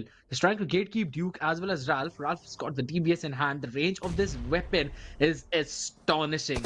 He would still try to go in, close the distance for the fight. No, he does not. Tries to run away. Hunters with the shots being fired would not be able to finish him off. He will try to survive, and he actually takes down Dinosaurs, though still will be brought down to his knees by the members of Team Forever who are just up on that rock. Yeah, knocked out, but what happened to Revenant? Who's taking them down? Oh my god. They sold out to Sensei. Is it Team Flakes? Is it that team? We also have the players of Team Soul firing upon the players of Team Forever. But what just happened? A lot of teams falling like flies. Ronnie is trying to lob nades and utility towards the remaining players of Team Forever so that the revival cannot be successful. And the zone will also help their cause. Always just a pixel out of place and Ronnie shoots it down. Fog, the last remaining player, I believe he has also been spotted down. 1 molly left. Yes, he has been. And he uses it. Good molly to flush Owace out, but then Flock still survives behind that rock. And look at the zone. Supporting Team Soul. This could be their game. Definitely possible. Again, the shots being fired. Ronnie really wants to find this last flush. Flock stands up. His position now noted just behind the car. How long can he stand? That's going to be the question. If your shots being fired onto him up close and personal. And Ronnie never lose the clutches. Team Forever being deleted yet again. But at least they'll be having some good position points. But Jonathan wants to have a different say. Wants to have a different opinion as he single-handedly eliminates Team Soul. And this man is now starting to shine. We thought this might be the Soul's game, but Godlike says otherwise. Aditya and Jonathan, both of them are just popping off. And even though it was Revenant who were facing some problems, now Fierce has also got a chance to try and clutch this 1v2. And this man has shown he can do it multiple times. Not just him, I'd even give chance to the Reckoning player outside the zone. That could also be a possibility. Just because of this reason. Look at this. Only one will survive and Fierce does.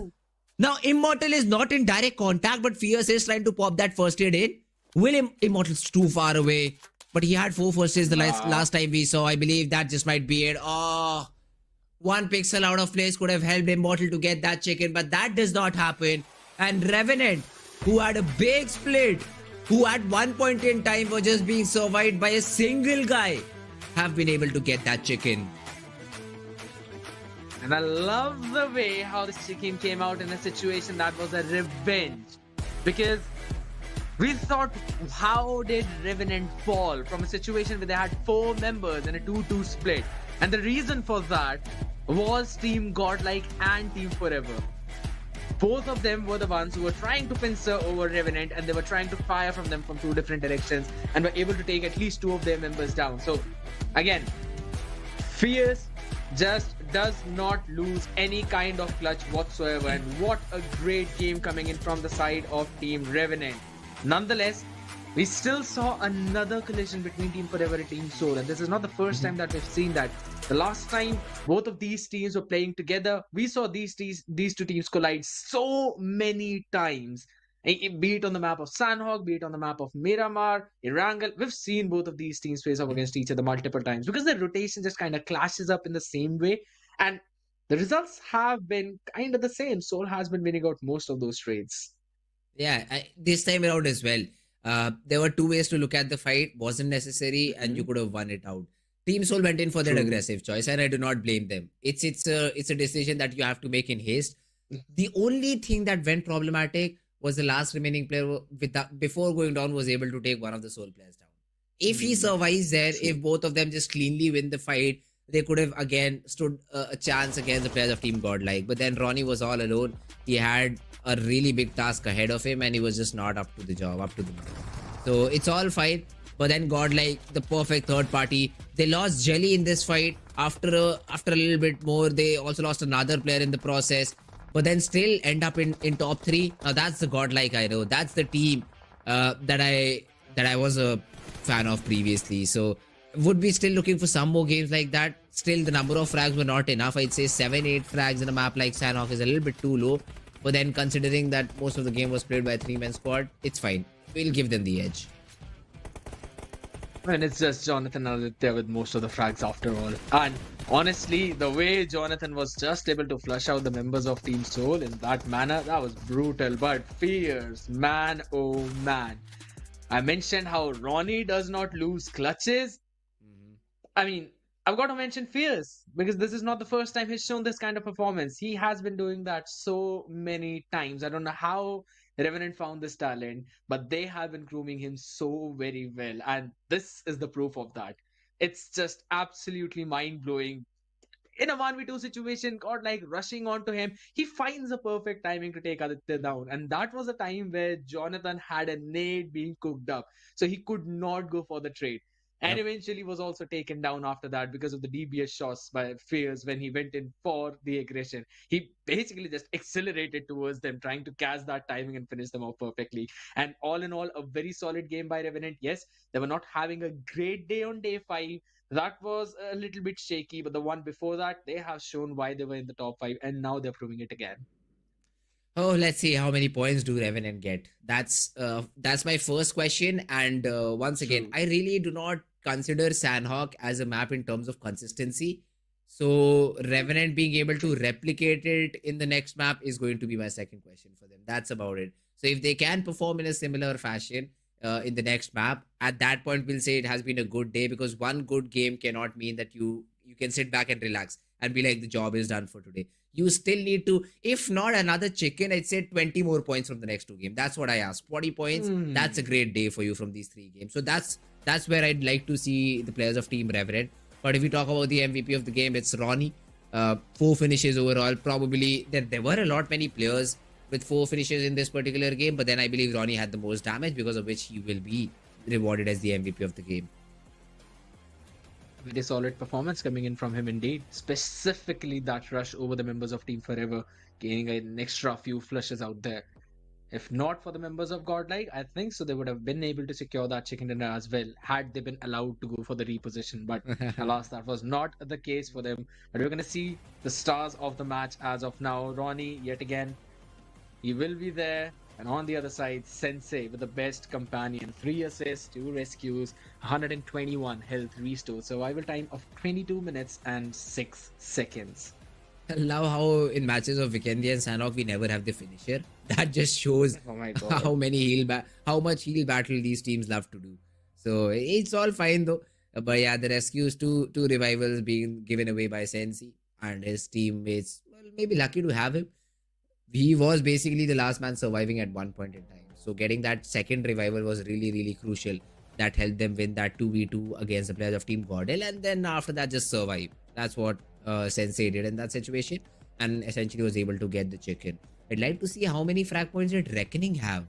Did not pay notice to him when the POV was switched. So let's have a look at that. Let's have a look at the match ranking so we know how many points did each of these teams get.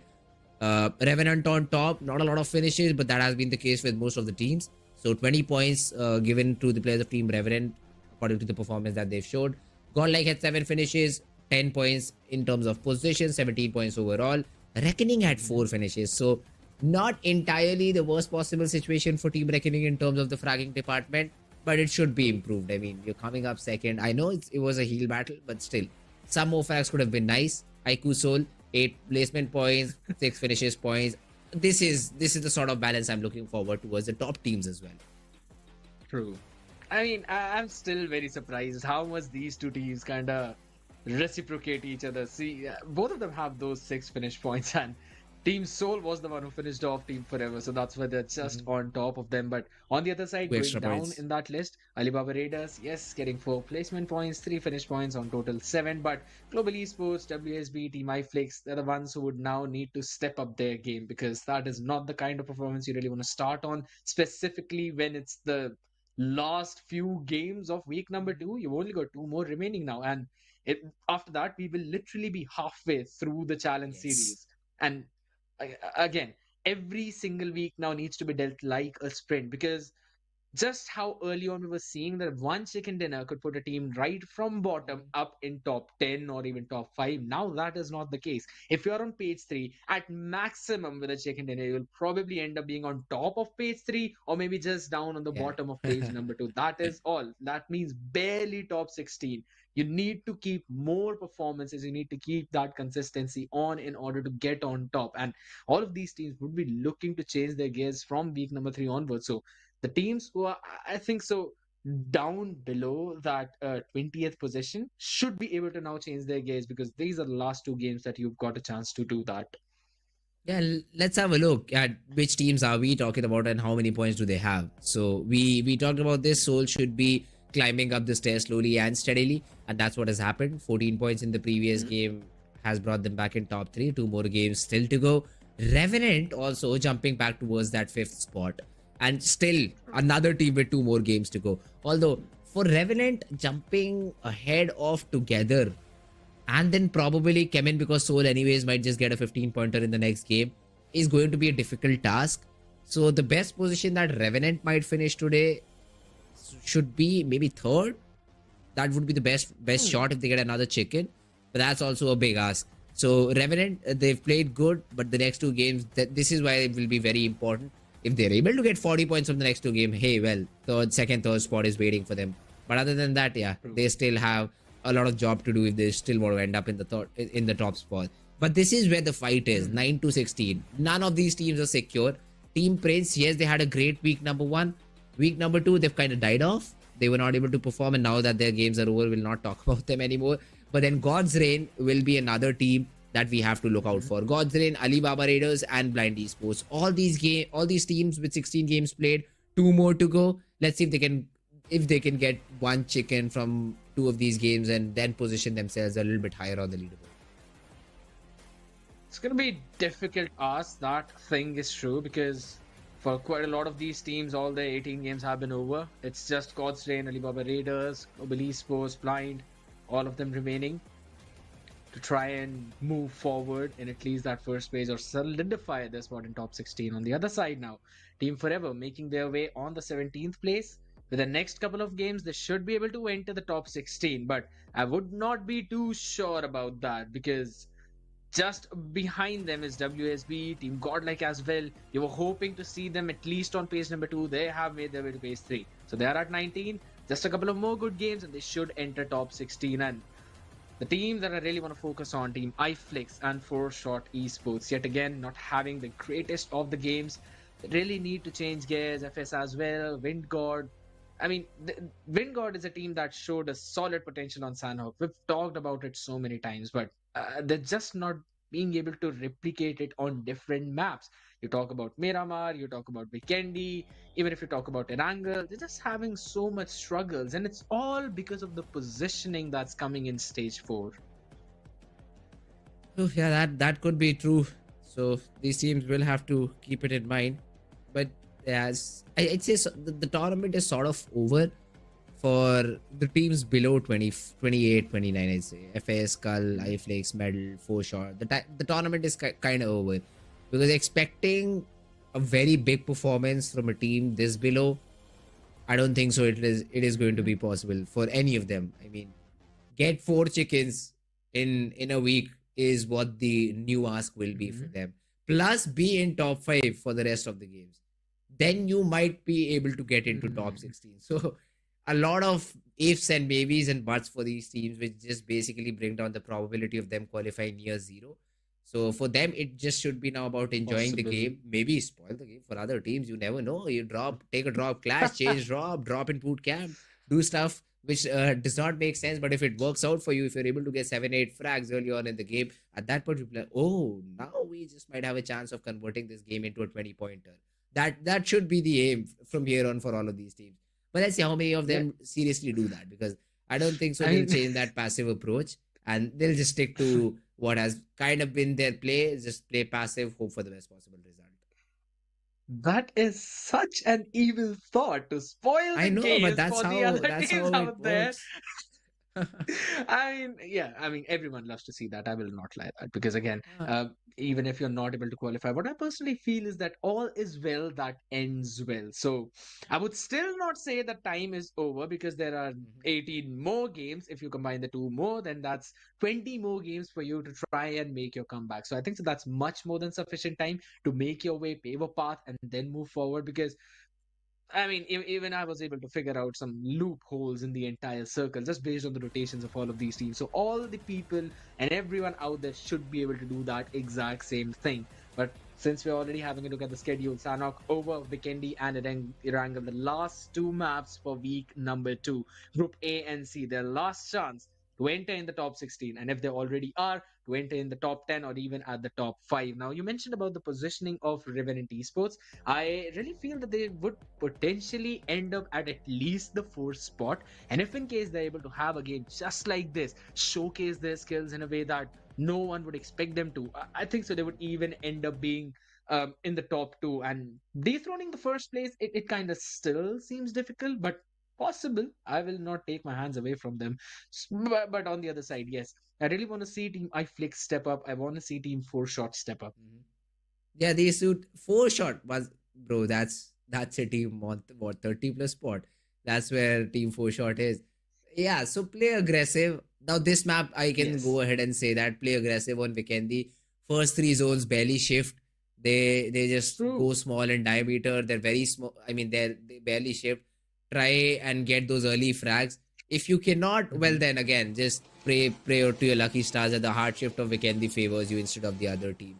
Because 4Shot hasn't been the team exactly to initiate fights. They've been on the receiving end and mostly have been the ones where the players have been picked off while trying to rotate. So if you want to counter stuff like that, bro, just push in. Get a team, get them down on the ground and take a proper 4v4 battle. Now, I've still got a potential drop clashes. You know, I really love to bring out these stats from my secret notebook. So it is possible that maybe we'll see Godlike and Alibaba near Cosmodrome if they really want to take that fight there.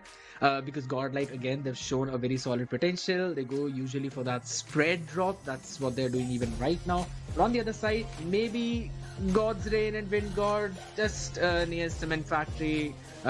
Between Castle and Cement Factory. It could be possible because Revenant as well, they've taken their drop. They really like to play down south of that castle position, and even Team Soul just playing near Volnova and Winery. And on the other side, Global Esports though will be taking their direct approach towards the western part of the map, down south Dobro Mesto and north towards Vihar. And this specific is the specific team I really want to talk about right now, because in the previous match, yes, they were eliminated early, but it was Team Soul who they were up against. So you can kind of give them the leeway. But this time onwards, they really need to win those fights and they need to change their approach, because They even now have not solidified their place. So still need a couple of good games to enter that top 16 and stay there. Global esports, it has been a really interesting story. Week number 1, not at all their week, but then in week number 2, day number 1 and 2 were kind of good, I'd say, because of which they at least were able to climb out of the 20 plus positions. They were consistently seen on that 17th, 18th spot. This time around, they've been able to make it a top 16. So a slow team, yes, for sure. But yeah, hopes are really high from them because they have a player called Ninja Boy who's literally topping the charts in terms of the number of frags he gets. So give him sort of a little support, a little push, and you might see him doing wonders. And with that, his team will also get some extra points. So let's see if this could be their map.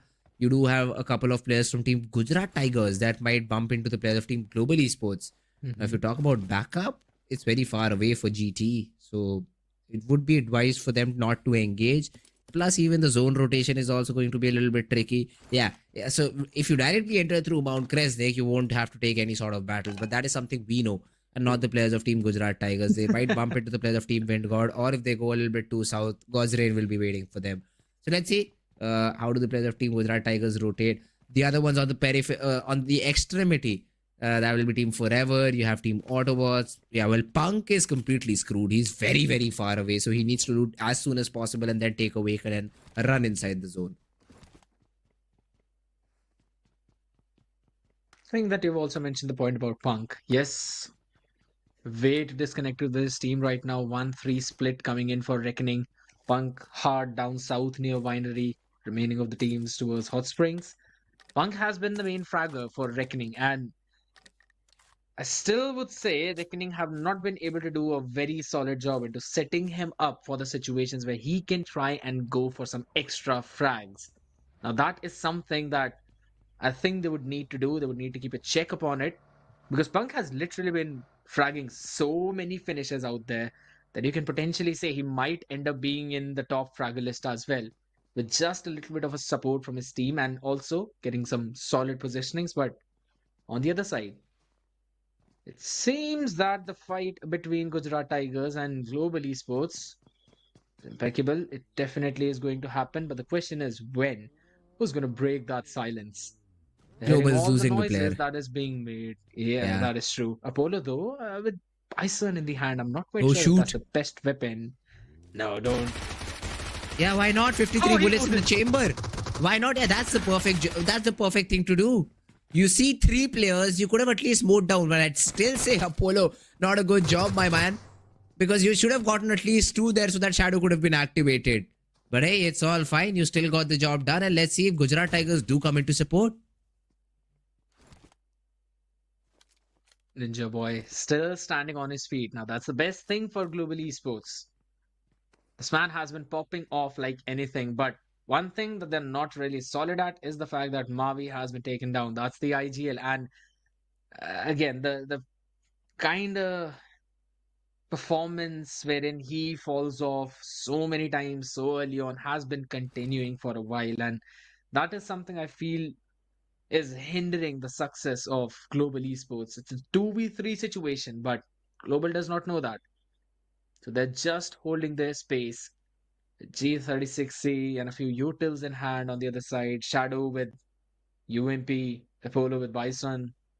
He also has the DBS, so if anyone decides to quickly go and push him, he will be able to take them down. But talking about going in for the push and taking a team down, we have most of the teams who are actually outside the circle now will be making their way, and this has been the exact same circle that we saw on the map of Sanhok, entirely in the northwestern part of the map, 30% of it inside the water. So it's possible that we'll see Reckoning probably go in for another sea route, because that's the rotation they went in on the map of Sanhok, directly taking that sea route, while all the other teams would just take the roads to there.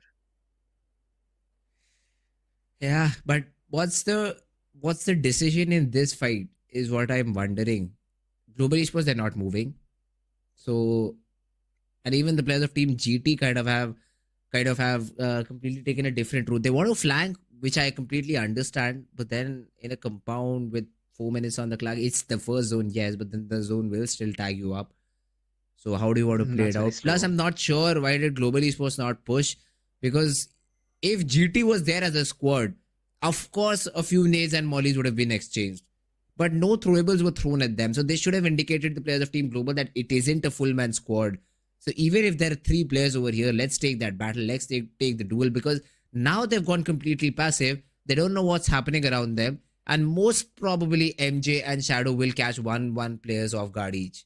And that would be even a worse way to get eliminated by your team. So let's see, man. How do Team Global Esports recuperate from a situation like that?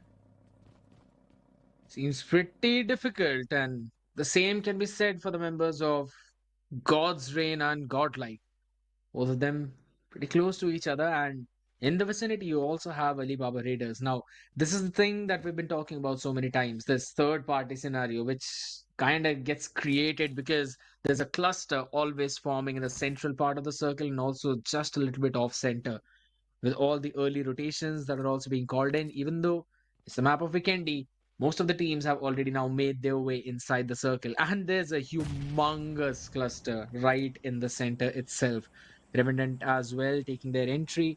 Should possibly be fired a few shots upon by WSB or maybe Blind. But Soul, Autobots, Reckoning, Team Forever still waiting to make their way. iFlix as well, directly towards the northwestern part, but slowly and steadily, Gujarat Tigers are now creeping ahead. They've surrounded the members so very quickly, but on the other side, Blind now facing some troubles. Quickly trying to finish off the entirety of Alibaba Raiders, maybe. Taken down Duke, and now will be able to get the revival in. Just one member, and now Global Esports in the vicinity. Gujarat Tigers, they decided to quickly step on that gas. Lux seems to be in trouble. The throwable right next to Wiki. Oh, very low in the HP. Closes the door quickly, and now with the DBS in hand, is not able to land in a few of those extra shots, and Global Esports are in tatters. Yeah, Ninja Boy from far away, at least able to provide some sort of a backup. The molly was instant to maybe try and get that frag confirmation, but a big nade. Wixie and Shadow both brought down to a red HP. Now this could be difficult. Ninja Boy is aware about Apollo. He gets that knock and gets the confirmation. The push comes in, but then Shadow with the DBS goes boop boop. And Global Esports, they're left with just one. Ninja Boy tries to bait out the player with the nade. The pre-fire won't connect. And now the shotgun. Let's see what can it do. Nade being cooked. Shadow still in that position. Confirms the frag on a piece and sees the nade in hand and just escapes. MJ, Vixie, both of them knocked out. It's a 1v1. It's a proper 1v1 between the two players. And Shadow does not have that first aid. Trying to push on to Ninja Boy. Does not connect the shot. DBS around the corner. Once again, switches on to the nade. Shadow gives the fake footstep. The jump shot won't connect. And Shadow baits everything out. A clean 1v3 by him. Will make sure that GT survive. But they've lost a couple of players too. Hard fought battle brings them success, but in the long run, that's not exactly the ideal situation. They got 4 eliminations, but now are just left with a couple of players. Maybe would decide to play for those position points, try and grab at least 3rd position to gather those 10 points in their arsenal, end up at 14. But again, that's one of the most ideal situation out there, because all the other teams, they're all ruthless, will not allow them to do that whatsoever. And Team Soul as well, tanking the first blue, will be slowly making their move. Reckoning as well, they haven't started yet, so I think so they're still gonna decide to take that C route. The other side, God's Reign near Godlike. Now this stalemate has stayed put for so very long. I am glad that we were not focused on this one and we focused on Global Esports either ways. Because Godlike now playing in that spread. The 2-1, if I'm not wrong. Pretty worried where Jelly might be. They would not want to lose him so early on, specifically on the map of Vikendi, where the matches can go so freaking long that it becomes inevitable to secure a position, if not on the high ground, at least in those hard covers. Maybe the compounds or creating some extra covers with your vehicles. Because this is just how slow this map plays out.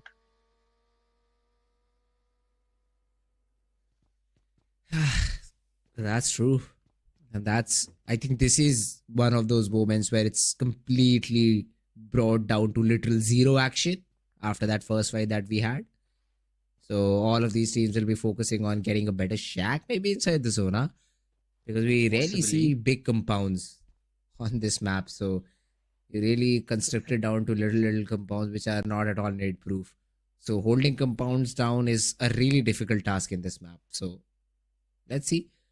Right now we do see Delta PG on our screen from God's Reign, waiting for the next 40 seconds so that the zone starts closing in, and then they have a little more information to work with.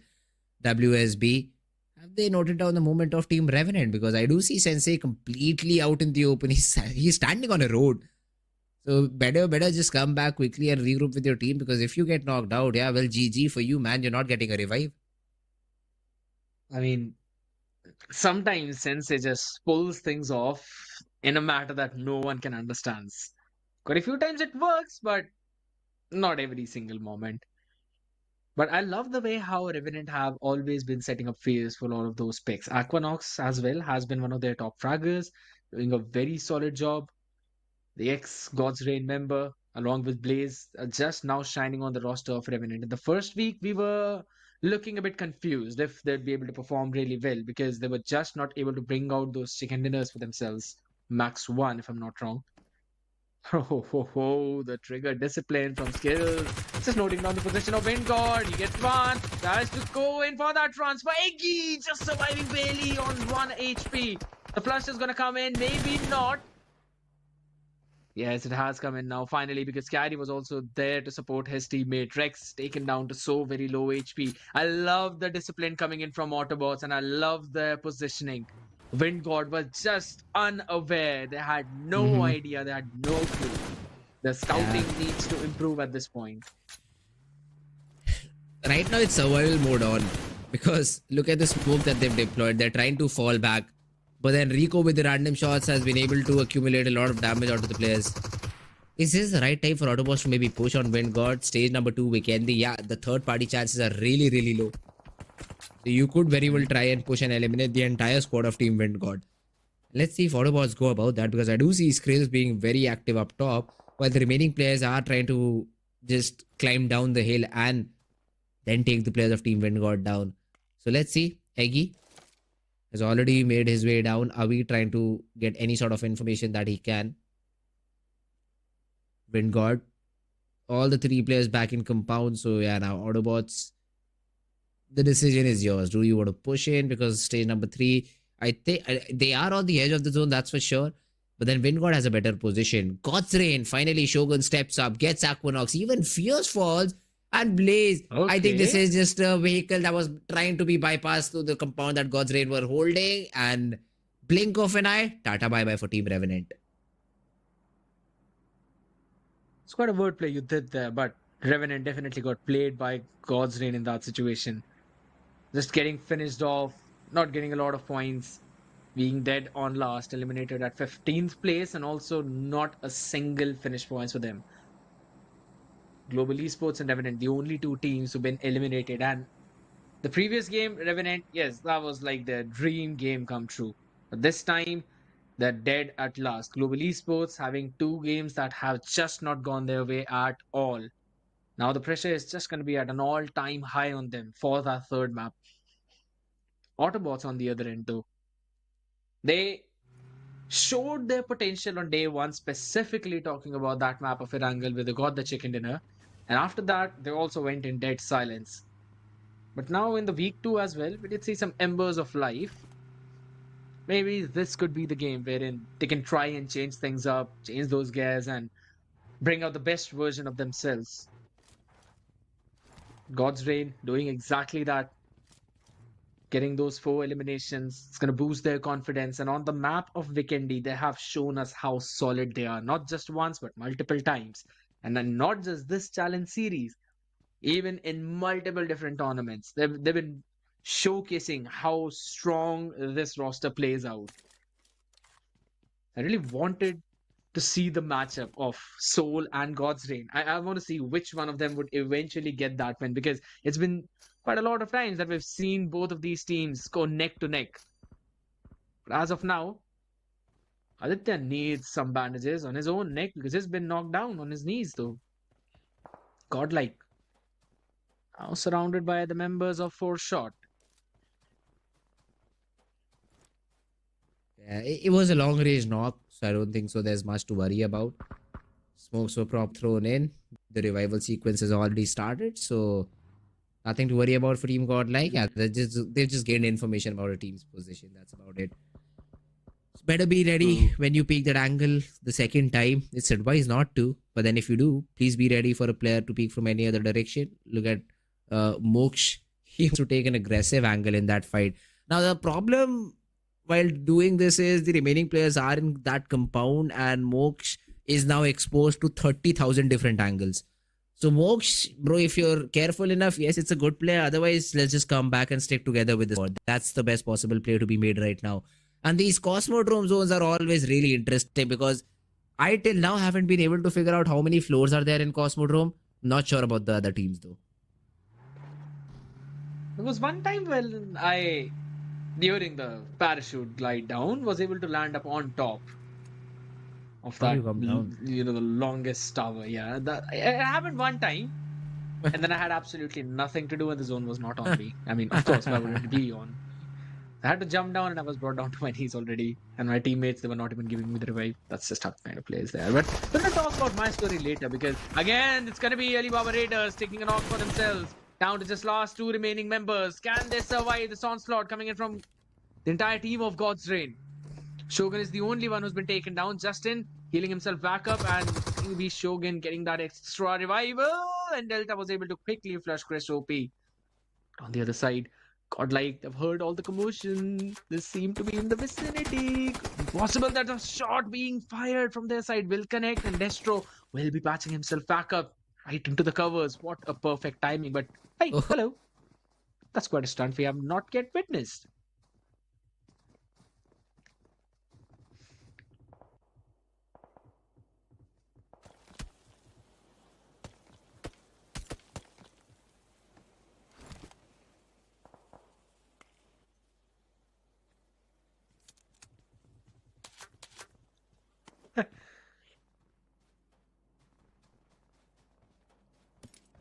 True.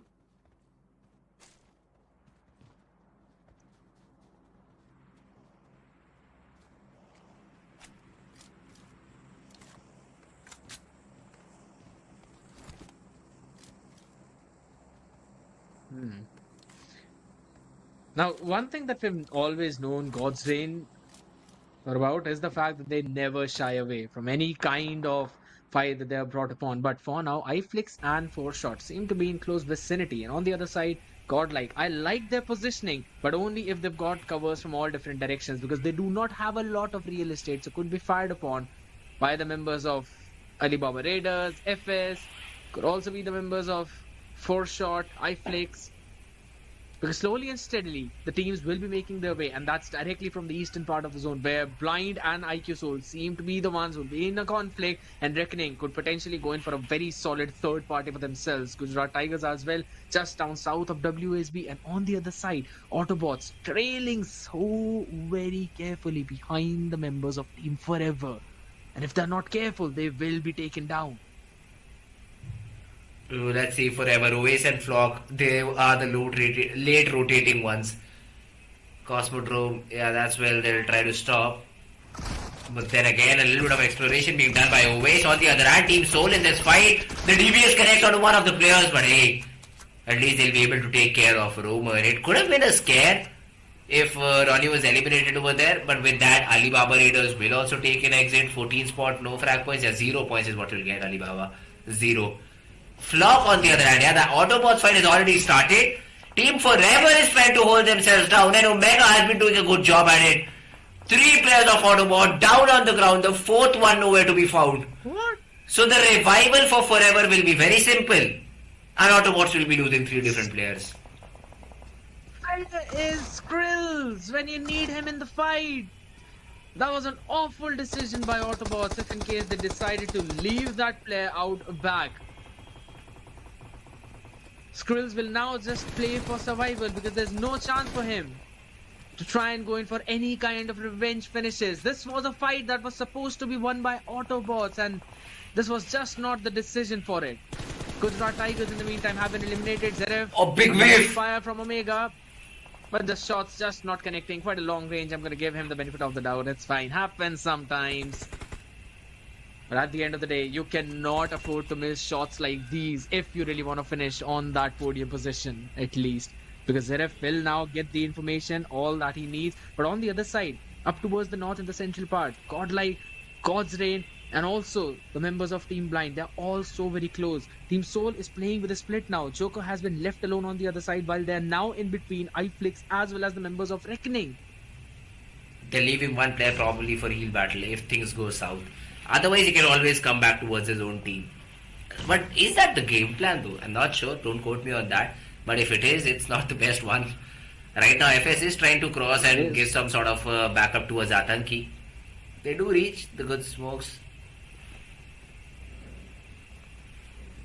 Now here's the thing, right? Because, again, yes, the game plan wherein you want to play in with a split for a 3-1, it could be okay, but you always basically need your fourth member as well for the support, because Rex right now needs the support of his teammates. Avi was having the nade in the hand. He's going to go out quickly, but they need to make their entry inside the circle. They're being gate kept by the members of 4Shot, and as well as they've got the members of FS up close and personal. Dinosaurs fires a few shots, but not connected as of now. His position was revealed. The Molotov is going to push him back. Got a frag in his hand. Can he find one with it? That's the question. Throws it. I guess a little too wide. In the meantime, Avi was just able to flush out quite a few of the members. Secret now got the DBS in hand. Will be able to try and find something. That's the question. And yes is the answer. What a nasty shot coming in from him. And also Atanki providing the much needed support. He was down on his knees at the meantime. Dinosaurs just a little bit far away, but in the range to make sure they flush out the entirety of the team of Wind God. Yeah, but look at this fight. Godlike versus Team Blind. Harsh, before he could even understand the situation, just got blown out by Jelly's nade. And now Mac wants to use that DBS and get up close. What a bounce. That was an insane bounce with the nade. And Blind, before they see anything, they're just dead. And that too by a nade of his own teammates, so that will hurt. That will hurt a lot. And even though Godlike, they lose 2 players, the good thing is they still survive. iFlix on the other hand, gatekeeping the players of Team Soul. And I think with that, Soul will also take an exit from this map of Vikendi. Most of the players fell to the play zone. And the ones who tried to get out were being gatekept by Team iFlix. So that's another elimination. Reckoning as well found a frag in all of that mix. So Reckoning would like to see where are they. Now iFlix tossing a few nades onto the players of Team 4Shot. For now, none of them have connected. But as soon as I say that, Cheyenne takes 50% of his HP down because of that nade. Madrex still tossing a few more. Crypto in the meantime with frags for himself.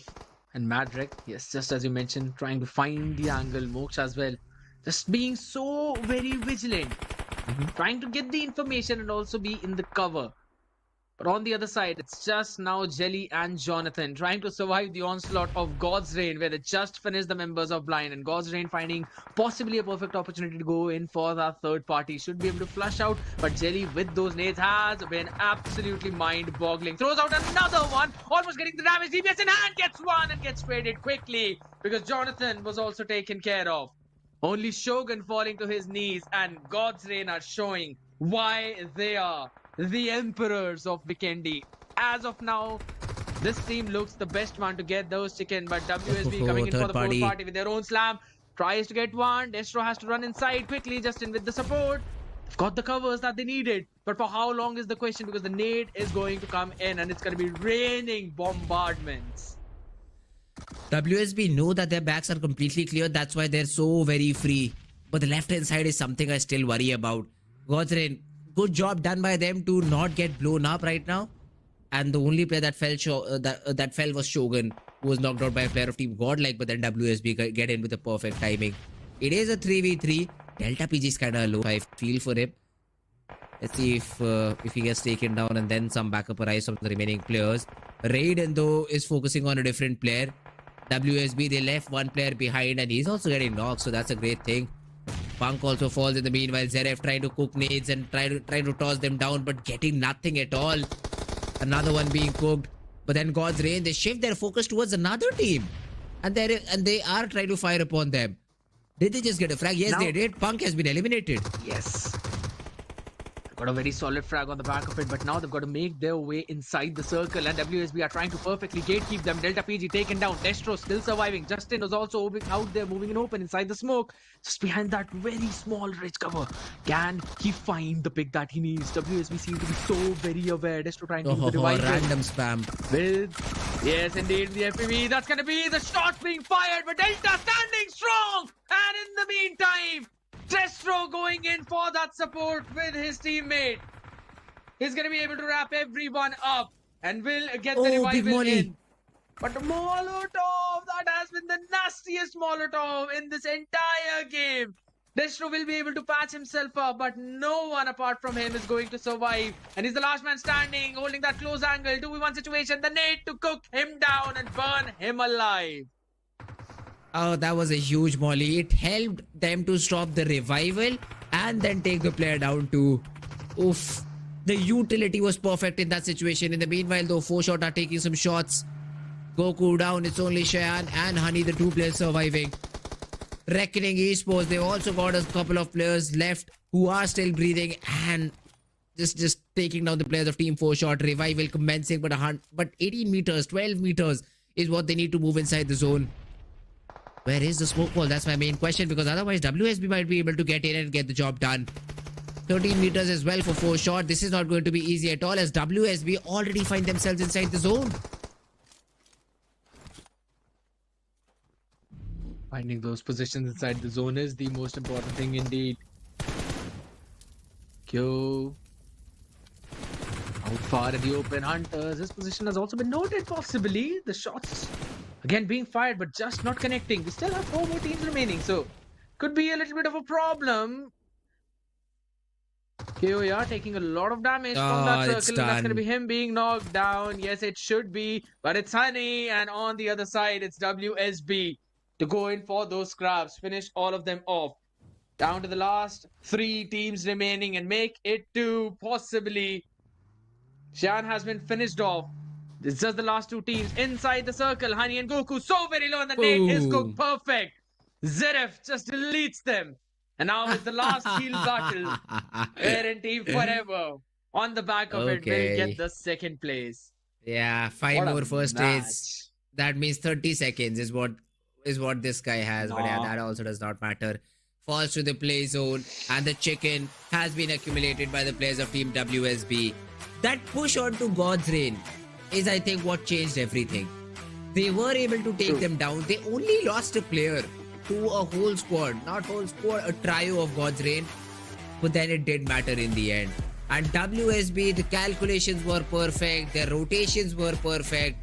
And the choice of that final battle to make sure they do not overcommit, but at the same time to make sure that nothing happens as well. So WSB, they get that winner chicken dinner. And honestly, a great decision coming in from their side, because most of the times we see teams leaving away their 4th member to go for the heal battle.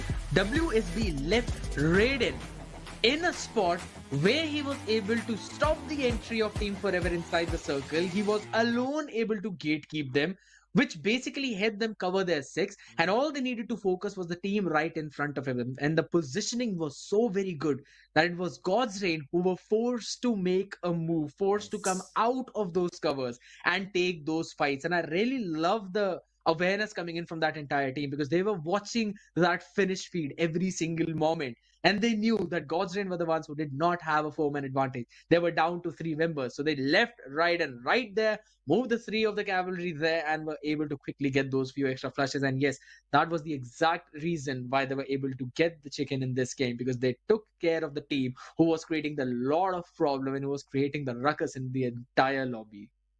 Yeah, calculated risk is what I'll say for WSB. They took calculated risks and they were able to just be the ones out on top. I was really disappointed over here by Apollo and then the entire squad of Team GT. They shouldn't have lost a player. This should have been a clean fight. But then some decisions were made. Apollo out in the open, Ninja Boy dealing with everyone. And if not for Ninja Boy, I think Global Esports wouldn't have had these 1 or 2 points that they got from this fight.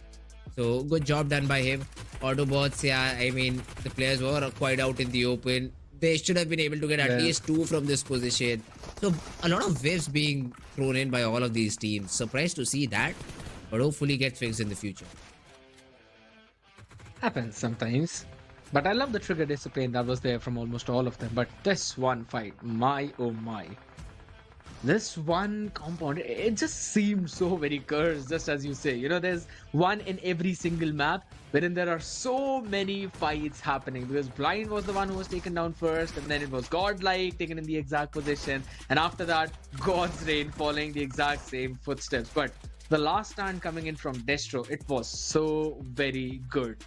And on the back of his teammates, Justin and Delta, he was able to get a frag onto that one, but that Molotov that came in from WSB, the utility usage, absolutely brilliant. And they also found the perfect timing for that third party in the last 2 teams as well. And then went in for another perfectly cooked nade to secure their win. And on the other side, Team Forever, yet again, getting the second place on the back of Omega's heal battle. Now, we always see at least one of the players going in for the heal battle. One team that I was really hoping to see in the top 5, but it did not make their way, was Team Soul.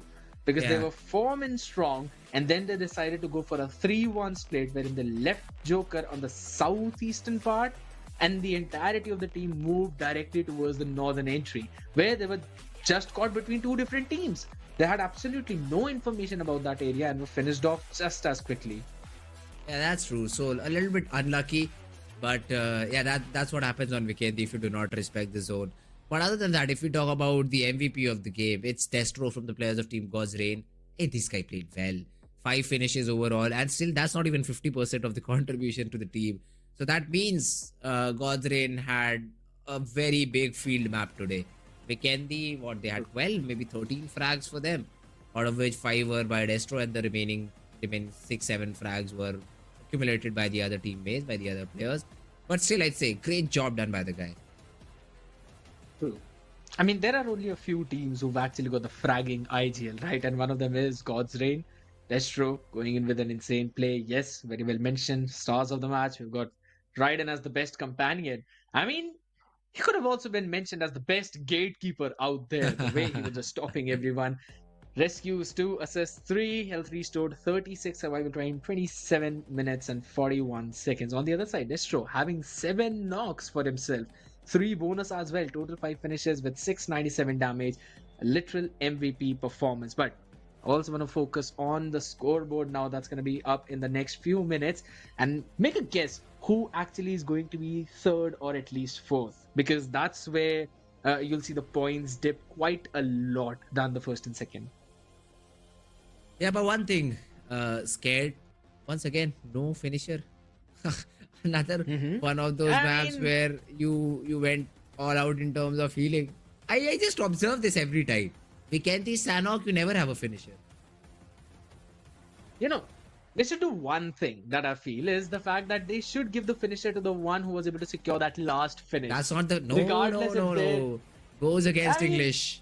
Goes against English. You always have at least one person going in for the heal battle, man. And it's the strategy of almost all the teams out there. But on the other side, yeah, we were talking about the leaderboards. We've got it right now. WSB on top at 27 points. And that is actually a pretty massive win for them. God's Reign following them, 17 points for them. They were not able to secure a very solid positioning, but 11 finished points. I mean, on the back of it, they're at 2nd. Team Forever getting the 3rd place, 4 finishes, 12 placement points for them, 16 in total. And Reckoning finally performing. And, we were expecting them to be on top of the leaderboard. They're showing those embers yet again. 4 shot as well with 11 points, 10 placement, 1 finish. I think so. It's a decent start. These 2 maps, I really don't take seriously scared. That's what I'll say. Vikendi and Sanhok, you could perform brilliantly on these 2 maps, but they just make 30% of the overall games that you'll play. So the next 70% where you have to play Erangel, show performance in that. Those are the maps that really matter. But again, the points will be counted. So hey, great job done. If you can replicate it on Erangel or Miramar, that's where I'm more interested, and that's where Reckoning kind of has been falling short. But before we move forward to the final game of the day, let's have a look at the overall standings. So we do have Entity still sitting out on top. Again, Team Soul did not have the best possible game. That's why they will still be on that third spot. And Revenant as well. 0 points, I believe, is what Team Revenant gained from this game. It's essentially like they did not even play. But then God's Reign, because they had that great game, they have jumped up in terms of position. 6th spot is what they'll get. Gujarat Tigers as well making an entry with 147 points. Gujarat Tigers is the only team who have not secured a chicken dinner and are still in top 8 with one more match to go.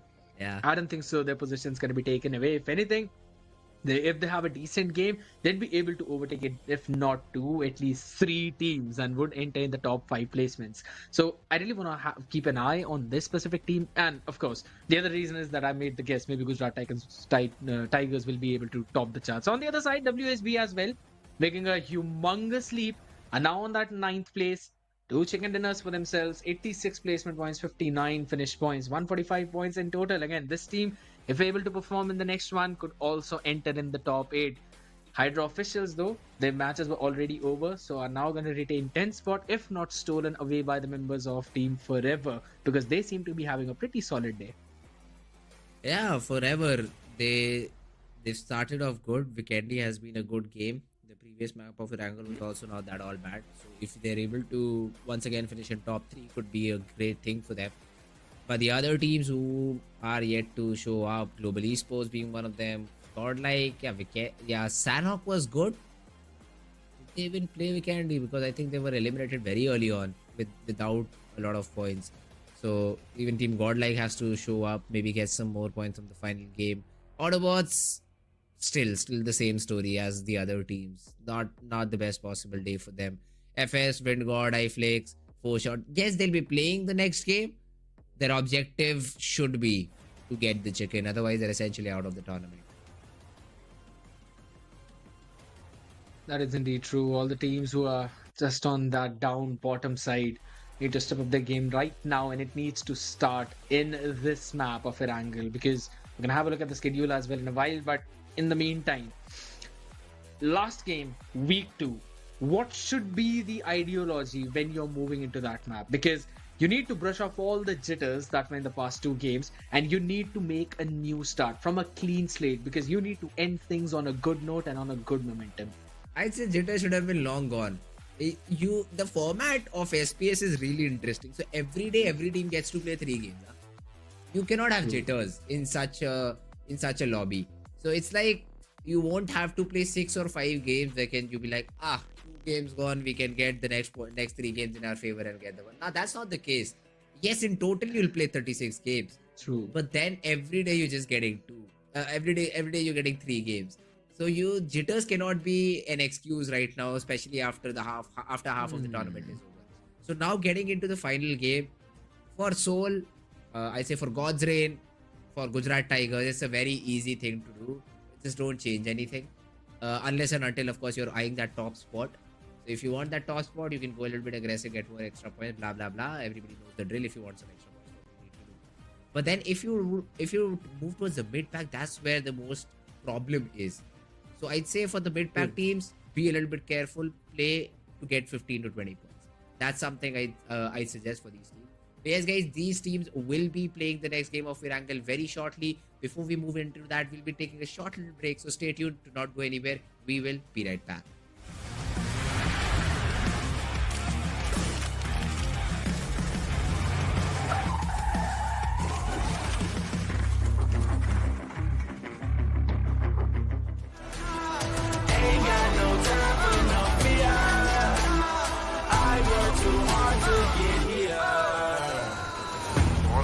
I will never settle, mind over matter, get the gold medal. On another level, I will never settle, mind over matter, get the gold medal. On another level, I will never settle, mind over matter, get the gold medal. On another level, I will never settle, mind over matter, get the gold medal.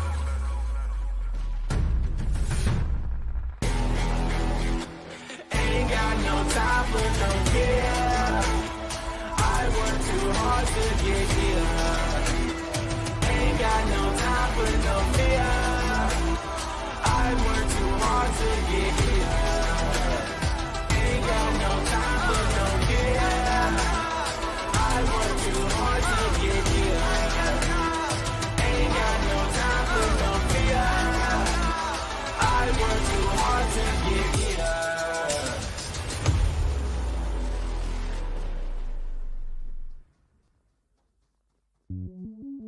Welcome to the place where dreams come true. Where everything you want can be yours. If and only if you're willing to work for them. You're willing to hurt for them. But most of all, you're willing to be first for them. Ha! Look, I'm going straight to the top. I don't know how I would stop, like it or not. I got some goals that I'm hitting. You hear what I'm spitting? It's hot. Look what I got. Whole lot of passion and pain. The road to success is insane. Stay out my lane, cause I'm on a mission. I'm getting what stands in my way. Yeah, I'm a beast. I wouldn't play with me, baby. The way that I'm training is crazy, and I do it daily. You wanna talk about drive? I got more drive than Mercedes. I've never been lazy. I'm in the room, it's a red alert. You wanna compete? Well, get better first. I got 10 toes in the dirt, push through the hurt just to show them my worth. I'm the best. Yeah, I'm the best. I never stress. I know what's next. I'm who they test, like we playing chess. But I'm unimpressed, so now let me flex. Ha. Yeah, I'ma work through the struggle and hurt, cause I know my worth, and I gotta be first. Ha. Yeah, I gotta be first. Look, I don't want anyone's sympathy. I understand what it's meant for me. I give my focus and energy. If it's meant to be, then it's meant to be.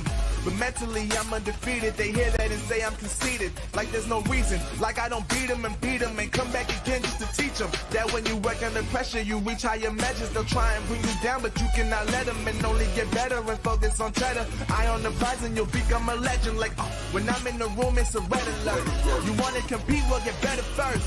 I got 10 toes in the dirt, push through the hurt just to show them my worth. I'm the best. Yeah, I'm the best. I never stress. I know what's next. I'm who they test, like we playing chess. But I'm unimpressed, so now let me flex. Ha. Yeah, I'ma work through the struggle and hurt, cause I know my worth, and I gotta be first. Ha. Yeah, I gotta be first. They don't know what's gotten into me, how'd I turn pain into energy. Through all the struggle and hurt, remember my worth, and that's why I gotta be first.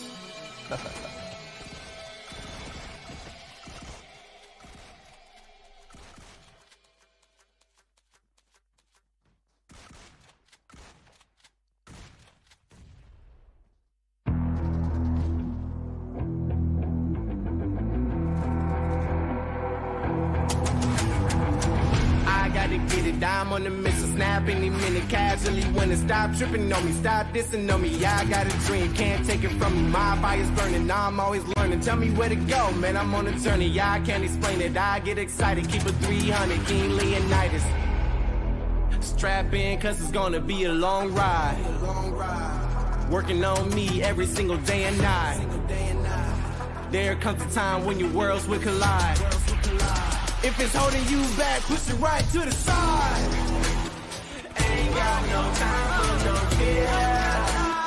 I work too hard to get here.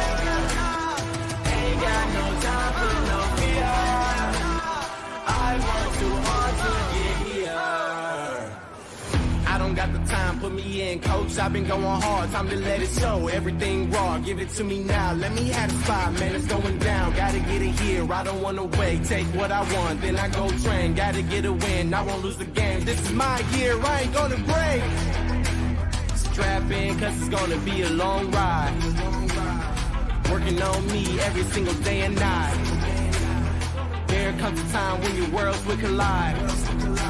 If it's holding you back, push it right to the side. On another level, I will never settle. Mind over matter, get the gold medal. On another level, I will never settle. Mind over matter, get the gold medal. Ain't got no time for no fear. I work too hard to get here. Ain't got no time for no fear. I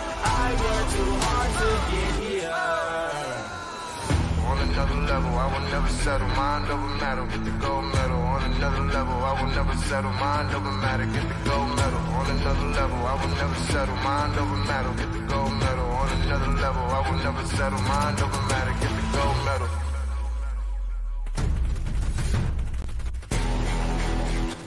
Ain't got no time for no fear. I work too hard to get here. Ain't got no time for no fear. I work too hard to get here. Ain't got no time for no fear.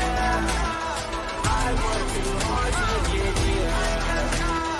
Ain't got no time for no fear. I work too hard to get here.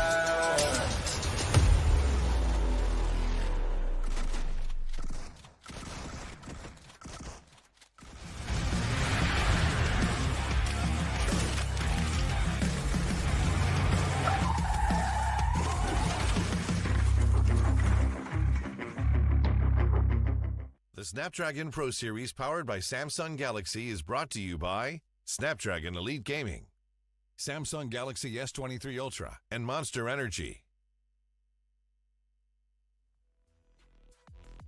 2 maps already over, just 1 more to go, and that will be end of week number 2 for all of the teams out there. Ladies and gentlemen, welcome back. You all are watching BGMI Challenge Season, and this is a sponsor shout out though. Thanks a lot to Snapdragon Elite Gaming, that has been a great sponsor and has been helping a lot. On the other side, we also have Samsung Galaxy S23 Ultra, thank you so much, and also Monster Energy Drink, which I have had a few sips of, and it really is energizing. And friends, I know this has literally been a rejuvenating match for you. Now, what are your opinions on the next map that's going to be of Erangel? Hey, Erangel default bread and butter. A lot of terms have been given by our co-casters as well. So I'll just continue with that. It is going to be a really fun map. A map I don't think so any of these teams will have a problem on. Should be their strength. But then again, because there are different groups, possibility of drop clashes, I believe you've already calculated those in your secret notebook. So there'll be a lot of drop clashes as well. If they are, well, it's fun for us. Otherwise, it won't be fun for them. Yeah, but the teams to watch out for, again, if you talk about the upper leaderboard, it is Soul, it is going to be team Revenant, who had literally 0 points the previous game. They would be looking to get some points at least from this final game. It is possible, but again, let's have a quick look at the schedule as well, because 5 maps over, and Team 0 were the ones who got the chicken on first one, followed by Entity on Miramar, and then Team Together Esports surprising all of us yet again with their solid performance on the map of Erangel. And then the group switched up. Sanhok, not a very massive chicken dinner, but still a 20-pointer for Revenant. And on the back of it, in the next one, Vikendi, WSB, 27 points chicken. That was literally a massive one, and a great performance from their side, because they did not back down from any fight. If anything, they took the fight to the teams who were literally winning out against all of them in this entire lobby, and that was God's reign. So a very well achieved feat by WSB, and clearly shows their potential. Now, on the back of that chicken, moving on to the map of Erangel, yes, it's a bread and butter for most of them, but what I want to focus down also is the fact that momentum plays a humongous role. Revenant, not being able to secure a single point, would want to try and change the tides, but WSB would just want to sail with them. Yeah, that's true. WSB, they will be looking to get another consistent game is what I'll say, because WSB has been consistent throughout week number 2. That's what I felt.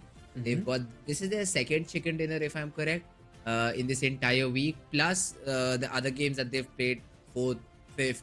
Yeah, the frag is something that they need to work on, but other than that, they've been really, really good in terms of the positioning, of themselves in the match. So let's see WSB how much can they get from this final game, Erangel, and they would be looking to enter the top charts for sure. Top 8 is going to be their target, but only time will tell if that's the case.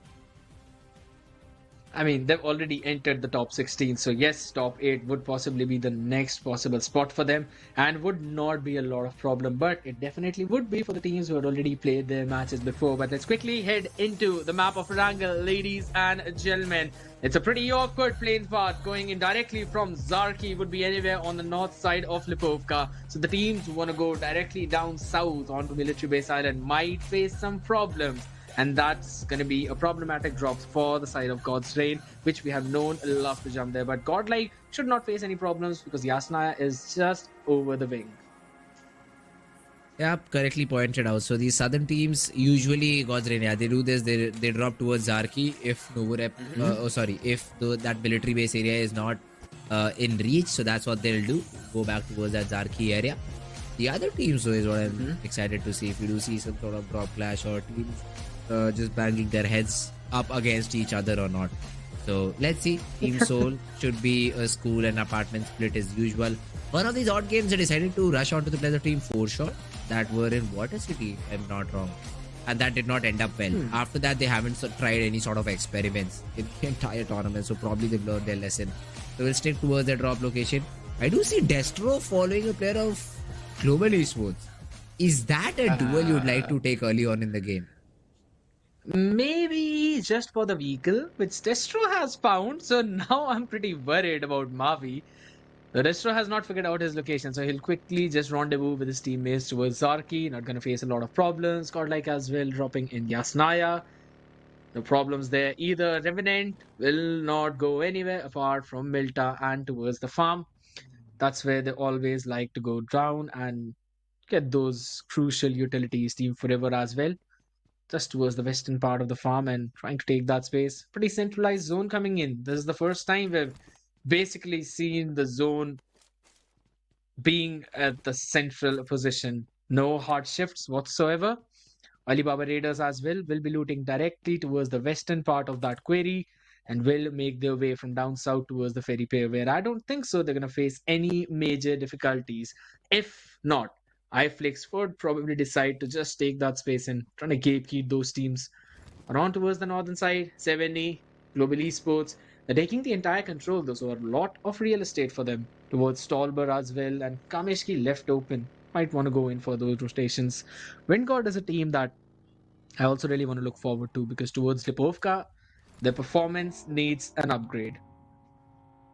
Everything kept aside, what is Ninja Boy doing? Why is he going towards Stolber? They drop at Severnina. Loot there. But no, he wants to loot away from his teammates. He's looting for himself towards the northern side of Stolber, and that's where he'll find comfort. So hey, I don't think so it'll be that big of a problem because nobody's near to him. But still, I'd like to know the idea behind that sort of a rotation. But a very centric circle. So probably very first, I'd say very boring first two circles is what we'll have. Not a lot of fights to be done unless and until, AR bump into the players of Team iFlix, or maybe Gujarat Tigers bump into the players of Team iFlix. Other than that, I do not see literally any fight happening on the map. 4 they constrain themselves to Water City. They never go exploring around Rozok. So yeah, the split from Seoul is good. They will enjoy the loot, but not a fight. Blind, shelter, caves, that is the area that they usually loot around. That's where they are. And nobody to be found. So that's another empty situation. Lipovka by Windgod, Mansion. A split of Mansion is what also they have. Revenant, as you already pointed out, Milta, and Milta Power being taken down by FS. So majority of these teams right now have a peace treaty held in front of them because nobody's nearby. So there won't be any fights happening in the first few circles. But then the quality of loot that either of these players get, that's what I'm more ready to see. I want to see what sort of loot do these players, especially I'd say iFlix, who are looting these small little compounds of Gatka, or maybe Roman from Alibaba Raiders, who is looting small compounds of Query, gets, because if the loot is not great, well, you'll be in trouble whenever the first fight approaches. But here's the thing, they've got entirety of that south part totally free for them. So even if he has a few less utilities, would be able to get an extra drop from his teammates. Not any major deal for them whatsoever. And yes, no fights being taken, but there could be a few brewing up.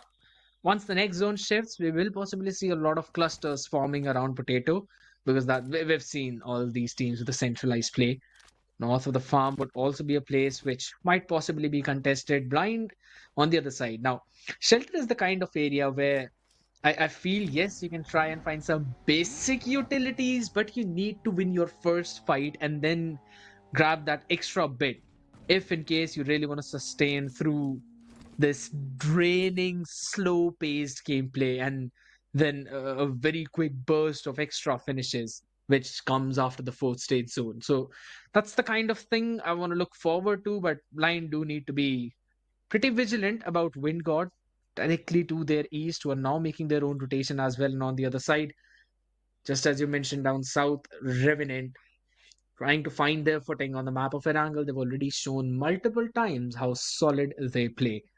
Ninja Boy rendezvousing with his teammates towards Savini as well, getting those extra bit of utilities. Now, again, nothing major happening around the map, but I really want to look forward to a potential fight that could happen between Four Shots and Aiku Soul. We've seen how well both of these teams they kind of go in with that head-to-head trades, and Four Shot doing a very solid job by also making Soul know their own boundaries so that they don't try to take that space away from them. But Potato, I think so. It could be a hill which is going to be contested, if not by 3, at least by 4 or 5 teams, which are now going in a cluster there. Well, that would be really troublesome. Although, Indeed. for now, it's again just hocus pocus, I'd say. We're just making speculations on what can and what would happen if certain things change. But hey, the first zone's already started to close in. So, pace needs to be picked up by, who should I say, Reckoning, God's Reign, and Alibaba Readers. Because other than them, literally everybody else is inside the zone.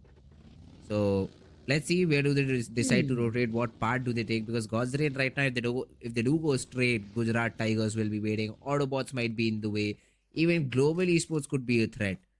So direct rotation will be a little bit difficult for God's Reign. But other than that, for Reckoning, yeah, it's very simple. You avoid the big cities anyway while you're rotating. So I don't think so Yasnaya will be on their radar. So they'll just try to rotate from the mansion area, Reckoning, and should find themselves a good spot. So all of these teams just waiting. As soon as the second zone forms, that's when these players, these ideas will start predicting on where the zone could go. And on the basis of which the rotations will start. I guess so as well. And again, the point being touched upon the members of Godlike who are sitting in Yasnaya, I feel that they have got a very solid track potential, but at the end of the day, it all comes down to how well you position yourself in the circle. And that is where they kind of struggle. Revenant have been able to find their own footings, they've figured out their own playground, and now the team is synergizing really well. And that is the reason why we majorly see them on top of those charts. And on the other side, other teams are now slowly showing their main cards as well. You talk about the team entity. They were not having any kind of flashy plays at the first week, but definitely in week number 2, they've changed their gears and also securing that top spot. But on the other side, the team who has basically dropped down a little bit is definitely God's Reign in the area of Zarki right now. They would probably tank up the first blue and then will decide to move forward after they've realized that yes, all the teams are inside the circle. They're not going to face any resistance from any teams who would try to gatekeep them. Because previously we used to have this meta of gatekeeping a lot, and it would start very early on. But since the meta has shifted, it's a very centric oriented meta. You can go in for a few extra late rotations, and with that, the only problem lies is for you to find a good position in the circle. But you get an opportunity for a third party too, so maybe that would help them out. That could be a probability.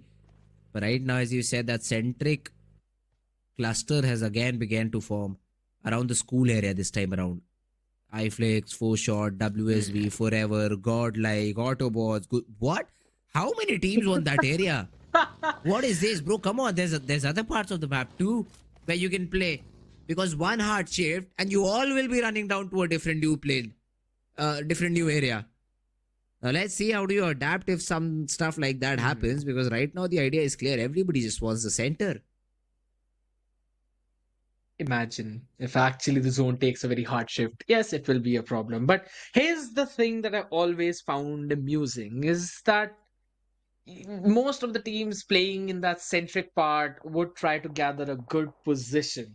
But quite a few times we actually see the teams who are going in for that late rotation occupy that exact same compound by going in for fourth party, maybe a third party, but majorly a fourth party, because two teams collide, you always have the third team joining in, and then you with your own teammates try to get some extra flushes onto that one last team, and then get comparatively less scrap points but a better position for your team. And that's how we normally see the team who are winning the chicken dinners play out. We've seen that multiple times happen already. So what I personally feel is that maybe just try and take a few extra fights at the situation where you know that yes, the compound on your left, it's not entirely empty. There are a few players out there. Just try and go and take a fight against them. Maybe invest 3 members with one being left behind so that you still have the control of your own compound.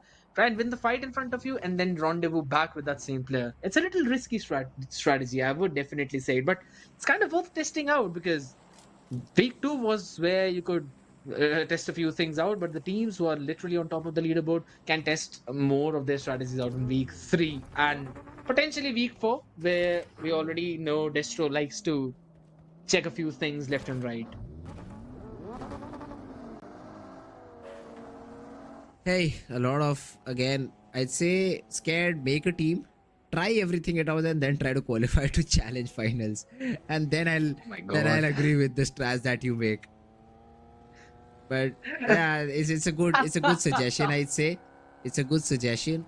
But I don't think so the teams are going to, put so much effort into sort of changing their strat, because what they've prepared, they at least need to try it for a tournament. You cannot drop it mid-tournament and say, oh bro, nothing works, so let's try something new. You give it time. Because I've seen teams with literally the same things, with the same strat, with just few minor adjustments, and they've been winning games. WSB would be the biggest example of that. They haven't changed anything drastically in their strategy. It's more of shot calling and better zone prediction. That's it. And they've been able to win a few games, and they've been able to stage a comeback. So let's see if some of the other team is able to find something similar or some similar adjustment. But right now we do see the players of team iFlix. Insidious was taking a few shots, but now just has given away his position without much damage. So go shot know where your opponent is, but then again, this is just the second zone, so I don't think so they'll be too worried about pushing or trying to rush in into a particular compartment.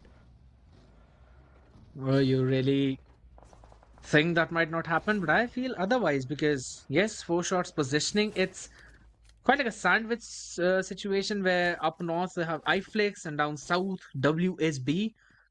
Just above that shoreline, and Alibaba Raiders are also now trying to take their entry from the southwestern part directly up towards the shoreline. We normally see Orangutan play there, but since Orangutan is not in this group, that's where Alibaba Raiders will make their way. They always love to play for those position points, so they seldom go in for any kind of early skirmishes. Even Reckoning are now starting to move directly up and diagonally opposite to Alibaba Raiders. It's northeastern part towards the mansion they'll try to enter. But yes, again, focusing on that exact same cluster. It's Team Forever basically caught between Seoul on towards their north, Godlike towards their northeast, and on to their east they've got Blind. Towards south you've got Revenant, iFlix directly on your west. There's no way for them to make any kind of escape. So that is a position I think, if zone forms on you, is good, but if it does not, I would be pretty worried, because you have no way of making any kind of rotation without losing at least 1 or 2 of your members, and that too if you're lucky. And that's true. Hey, well, let's not be in a position like that in the first place. But most of these teams will be, because they're so center constricted. Most of these teams will be in a position where they'll have to make longer rotations in the 4th or the 5th zone. So I'm just waiting for that to happen, and then look at the teams and go like, oh bro, the kill's going haywire, the frag feed is going haywire. That's what happens. That's the reason for the 4th and 5th zone commotion. But yeah, right now, not even a single player has been eliminated. Now that's new for me. At least 1 or 2 players have been eliminated till what, stage number 2 or 3 is about to start now. But nothing of that sort has happened. So even more chaotic final zone is what I think. Because again, The position of the circle is in a way that most of the teams are able to find some good shelter and are also able to gather a ton of information. Vingod being in the dead center, you can pinpoint their location. They're literally in the center of that entire circle. Also have the information about Revenant being present, knowing that FS are also making their own way. Alibaba Raiders on the other side though, near that shoreline, not having any major probs.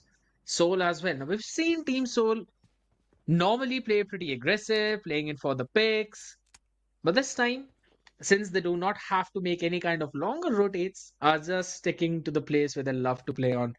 God's Rain entering directly from the Yasnaya Polyana. And the timing is just always impeccable with this team because they know when to make the rotation that from where. Gujarat Tigers playing with a 2-2 split though should be able to intercept God's Rain in the position. And the question is, if the fight is going to break there, then who is going to be victorious? Because Global Esports are down to their south, should be able to hear all the commotions as Reckoning now enter directly from the eastern path through that shelter. And the cluster changes. Another central shift of the circle. So all these teams will now try to occupy the compounds that have been preoccupied by Godlike, Team Forever, iFlix, WSB, Alibaba Raiders, who will be in close proximity to Revenant and 4-shot as well. Should be caught between Wingod and Revenant, both of them. Not quite sure if I'm a fan of that rotation. Let's see if that happens or not. Global Esports though, in the middle of all of this. This is a really cheeky spot that they've taken towards the western side of prison, western side of shelter. Now that dip is infamous. At least when I used to play this game, I really hated that dip. Because it feels so secure. It feels like nobody can shoot at you. But once the teams start, they're pixels under the vehicle, they're pixels out of place from the right hand side, and you just get chipped again and again, and then don't even start about the utility that gets thrown on you. So Global Esports, that won't be the best possible position. Find a compound near it. Yeah, that should be fine. But then that dip is a false sense of security, is what I think. But hey, another circle, it's a centric shift. Not a lot of teams outside of it, so not a lot of rotations to be seen. God's Rain on the move though. From Mansion, they're trying to get inside the zone. Finally, we do see a fight. AUTOBOTZ Rico has been taken down by Soul Mania. And that's the very first elimination. Mr. Spray returns fire, but then just gets run over by Knuckle. And Autobot lose a couple of players. You wanted a few finishes, and here we go. Thank God. 2 of the members of AUTOBOTZ taken down, picked apart. And Joker should be revived up as well. And I love this maneuver.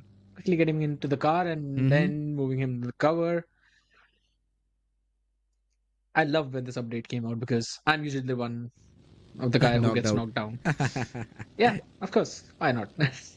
I mean, I'm still got pretty decent brains, but not the firepower that all of these players have got after all. Of course, Specifically talking about the man up in screen, Manya.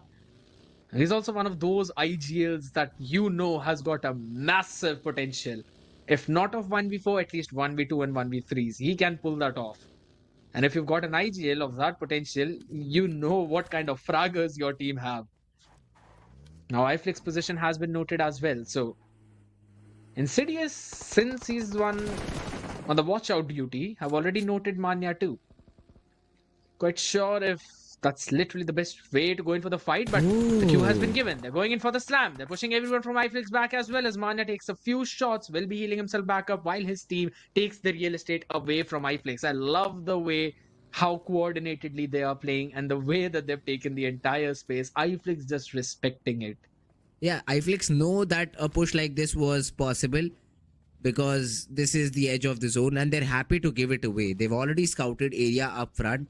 And they're like, yeah, you want to have the Potato Hill compound? Yeah, you've got it. Not a problem.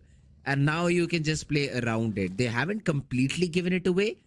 But then I've sort of created a ruse that, yeah, come, please take the compound. And then if you're a little bit inconsistent, if you're a little bit complacent, we'll take you down. And guess what? The zone's also in a way that Soul might need to fight against the players of Team iFlix before taking the compound. Or even if they do, they'll be stuck on the edge of it.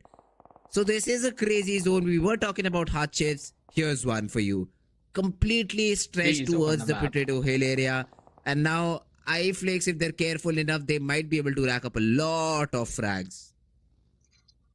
I just wanted to see map right now because most of the teams, they were directly towards the northeastern and the southeastern edges, will now have to move their way. And I love the positioning from Wind God yet again. Dead center, not needing to make a heavy rotation. They've got a lot of empty space. Now up towards Potato, you've got Soul and iFlakes, both of them going against each other. Get one. Insidious been taken down out in the open. Not quite sure if that was the best positioning as Mad Wreck. It's Ronnie out of the picture as well. Will get the flush, confirming it. Can he find the second? Yes is the answer. Joker not having the greatest of the games or either the day. Just like that. Soul losing two of their members. Manya as well being taken low. Knuckle. They're down towards that race. Do not have enough opportunity to try and take them away because my god, that's not just a third party. That's also a fourth party because Team Forever joining in. Jelly taking down Flock. And this is madness in the entire map. And specifically talking about Potato because Crypto was taken down by that nade. Oasis will finish Jelly off as well. And Mafia now joining in the fight as well. From behind, Oasis should be able to take another frag down. Yes, Max been taken down, but he himself will fall. Thanks to the vehicle run over coming in. That's Godlike Jonathan joining in the mix. Team Forever against Godlike. Down to a 1v1 possibly. Jonathan against Mafia who moves up close. He's got the high ground. But Jonathan's got the angle and he will get the flush. And that's Godlike winning away their fight. The problem is they've lost a player. And here comes another team. Alibaba Raiders wants to raid this particular area. Roman has already spotted down quite a few players. And now Scuba also wants some information. They know that they can control this particular ridge. But let's see if they're able to win the fight. iFlakes, they're quick.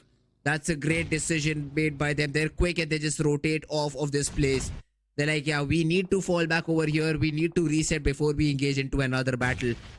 And Alibaba Raiders, they will gain free real estate. iFlakes on the other hand, they are yet to find a spot for themselves to stop and reset. Crypto does not need to, but then he needs to change the buggy. 2 more bullets on this vehicle and it goes boom. Bro is literally playing with fire. But at least he's safe. I was worried about the members of Gujarat Tigers, but now I'm worried about the members of Revenant because Fears is quite low in the HP. You need this man up on his feet and with full of it. Because yes, Potato is one part where we'll see quite a few of the contestant, but since we've already heard the commotion there, most of the teams would try to take the space directly down southeastern part of the circle.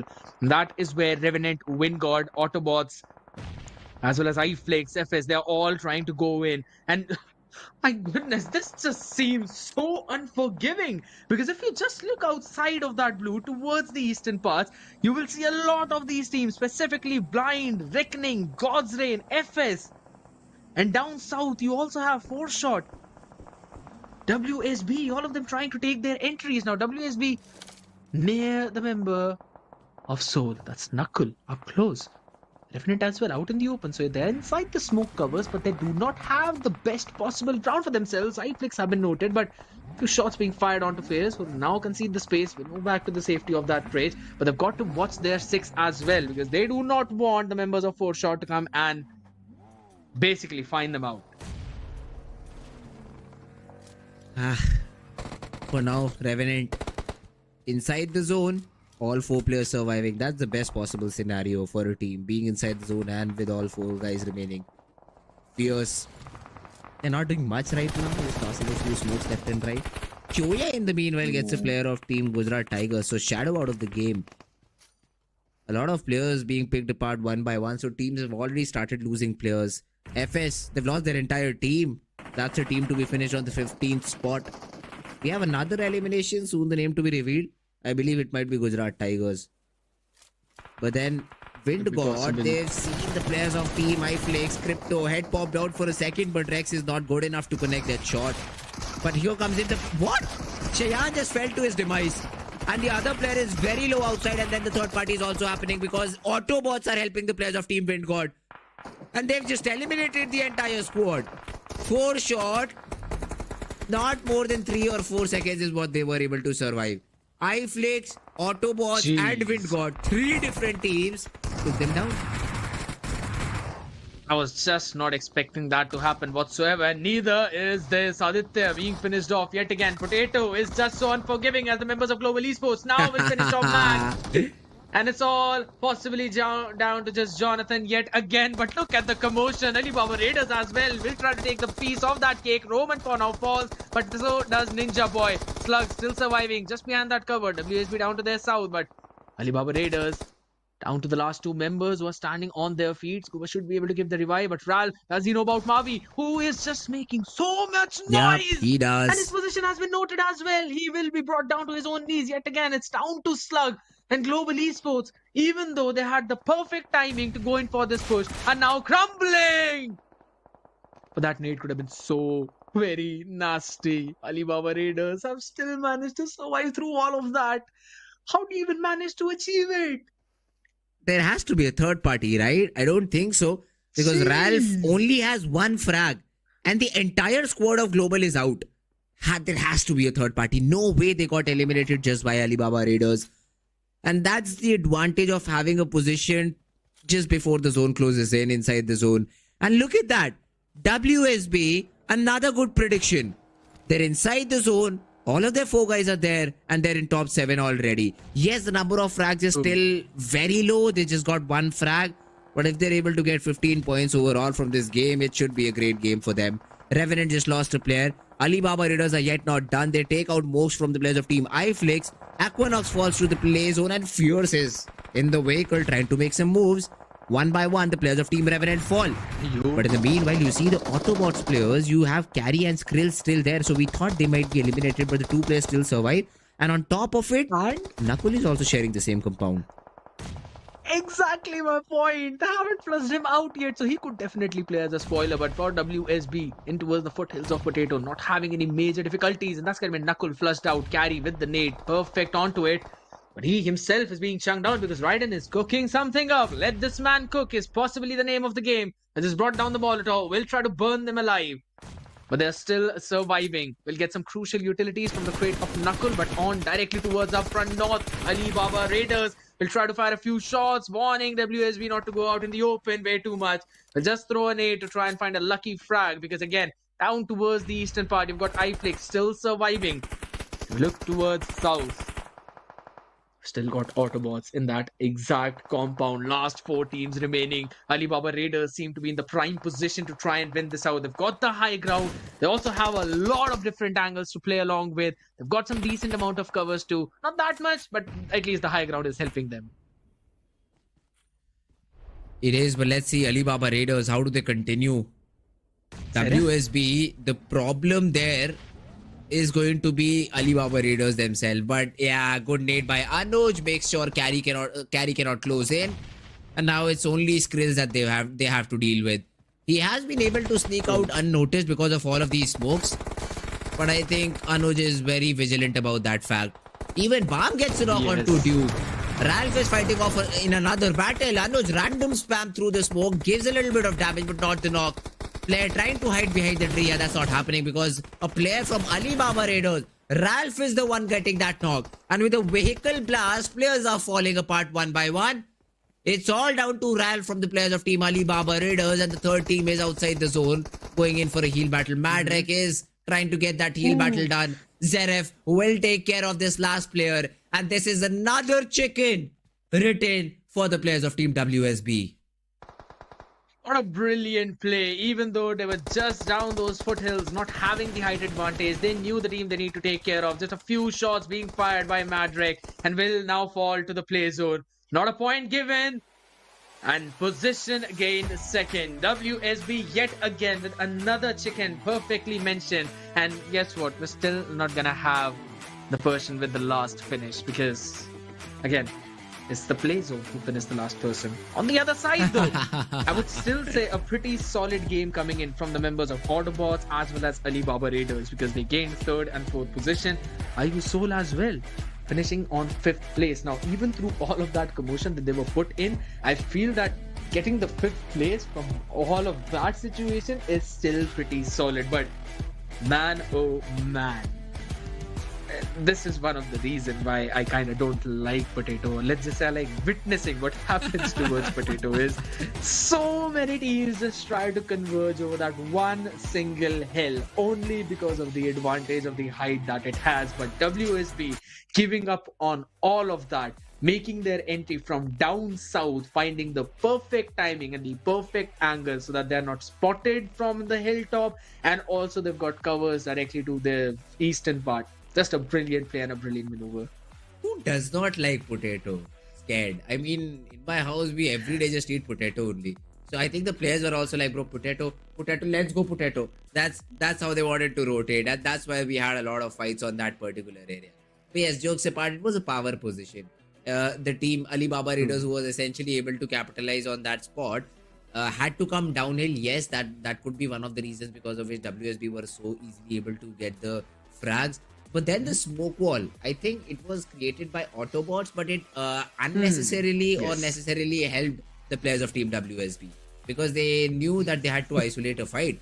Running through the smokes, they were trying to find the players of Team AUTOBOTZ. At the same time, nobody could have shot upon them from uphill because, again, the smokes were covering the vision. So it kind of worked in their favor. And after that, WSB, there was no stopping them. But these were the fights we were talking about. Even before this, we had a lot of fights around Potato Hill. Yeah, so the first fight basically began between Soul and iFlix, which was joined in by the members of Godlike, who had Team Forever hot on their heels. And that was the time when iFlix and Soul, yes, they both made the decision that, you know what, let's get out of here, boys, because there's Alibaba Raiders, there's Global Esports, everyone just trying to converge for that one specific location. And Global Esports, yet again, finding a perfect timing, but not the best positioning, because not having a weapon in hand, Slug running out of the cover, not the perfect way for you to try and get the opening in a clutch situation. But all in all, I would still say a solid decision from iFlix as well as Soul, because on the back of it, they were able to grab some additional position points, not going in for those frags. And I think so that was the good decision, because I never thought I will agree to it, but sometimes retreating from a fight, especially from a location which is a power position, is good than staying there. Yeah, I mean, iFlix, that team was the one who benefited the most. Because Rek was able to get that second spot, that's 12 points by itself. So it was a good decision made over there. But another great decision was made by Fierce by playing this game, because he had 5 finishes in this map. A big contribution. That means Revenant did not have much frags under their belt. But then Fierce was the one getting the maximum out of that situation. So yeah, Revenant Fierce will be the MVP for the game. This team probably had 6 or 7 frags in total, and honestly, where their position was, if I'm not wrong, they were towards the southeastern part of the map. That was not the best possible location, because they had to take care of Wind God directly up towards the north as well, and they did not have the height advantage and the covers.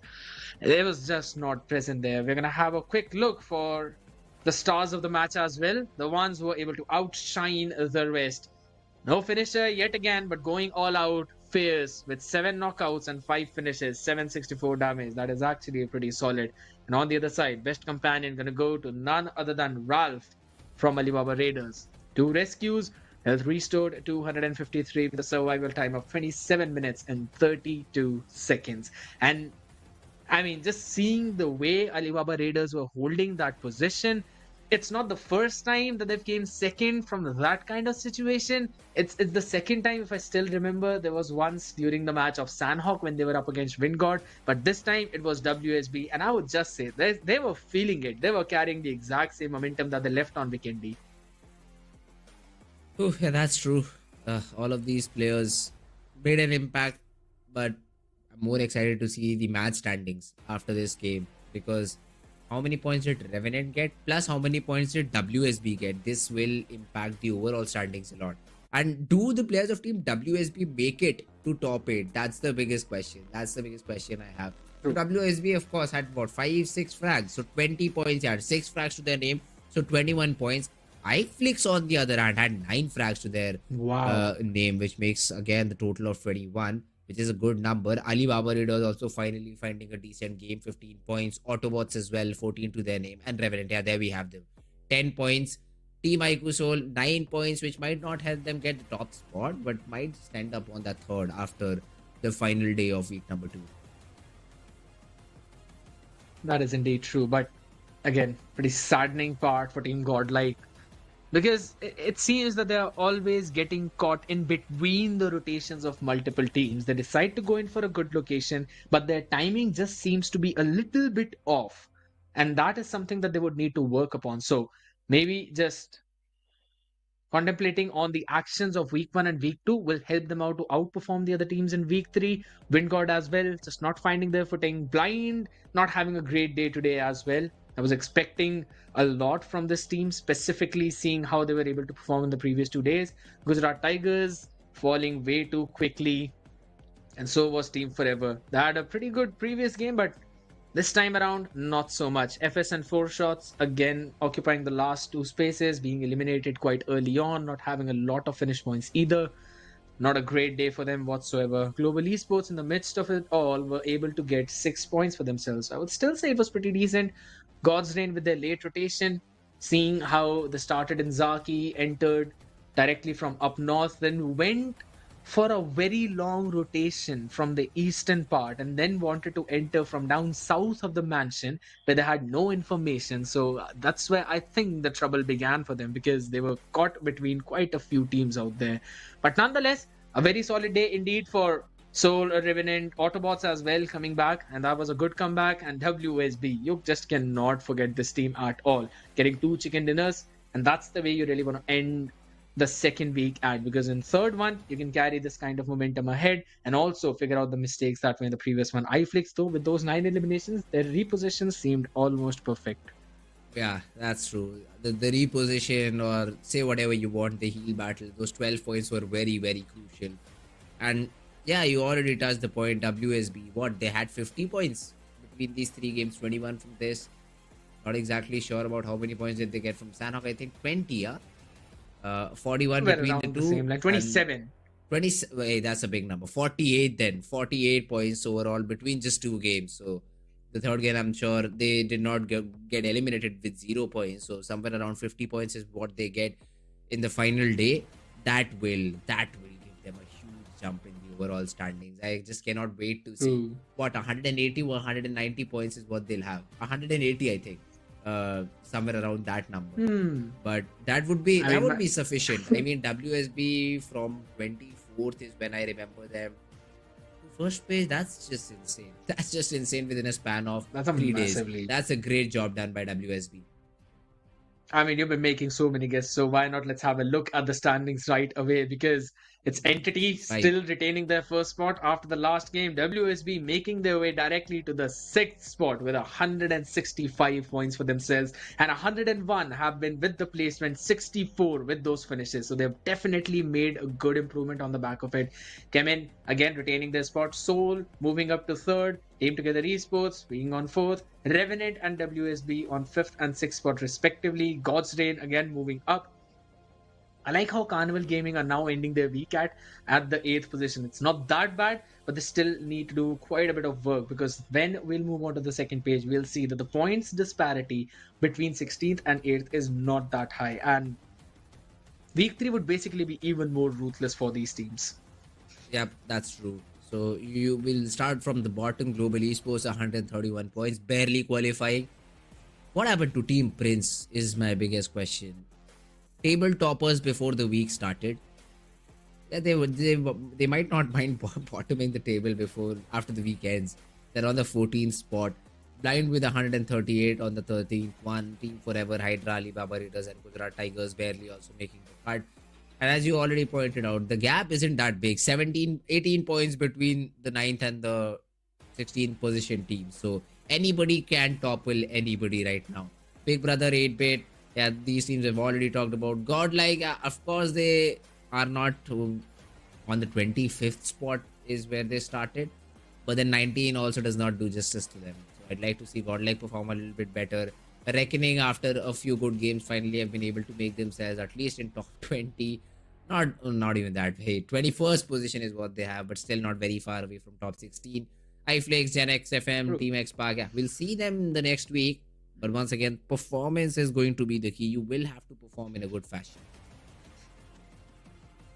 And that is what OR needs to find for themselves as well. Because on week 1, they were doing pretty decent. But then week 2 started and everything started to crumble. And so did for Wind God, FS, TWM. Haven't been finding their footing at all. Team 0 slowly creeping up. I was hoping to see them up on that board, seeing how they were able to grab 2 chickens for themselves in this week. But they just could not keep that momentum. They could not keep that consistency. And that's why just on the back of those 2 chickens, they've still not managed to be on the 3rd page, on that 29th position itself. Now, these are the things that seem to be worrying, even for 4Shot. They need to step up their game. Now, week 2 was basically a reminder of things that needed to be changed. And week 3, it's going to be the last sprint for you, basically. Because yes, 18 more games are still remaining, but you can already imagine what the cutoff is going to look like. If the teams in the top 16 are having almost 130 points, you can expect almost the same amounts, if not more, maybe just a little bit less. But we're going to talk about all of that later, ladies and gentlemen, because we've got an interview lined up for you. Who is it going to be with? That's going to be a surprise for you, so make sure to watch it out. कैसे चल रहा है? Top 8 के अंदर आज अच्छी खासी entry लिया आपने. How are you feeling? ठीक लग रहा है, मतलब ऐसा कुछ है. मेन गोल यही है कि टॉप 16 आना है, और ऐसा नहीं है कि 8 है. ये है बस अच्छे से खेलना है. जी आप चालू करेंगे? आप करिए पहले. देखिए साहब, पहला हफ्ता, पहला दिन बहुत ही ज्यादा लोथा मानना पड़ेगा. फिर अचानक से ऐसी कौन सी उलझने सुलझा दी कि बातचीत ही बदल गई? मैंने बोला कि फाइनल्स में तुम्हें घर से बैठ के देखना है तो ऐसे ही खेलो, नहीं अगर फाइनल उधर जाके खेलना है तो अच्छे से खेलो. तो और हमारी नई टीम है, ये हमारा 2nd टूर्नामेंट है साथ में, तो थोड़ा टाइम लगा हमें वो जो स्पीड मोमेंटम कैरी करने में, और उसके बाद तो सब सही हो गया. अभी जो आपने 2 पावर हाउसेज लिए हैं, ब्लेज और एक्वानॉक्स, इनके साथ ये स्विचिंग कैसी चल रही है? मतलब क्या आप इनके पोटेंशियल से खुश हैं? ये जो कहते हैं ना बॉन्डिंग है आउट गेम और इन गेम, कैसी चल रही है ये? नहीं, आउट गेम तो हम ऑलरेडी काफी अच्छे दोस्त थे हम लोग. टीएसएम टाइम से हम लोग अच्छे दोस्त थे, एंड बॉन्डिंग वगैरह तो सब सही है. गेम में अभी इन्हें मतलब जो हमारा प्ले स्टाइल है उसमें अडेप्ट करने में थोड़ा टाइम लगेगा, क्योंकि हम काफी स्ट्रेटजी अलग है जो ये प्रीवियस लाइनअप से खेलते थे. एंड अच्छा ही है, देखो अब जीतेंगे इस बार, ट्राई करते हैं, hope for the best. I still remember आज के दिन तो आपने आपकी टीम ने, स्पेशली सेंसे भाई, फेयर्स भाई ने किसी और का चिकन डिनर छीन लिया है. आपसे एक बार छीना गया था. उस दिन क्या हुआ था, आज का रिएक्शन क्या है? क्योंकि finally you got the chicken dinner on Sanhok. अच्छा था, और मतलब हम काफी उसमें और फिनिशेस निकाल सकते थे. हमने थोड़ा बहुत हमारी साइड से चोक हुआ, एंड सामने गॉडलाइक से फेयर्स था, तो मुझे पता था कहीं ना कहीं कि फेयर्स कर सकता है क्लच, क्योंकि पोजीशन पता नहीं थी, एंड उसने कर दिया. अच्छा लगा जीत के. उस दिन जब चोरी हुआ था, आखिरी में हम डर रहे थे, आखिरी में हम डर रहे थे कि लास्ट बंदा कहाँ है पीछे से. नहीं, उस दिन जब सैनॉक में चिकन डिनर चोरी हुआ था, उस टाइम पे कैसा हुआ यार, ये क्या चल रहा है? ऐसा कुछ गुस्सा निकला था? नहीं, एक्चुअली मैं काफी शॉक था कि यार 2 बंदों पे हम पुश कर रहे हैं और हमने 3 नॉक ले लिए. मैं तो उसी सदमे में था कि ये गाइस क्या कर दिया तुमने. एंड फियर्स एंड एक्वा दोनों कॉल दे रहे थे. मैंने बताया आपको जैसे कि नई टीम है, तो दोनों फिल्टर कर रहे कि ब्लेज उधर कर, ब्लेज उधर जा, ब्लेज उधर जा. बहुत बेचारे को पैनिक कर दिया, एंड फाइनली वो जब पत्थर के पीछे गया तो उधर ही पड़ गई उसकी गोली. अनफॉर्चुनेट. बिल्कुल. बट सेंसे पिछली बार थोड़ी देर पहले हमारे साथ जूसी जुड़े थे, उनसे मैंने 7 सवाल पूछा था. Same question to you. Overall tournament में जो कंपटीशन अभी चल रहा है उस पे आपके क्या ख्याल है? बिकॉज आप भी काफी लंबे अरसे से कंपेटिटिव सीन का हिस्सा रहे हैं, and you played multiple tournaments, but इस बार ये जो टफ कंपटीशन डिलीवर हो रहा है, बिकॉज आप लोगों ने पोडियम पे स्टार्ट किया था, फिर एक ड्रॉप आया कि आप 2nd पेज पे आए रैंकिंग्स के, अभी आप वापस क्लाइंब अप करते हुए नजर आ रहे हैं, लेकिन डिफरेंस जो पॉइंट्स का है वो इतना अनप्रेडिक्टेबल है कि कहीं पे भी सेफ्टी फील नहीं हो रही है टीम्स को. So what do you feel about that? ठीक है, और मैं मतलब कुछ ऐसा नहीं कि टफ है. जो टीम कंसिस्टेंट खेलेगी वो निकाल लेगी, एंड चैलेंजिंग ज्यादा जोन के अंदर नहीं, जोन के बाहर हो रहा है. मतलब हमारे लिए तो कि जोन के बाहर कौन क्या कर रहा है, हीट बैटल कर रहा है, तो पीछे बहुत देखना पड़ रहा है हमें. बाकी ऐसा कुछ नहीं, जो डिजर्विंग होगी वो कर लेगी. पूछो. अब ये है ब्राउनी क्वेश्चन. अभी कुछ टाइम पहले आपने अपने सोशल हैंडल में एक वो डाली थी कि यू नो सैनॉक में चलता है ये बर्फ पट्टी लगाना. लोग तो एरांगल और मिरामार में भी चालू हो गए, और आप बड़े निराश थे जी. और थोड़ी अब चीजें बेहतर हो रही है, मतलब अब अभी तो काफी बेहतर है, टू बी ऑनेस्ट बहुत बेहतर है. और मुझे अभी कोई दिख नहीं रहा हिल बैटल करते हुए. शायद ये सेटिंग्स थोड़ी बहुत चेंज हुई. वैसे सेटिंग सेम ही है। जी। अब लगता है आपकी स्टोरी से लोग ना थोड़े से नाराज हो गए। प्लेयर्स की सेटिंग बदल गई है थोड़ी। बट पीछे ब्लेज है, उनको हमारा प्यार जरूर देना। हम सब बहुत रूट कर रहे हैं आप लोगों को। ब्लेज इंटरव्यू में आ रहे हो, हाय बोल दो एक बार। But sir thank you so much for joining us इस वीक में। जो आपकी टीम का परफॉर्मेंस देखा काफी ज्यादा एक्साइटिंग था and best of luck for next week and the journey ahead. Okay guys, thank you for having me. Thank you, bye bye. That was fun. Blaze giving his own cameo in between, but nonetheless, I love the fact how Sensei is also on the same page with us, where he does not like the heal battles at all. No one wants to check their 6 time and time again. But yeah, I hate the heal battle whatsoever, man. I've not seen on the things Sanhok. happen which should not. I mean, Sensei was the one. Sensei, or was it another player from Team Revenant? They were snatched away off a chicken by Chemin Esports player from far away. So I get the idea.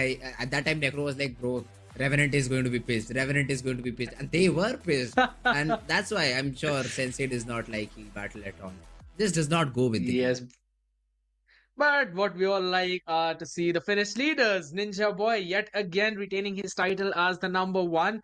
In 18 matches, he's got 35 finishes for himself with finished contribution of 41.67. Team Together Esports, Psycard, stepping up for his team, finishes 29 for himself, and the contribution is just 37.68. So you already know that his team is also doing a solid job. Yep, Hacker being the next one in line. So somehow Punk is still in the leaderboard while his team is so very down below in terms of the positions.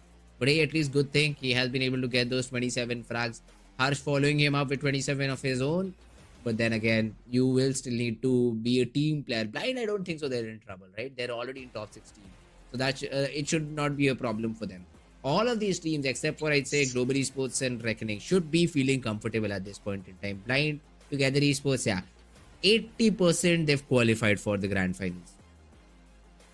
But still that 20% is something that they would need to be wary about, because yes, you can be comfortable, but you cannot be lenient, you cannot be lethargic at all. You always need to be on point, on top with all of your calls and with every single decision that you make, because this was week 2. Yes, a few tests here and there, but from week 3, we're going to see the momentum build up. We are going to see that constant play from all of these teams coming up, and I mean the consistency that we always talk about is going to be the key from week 3, because there will be no more chances to fall back on. But at the end of the day, I am looking forward to it. What are your expectations from week 3?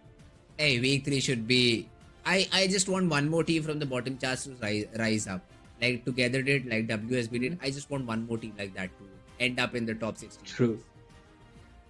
I mean, everyone would want to see that, but nonetheless, that's gonna be it from all of our side, guys. If you really like it, make sure to follow us on our social medias, and the social medias are just under in your screen. ESL_India on all 3 platforms. You can find us. And also a big shout out to all the sponsors out there. Samsung Galaxy S23 Ultra, share the epic and level up your game, along with Snapdragon Elite Gaming, where winning matters the most. And you need one more thing with that. That's going to be Monster Energy. Unleash the beast, because all of these teams are doing exactly that. Now this has been me, Scared Yet, from the casting desk. Alongside me, none other than Fritz, one of the most amazing out there. We'll be catching you guys in the next week. I flipped my tongue there a little bit, but these players will not flip their aim whatsoever. So see you guys soon. Make sure to join in on Friday.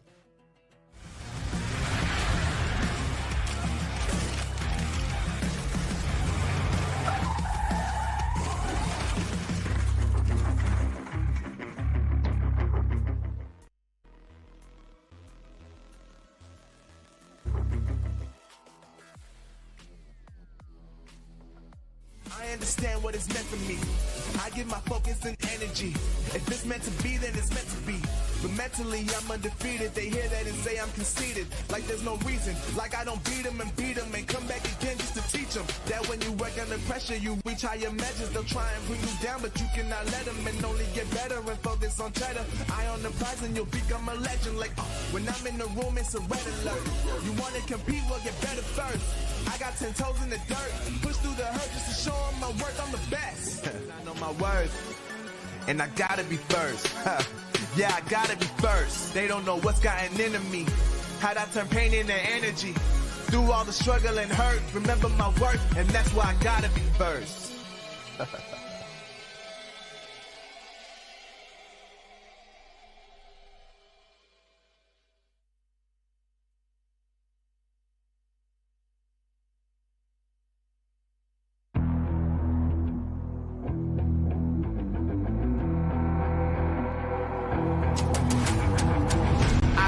Get it, I'm on the mission, snap any minute, casually winning. Stop tripping on me, stop dissing on me. Yeah, I got a dream, can't take it from me. My fire's burning, I'm always learning. Tell me where to go, man, I'm on a journey. Yeah, I can't explain it, I get excited. Keep it 300, King Leonidas. Strap in, cause it's gonna be a long ride. Working on me every single day and night. There comes a time when your worlds will collide. If it's holding you back, push it right to the side. Ain't got no time for no fear. I work too hard to get here. Ain't got no time for no fear. I work too hard to get here. I don't got the time, put me in, coach. I've been going hard, time to let it show. Everything raw, give it to me now. Let me have the spot, man, it's going down. Gotta get it here, I don't wanna wait. Take what I want, then I go train. Gotta get a win, I won't lose the game. This is my year, I ain't gonna break. Strap in, cause it's gonna be a long ride. Working on me every single day and night. There comes a time when your worlds will collide. If it's holding you back, push it right to the side. On another level, I will never settle. Mind over matter, get the gold medal. On another level, I will never settle. Mind over matter, get the gold medal. Ain't got no time for no fear.